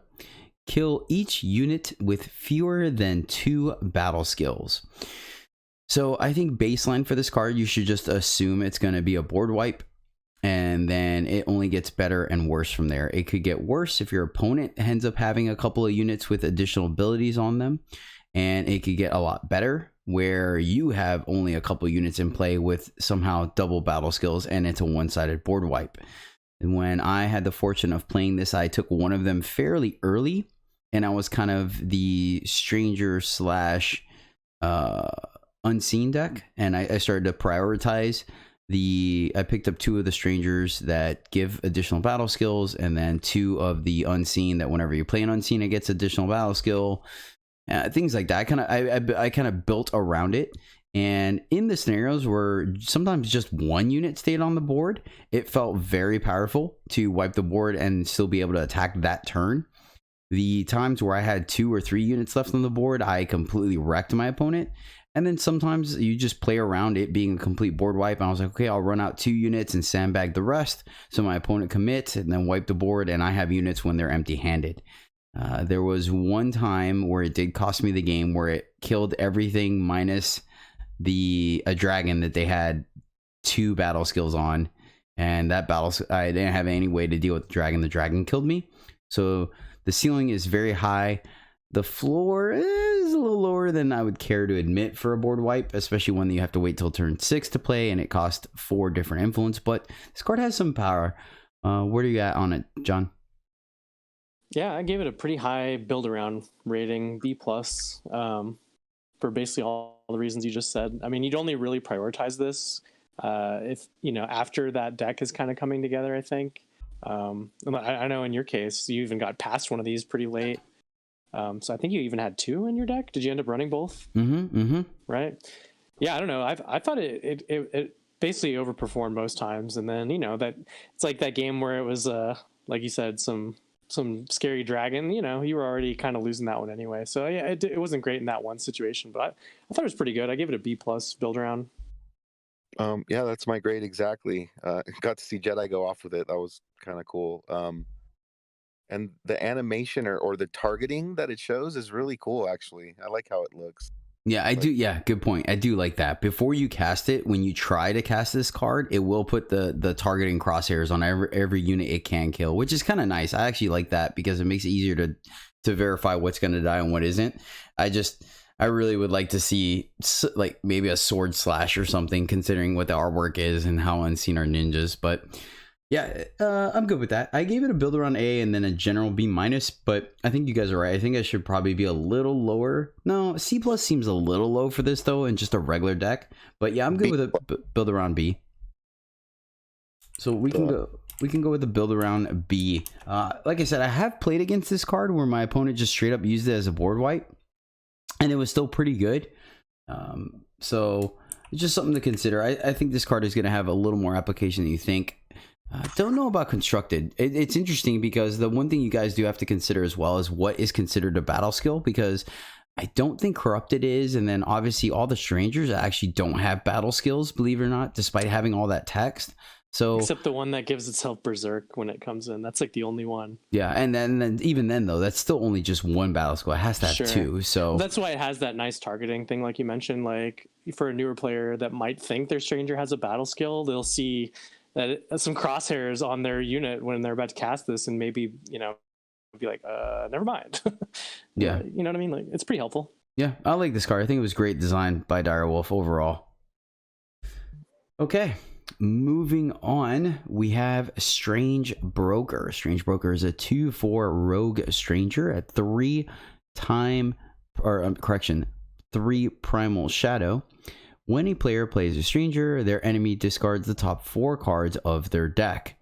Pay 7 and exhaust Strange Broker to play Permafrost on a non-stranger unit. Alex?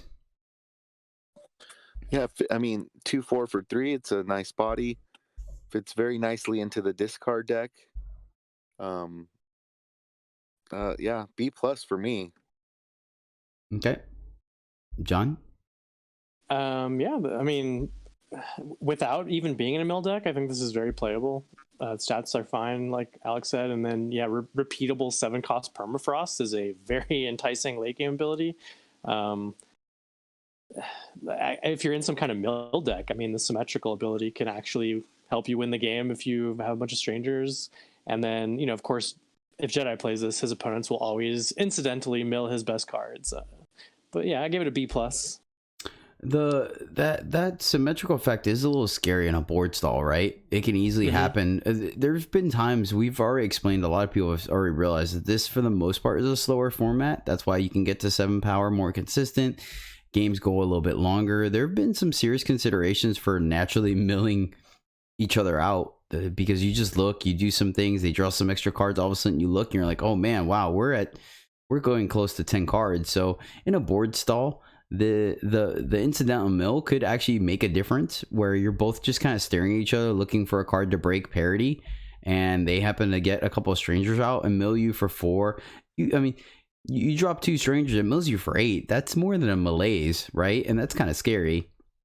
A third stranger, so this one plus 2 more strangers is 12 cards. So that's a little scarier. I actually gave it a B, and you guys were both at B plus. Yeah, I don't know. I plus yes, it is a repeatable permafrost. The one thing is, it doesn't go on strangers though, obviously, and 2, it is 7, so chances are it will take up your entire turn to do it. So if you're behind on the board state, you sometimes have to pick and choose when you have to do this versus developing your board. You can't just sit there and permafrost everything. That being said, if you have just one flyer that can get in there, then you're kind of sitting pretty. I don't know. I think it's more at a B average, but I guess I can come up to a B plus for you guys. Okay, we'll go with B plus for Strange Broker. All right, here we go. Dark Talon Wivarch, which is, I believe, actually the first card that was spoiled for the set. This is a 3/3 Nightmare Dragon at rare for 4 Feln, so double primal, double shadow. Flying Aegis. When Dark Talon Wivarch hits the enemy player, they discard cards from their deck until they discard a unit, which is honestly pretty lackluster in this format, because units are what most limited decks have the most of. So this is that text is probably kind of a one-shot kill thing for those unitless control decks and constructed. It could mill some stuff, right? If you're the deck that cares about your opponent's void, this can mill, somewhere between 1 to, I don't know, 5 cards probably on the top end. I'm hard pressed to believe it milled more than that. I'd expect on average 2 or 3 per activation. But I mean, you're hitting a unit every time. Oh yeah, for sure. There's no doubt about it. That's nice. 3/3 for 4 Flying Aegis. We have Brood of Ermot, same stats minus the flying for a little bit cheaper cost. So you're paying for the Aegis, which isn't horrible, but also Brood's a 4-drop, isn't it? Yeah, that's what I'm saying. You're paying the exact influence. I'm sorry. You're paying less influence. I apologize. Or more influence. I forgot what I just said. Anywho, it trades with a lot of things in the air, so I don't think that's great. There's not a ton of attachments in this format, so the Aegis isn't super relevant. I mean, you don't have to worry about a deal damage to an attacking unit type effect, right? Avoid snare and biting wind, but yeah, I don't know. I'm kind of average on it. I gave it a C minus, mainly because of the fact that things like Brood of Ermot and the other dragons exist, and they're significantly easier to cast. So I'm on C minus for Dark Talon Wivarch. Where are you at, John? I accidentally copy pasted over my grade on this one, so I kind of forget what I gave it. But let's see, what did I write here? Like, this is going to be so much better, right? If you can do some kind of stat booster weapon on it. But yeah, like the stats are on par for the cost, just not the influence like you mentioned. But Aegis is always good and limited, and if they don't have a way to block this in some way, like they're gonna have to spend 2 removal spells on it, like, or it'll just inevitably close up the game. I'm definitely higher on it than you, and I mean, and like the Miltex hitting a unit every time is also really pretty good. Like, it's not gonna mill very many cards, but it'll get to that unit, and then if the next one's a spell or a power, and then you get in there again, like they're gonna be pretty wrecked from that, right? Like, it's not bad at all. I think it's probably a solid B, just lowered from like a B plus from the casting, from the influence on it. I guess you're right. You are getting rid of a unit every time that it has to hit the enemy player as well. It's not just attack trigger. Sure, but they're going to be trying to block this at any cost. Fair. Yeah, no one likes getting milled. What do you think, Alex? I mean, so it's still a 3/3 flyer for 4, albeit difficult to cast. I have it at a B minus. The discard synergies that it works with, and then like guaranteeing you a unit that you're gonna hit instead of a power or whatever. Yeah, I like it a little bit more, I think, than you. Have it at B minus. No, all right. You guys talked me up to it. I guess I was because I was focusing on what that ability felt like it was supposed to be. So yeah, you guys are right. The fact that okay, yeah, you sold me on it. I'll go up to a B minus with it. I'll go up to a B minus on Darktown Wivark. I think it might still sit at a C plus, but for right now, I'm willing to go up and kind of put some extra value on that discard effect, just because the 3/3. Yeah, no, it's fine. I think of that. Well, I can't remember the name, but it's like that Mantisaur, right? The 4/3 Aegis. Like that thing was always pretty annoying. And it cost 5. Yeah. Like the Aegis on on an X3 flyer, that was always pretty good in that other format. Yeah, but it overperformed. Yeah, but I felt like there were less 3 attack flyers in that format as well. But I could be wrong. All right. So that brings us to our last 2 cards it's 10 cards, but they're 2 cycles. So we're going to talk about the legendary units individually, but the rare cycle are the chants. So chants are, I guess, closest compared to cargos probably, but a lot of people are seeing these as even better.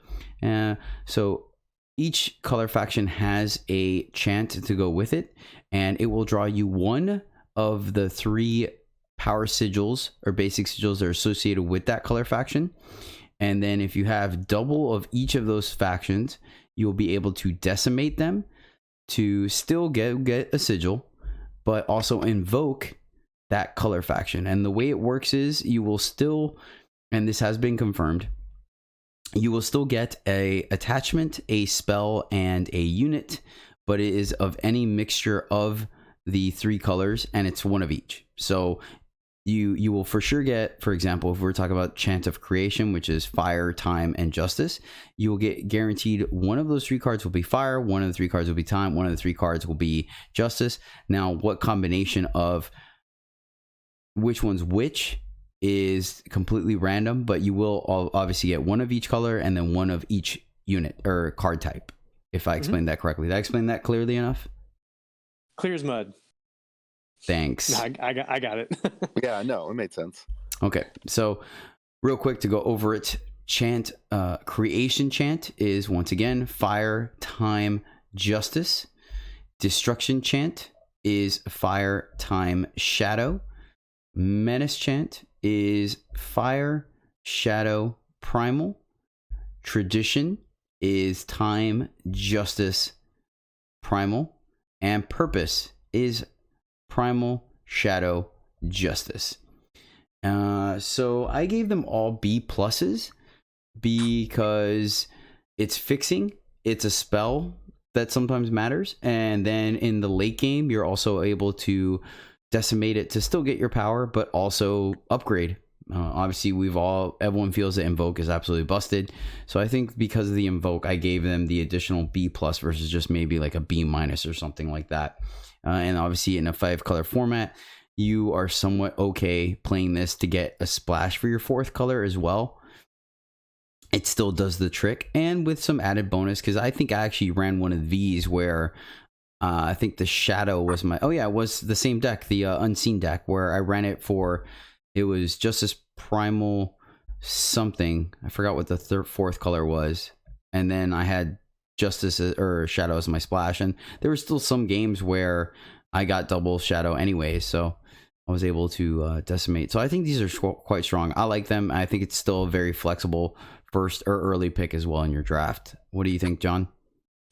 Yeah, like baseline on these, they're all C's to me. Like they're bad seek powers. If you're actually in all 3 colors, then they're easy B plus. In that case, it's a seek power that you can use for a powerful replacement card later in the game, which is really quite good. Yeah, I could see that. What do you think, Alex? I mean, I had them all at B pluses like Jedi did. The chance they pull you into that 3 color faction, like as the first pick for me. but they're not absolute bombs by any means. It's basically a seek power, and the invoke is not automatic. It's it's kind of hard to pull it off potentially. So yeah, B plus for me. And also, do we want to go down to just a plain B, I guess, John? Can we pull our... Yeah, John. No, I mean, I said B plus. If you're in those 3 faction colors. Okay, cool. Then... That's exactly what I thought. If you're not, like, it's real. Like, you'd rather really just run a dual land or a on color double stranger in one of these. If you're not, that's why I said it's the worst case it's like a C, but if you're in those 3 colors, easy B plus. Yeah. Plus they're pretty flexible, right? Worst case scenario, you end up just running it for 2 colors. Worst case scenario. Like I have a deck right now where Alex has really tried to convince me to run it, and I like didn't even want to run it because it only fixed for 2 of my colors, and I was already pretty well fixed. But I think I am gonna run it in that deck. But it really is just a bad seek power in that case. Yeah, fair. I can get behind that. Okay, so the last cards we're finally going to talk to, so home stretch here, are the legendaries for each tri-faction. These are definitely the signposts. They're going to pretty much be a billboard for what these color factions want to be doing. And yeah, there's some powerful cards. So let's find out what ratings we gave them. Once again, we did do all our ratings separately, so it's interesting to see. I feel though we've been a little closer on the rares and legendaries than we were for the uncommon set review, but... Okay, first up we have Naoki Valiant. There you go. I don't know, Valiant Warrior. I had it in my head. I don't know why it came out as Violent. So 5/5 Warrior at Legendary for 5 double fire, double time, double justice. So creation, charge, endurance, exalted, pledge. Oh yeah, and the entire cycle, all of them have pledge, which obviously play it, and if you have it in your opening hand, you could play it as a power or a sigil, basic sigil of one of the 3 factions, and then they all have a mastery trigger as well. When a relic goes to your void, play a random sigil from your deck. So a payoff for relic weapons breaking, as well as the sack relics that we have, or if your opponent just plain old destroy one, then mastery 10 plus attack plus health equal to your armor. So if you have, for example, just 3 armor, or you have a relic weapon that's a 1/3, then Naoki, when they trigger their mastery, will become an 8/8 because they get +3/+3. Alex, where are you at on Naoki? Well, I like that all of these have pledge. They're kind of hard to cast. They're very hard to cast. Yeah, I mean, kind of. By kind of, I mean extremely. But I like that it gives you pledge, and you're opening hand, you can be like, "Oh crap, yeah, this is not coming down this game, so let's just play it as a power." Mm-hmm. These were hard for me to rate because I don't know how much I would pick them as a first pick to make me go into the color. But if you are in the colors, this one for me would be a B- of these guys. Then I mean, as far as the signpost, it's like, here's a unit with all kinds of abilities, Yeah. Like, yeah, isn't it's like basically supposed to be the armory deck, but it's just got all these keywords on it with some random armory stuff tacked on. I think the armory part of it is to get more power when the relic dies, because you break your weapons obviously to attack, and then the mastery based on your armor. I think, yeah, and they probably designed this one last, and they're like, how do we want to do it? We're like, just slap all the keywords on it. What do you think, John? Yeah, I mean, it's an A, but it's so hard to cast. I gave it a B plus. I think the mastery on this will rarely actually be relevant, but all 4 of its keywords are pretty great. Man, see, then maybe I'm wrong on this, because I gave her an A plus, and I'll tell you why. She's hard to cast, but a 5/5 charge, pretty much you whenever you play it, is going to make a difference on the board. And the keywords, man, Exalted is so good. Exalted on a big unit, so you can slam in there, and your opponent has to figure out. And granted, if they have like a 7/7 or something that could deal with this, it's a little less exciting. But even then, if you have a flyer, you could just jam in with this card, and they have to figure out if they want to give a +5/+5 to a flyer. And then if they don't, right? It has endurance, so she could block anyways. I don't know. I think the when are you like you're never going to be able to cast this on anywhere close to turn 5, right? I don't know about that. I think some she's going to be games you will smashing into 7/7s and 8/8s by the time you're able to cast her. In some decks, if you're going up against Felon, they're not going to have anything that big, right?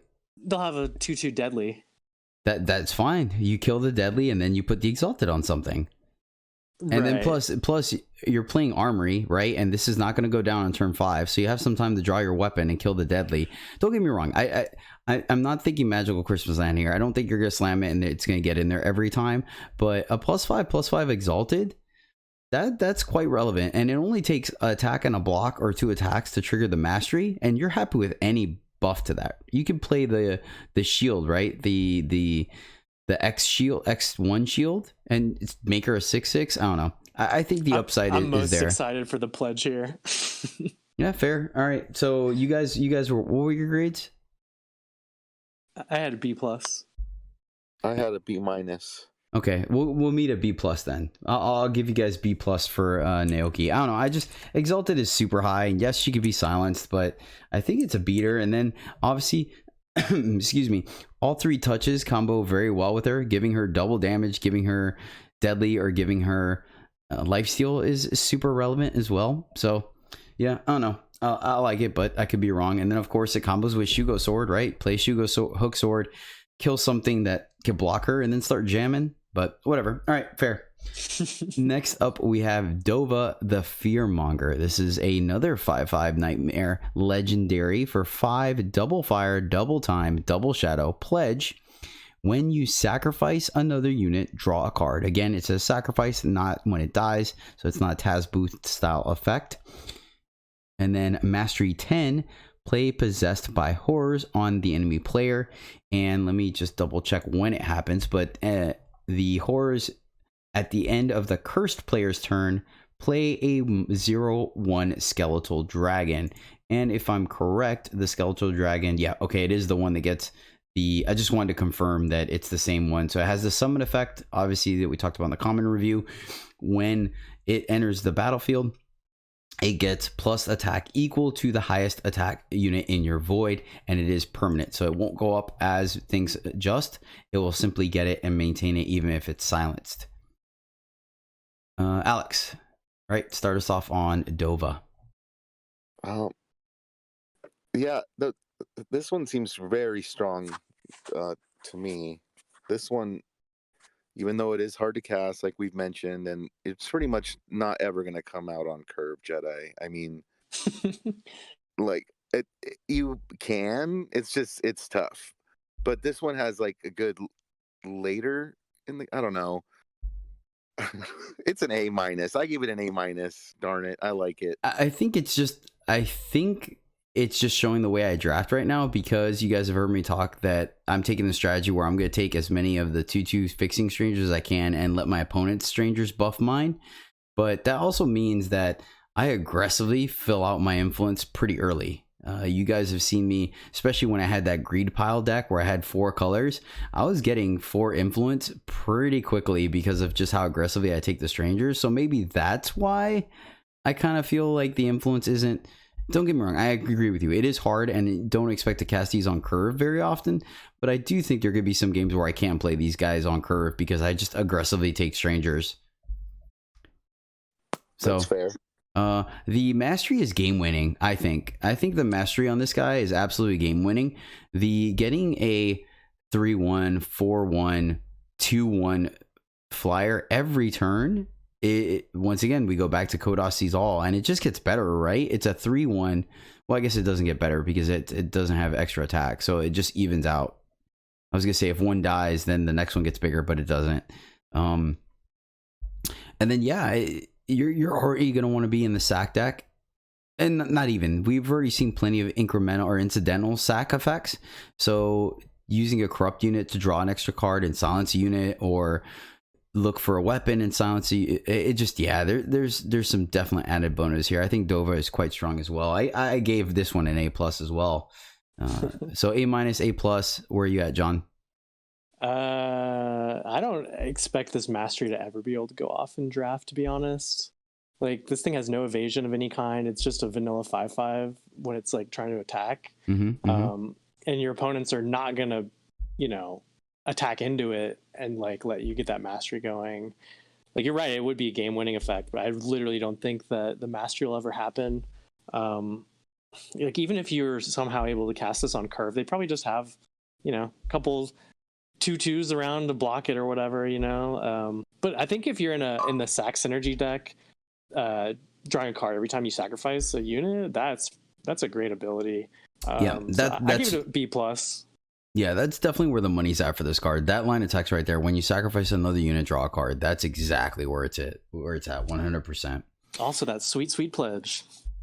Yep. All right, cool. So A minus, right, Alex? Is that what you gave it? A minus? I gave it an A minus, yeah. All right, we'll meet at A minus because B plus, B, A plus, A minus. So A minus for Dova.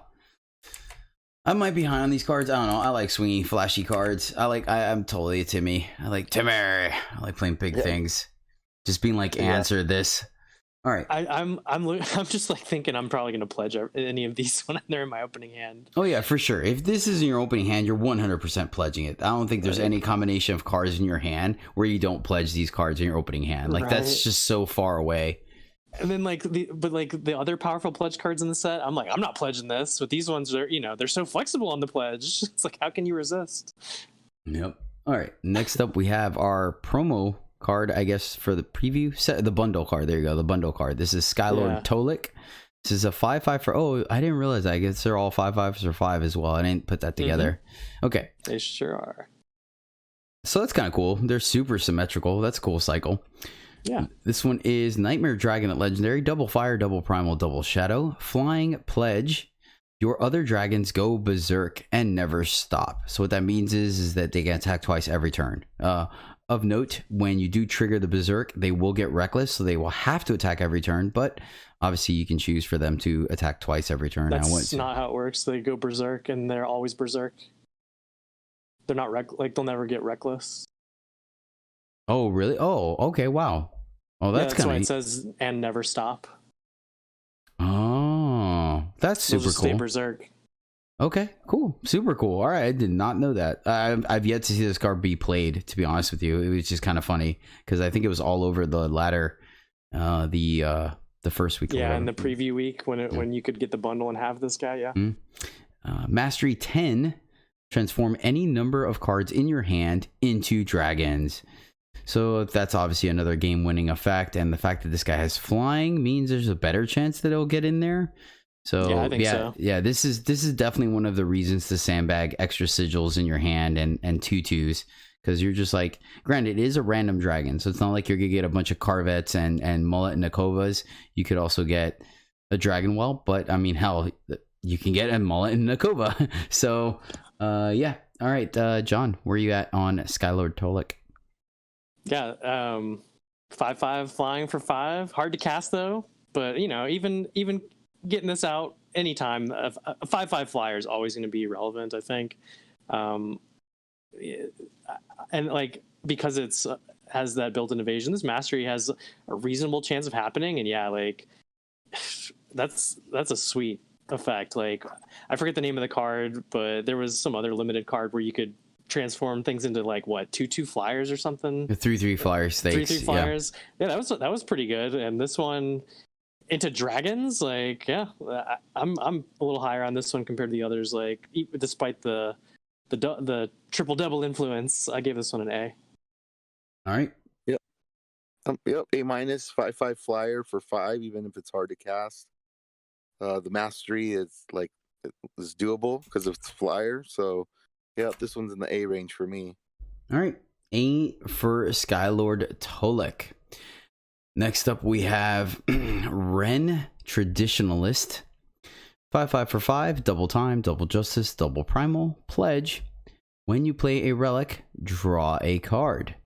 Mastery 10, create and draw 3 random relics. Okay. Of note, the create and draw means they are not in your deck, or they don't have to be in your deck. They are completely random. So, yeah, that's pretty much it. All right, what do you think? Is this the color combination you like the most, Alex? No, it's the next. No, it's the shadow one, right? No, it is this one. This is the time primal justice, right? Yeah. Mm-hmm. Okay. Tradition. So the tradition. That's what. Okay. So I gave a build around to this guy. Because just 5/5 for 5, hard to cast. But if you have a lot of weapons in your deck, relics. Sorry, if you have a lot of relics in your deck, then it becomes a good card. So I gave it a build around A. Okay, Alec or John? Yeah, I also gave this one a build around B plus. Like otherwise, it's kind of like a C. But yeah, I think if you're in those colors, you're gonna have some relics in your deck most likely. If you can capitalize on this card draw, it's gonna be pretty sweet.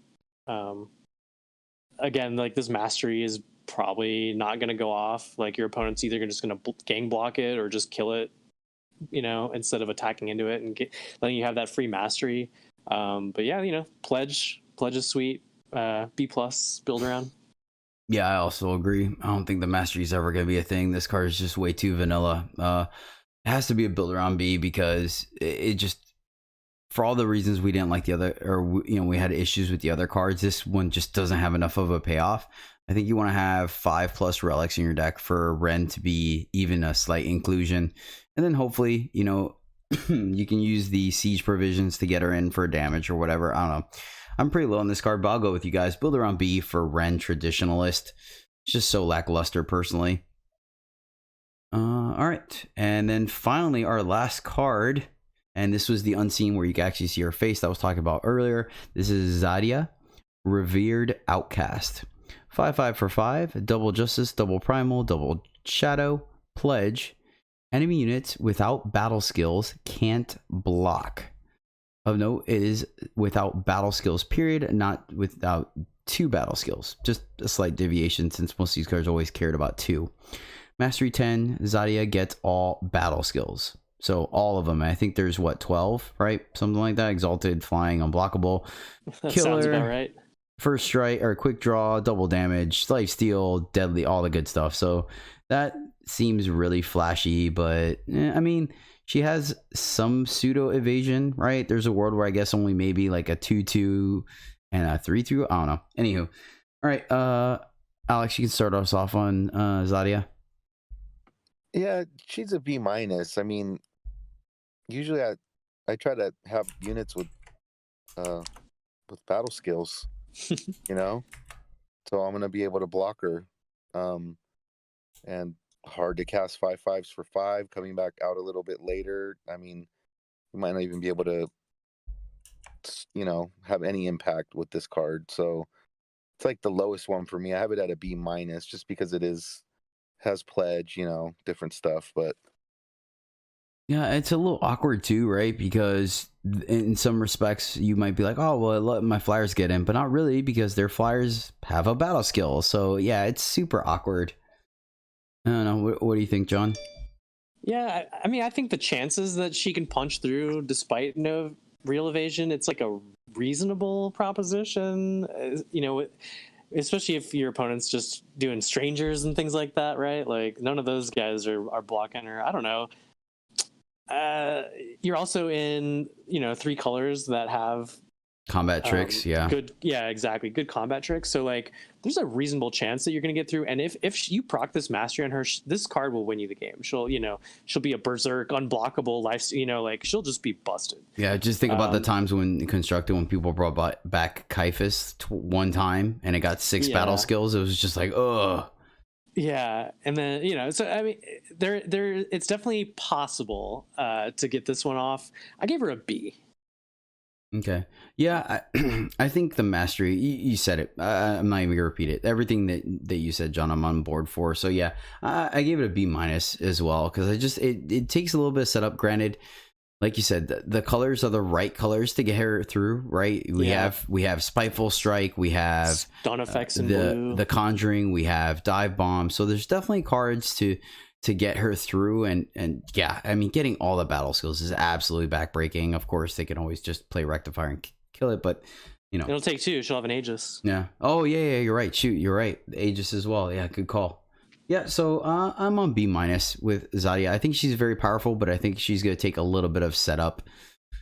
And yeah, that one line attacks is just not quite good enough. It will stop some units from blocking, but It's interesting. yeah. All right, sweet. So what do we think about multi-faction, Alex? You know, there's typically I won't first pick these cards or try not to pigeonhole myself with these, you know, tri-factions or even dual faction cards. I mean, I like them, but I like picking them up, you know, maybe in the second pack. But they're all powerful if you can like get them out, you know. Yeah, no, I'm excited for this set. It's very intricate. There's a lot of stuff going on, and it's very skill testing, I think, because there's a lot of avenues to win the game, and then Invoke throws a whole monkey wrench into it. So yeah, no, it's very fun so far, I think. Yeah, I'm with you on that. I'm super excited. There's some really interesting rares and legendaries that are gonna make or break decks and make for some very interesting gameplay, and just some that seem super powerful and you're just gonna have fun playing, and then some that you're not quite sure how they're gonna play out. So it's gonna be fun to build around. I think they've definitely done a decent job of accommodating some of the synergies that they have in these archetypes and whatnot. It's super fun. I'm excited. I hope to not always open them. I mean, obviously on some regards, I always want to open a bomb rare and stuff, but sometimes just playing straight limited with what you guys is fun. But sometimes having that bomb rare in your pool is a lot of fun, and leads to some very interesting gameplay and swinging games, which is another assessment I've gotten from the pulse of like streamers and other people saying that it feels like a very swingy format thus far. John, your closing statements? Yeah, you guys said most of my thoughts there. It's kind of sad on these last 5 that we talked about that I'm most excited for the pledge text on them. Like, if I'm being honest, but you know, like these chants are sweet, and like I'm most excited in the multi-faction area for some of these like more splashable like multi-faction cards where it's only one of each influence. But yeah, lots of fun, powerful things to do in this format. I'm excited to get some drafts under my belt.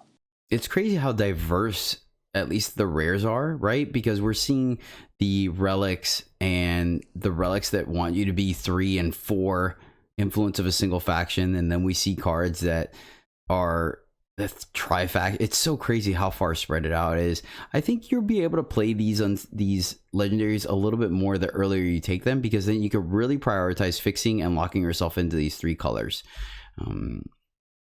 Yeah, I really do. I think if you aggressively take fixing, I don't think they're as impossible to cast as it might seem. Now, if you are one of those people that you don't value fixing at all and you're typically scrounging for at the end, then yeah, you're gonna be in some serious trouble. But yeah, it's fun, that tension of like, do I want to go ham on one color or do I want to try to go 3 or 4 color? So super great job. All right, guys. Yeah. That is gonna do it for us. So hopefully we managed to cut this one down a little bit shorter and we can give Parmley enough time to create some papers or do some things. Let us know in the comments below if you guys liked this show, if you think we helped you out in evaluating some of these rares that you may or may not see very often. I do encourage you to join our Discord, link down below in the show notes, where you can catch all 3 of us hanging out and chatting with people helping out on draft picks and construction. Definitely, we're going to see these legendaries and rares a lot less than we are the commons and uncommons. So anytime someone can give input back or feedback on how it played out for them, it really helps us out on whether we should be prioritizing these in our draft or not. Let us as much as we draft, you know, like the chances we'll get to play with all these is basically 0. So we'd love to hear about that. Yeah, for real. I typically my Jediism is that I'll see these legendaries, but I'll see them when I'm not in those colors. Right. So it'd be like pick 1, pack 3. It's like, hey, here's a legendary that's, you know, 6 influence of your off colors. Oh, great. So, but yeah, you can catch all 3 of us on Discord as well as live twitch.tv/Jedi_EJ every Sunday, Monday, Tuesday, where we do cube drafting on Sunday if we get enough people, and then obviously straight drafting Monday and Tuesday. And you can catch both of these great gentlemen there as well, hanging out in the chat and sometimes going live with me. And finally, remember, if you want to see the visual version of this podcast as well as other great content, check out Eternal Journey on the YouTubes. And that's pretty much it. Any more closing statements before we call it a show here, guys? No, that was another fun episode. Yeah, it was been great talking about all these cards and I want to play with them. right. Yeah, super exciting. All right, guys, once again, because of the length of these shows, we did cut out our normal pack one, pick one, our what constructed corner, and our what's the play, but you can expect us to go back to our regular scheduled programming next week for our first impressions on the format, where we will talk about how cards actually played out, and some of our grades might have shifted a little bit already. All right, guys, that'll do it for us. Thank you so much for tuning in. Really do appreciate it. Thank you again to all my ongoing Jedi Knights that have joined the Jedi Order. Really appreciate you guys. Helps us keep devoting all this time and allowing me to be sticklers on Alex and John about getting here and donating 3, 4, 5 hours of their time to me a week. Mwahaha. All right, guys, have a great time. I hope you're enjoying this format. I know I am. And let's get together and talk about it. But that'll do it. So until next time, as always, happy gaming. Bye. Good luck in your draft queues, everybody.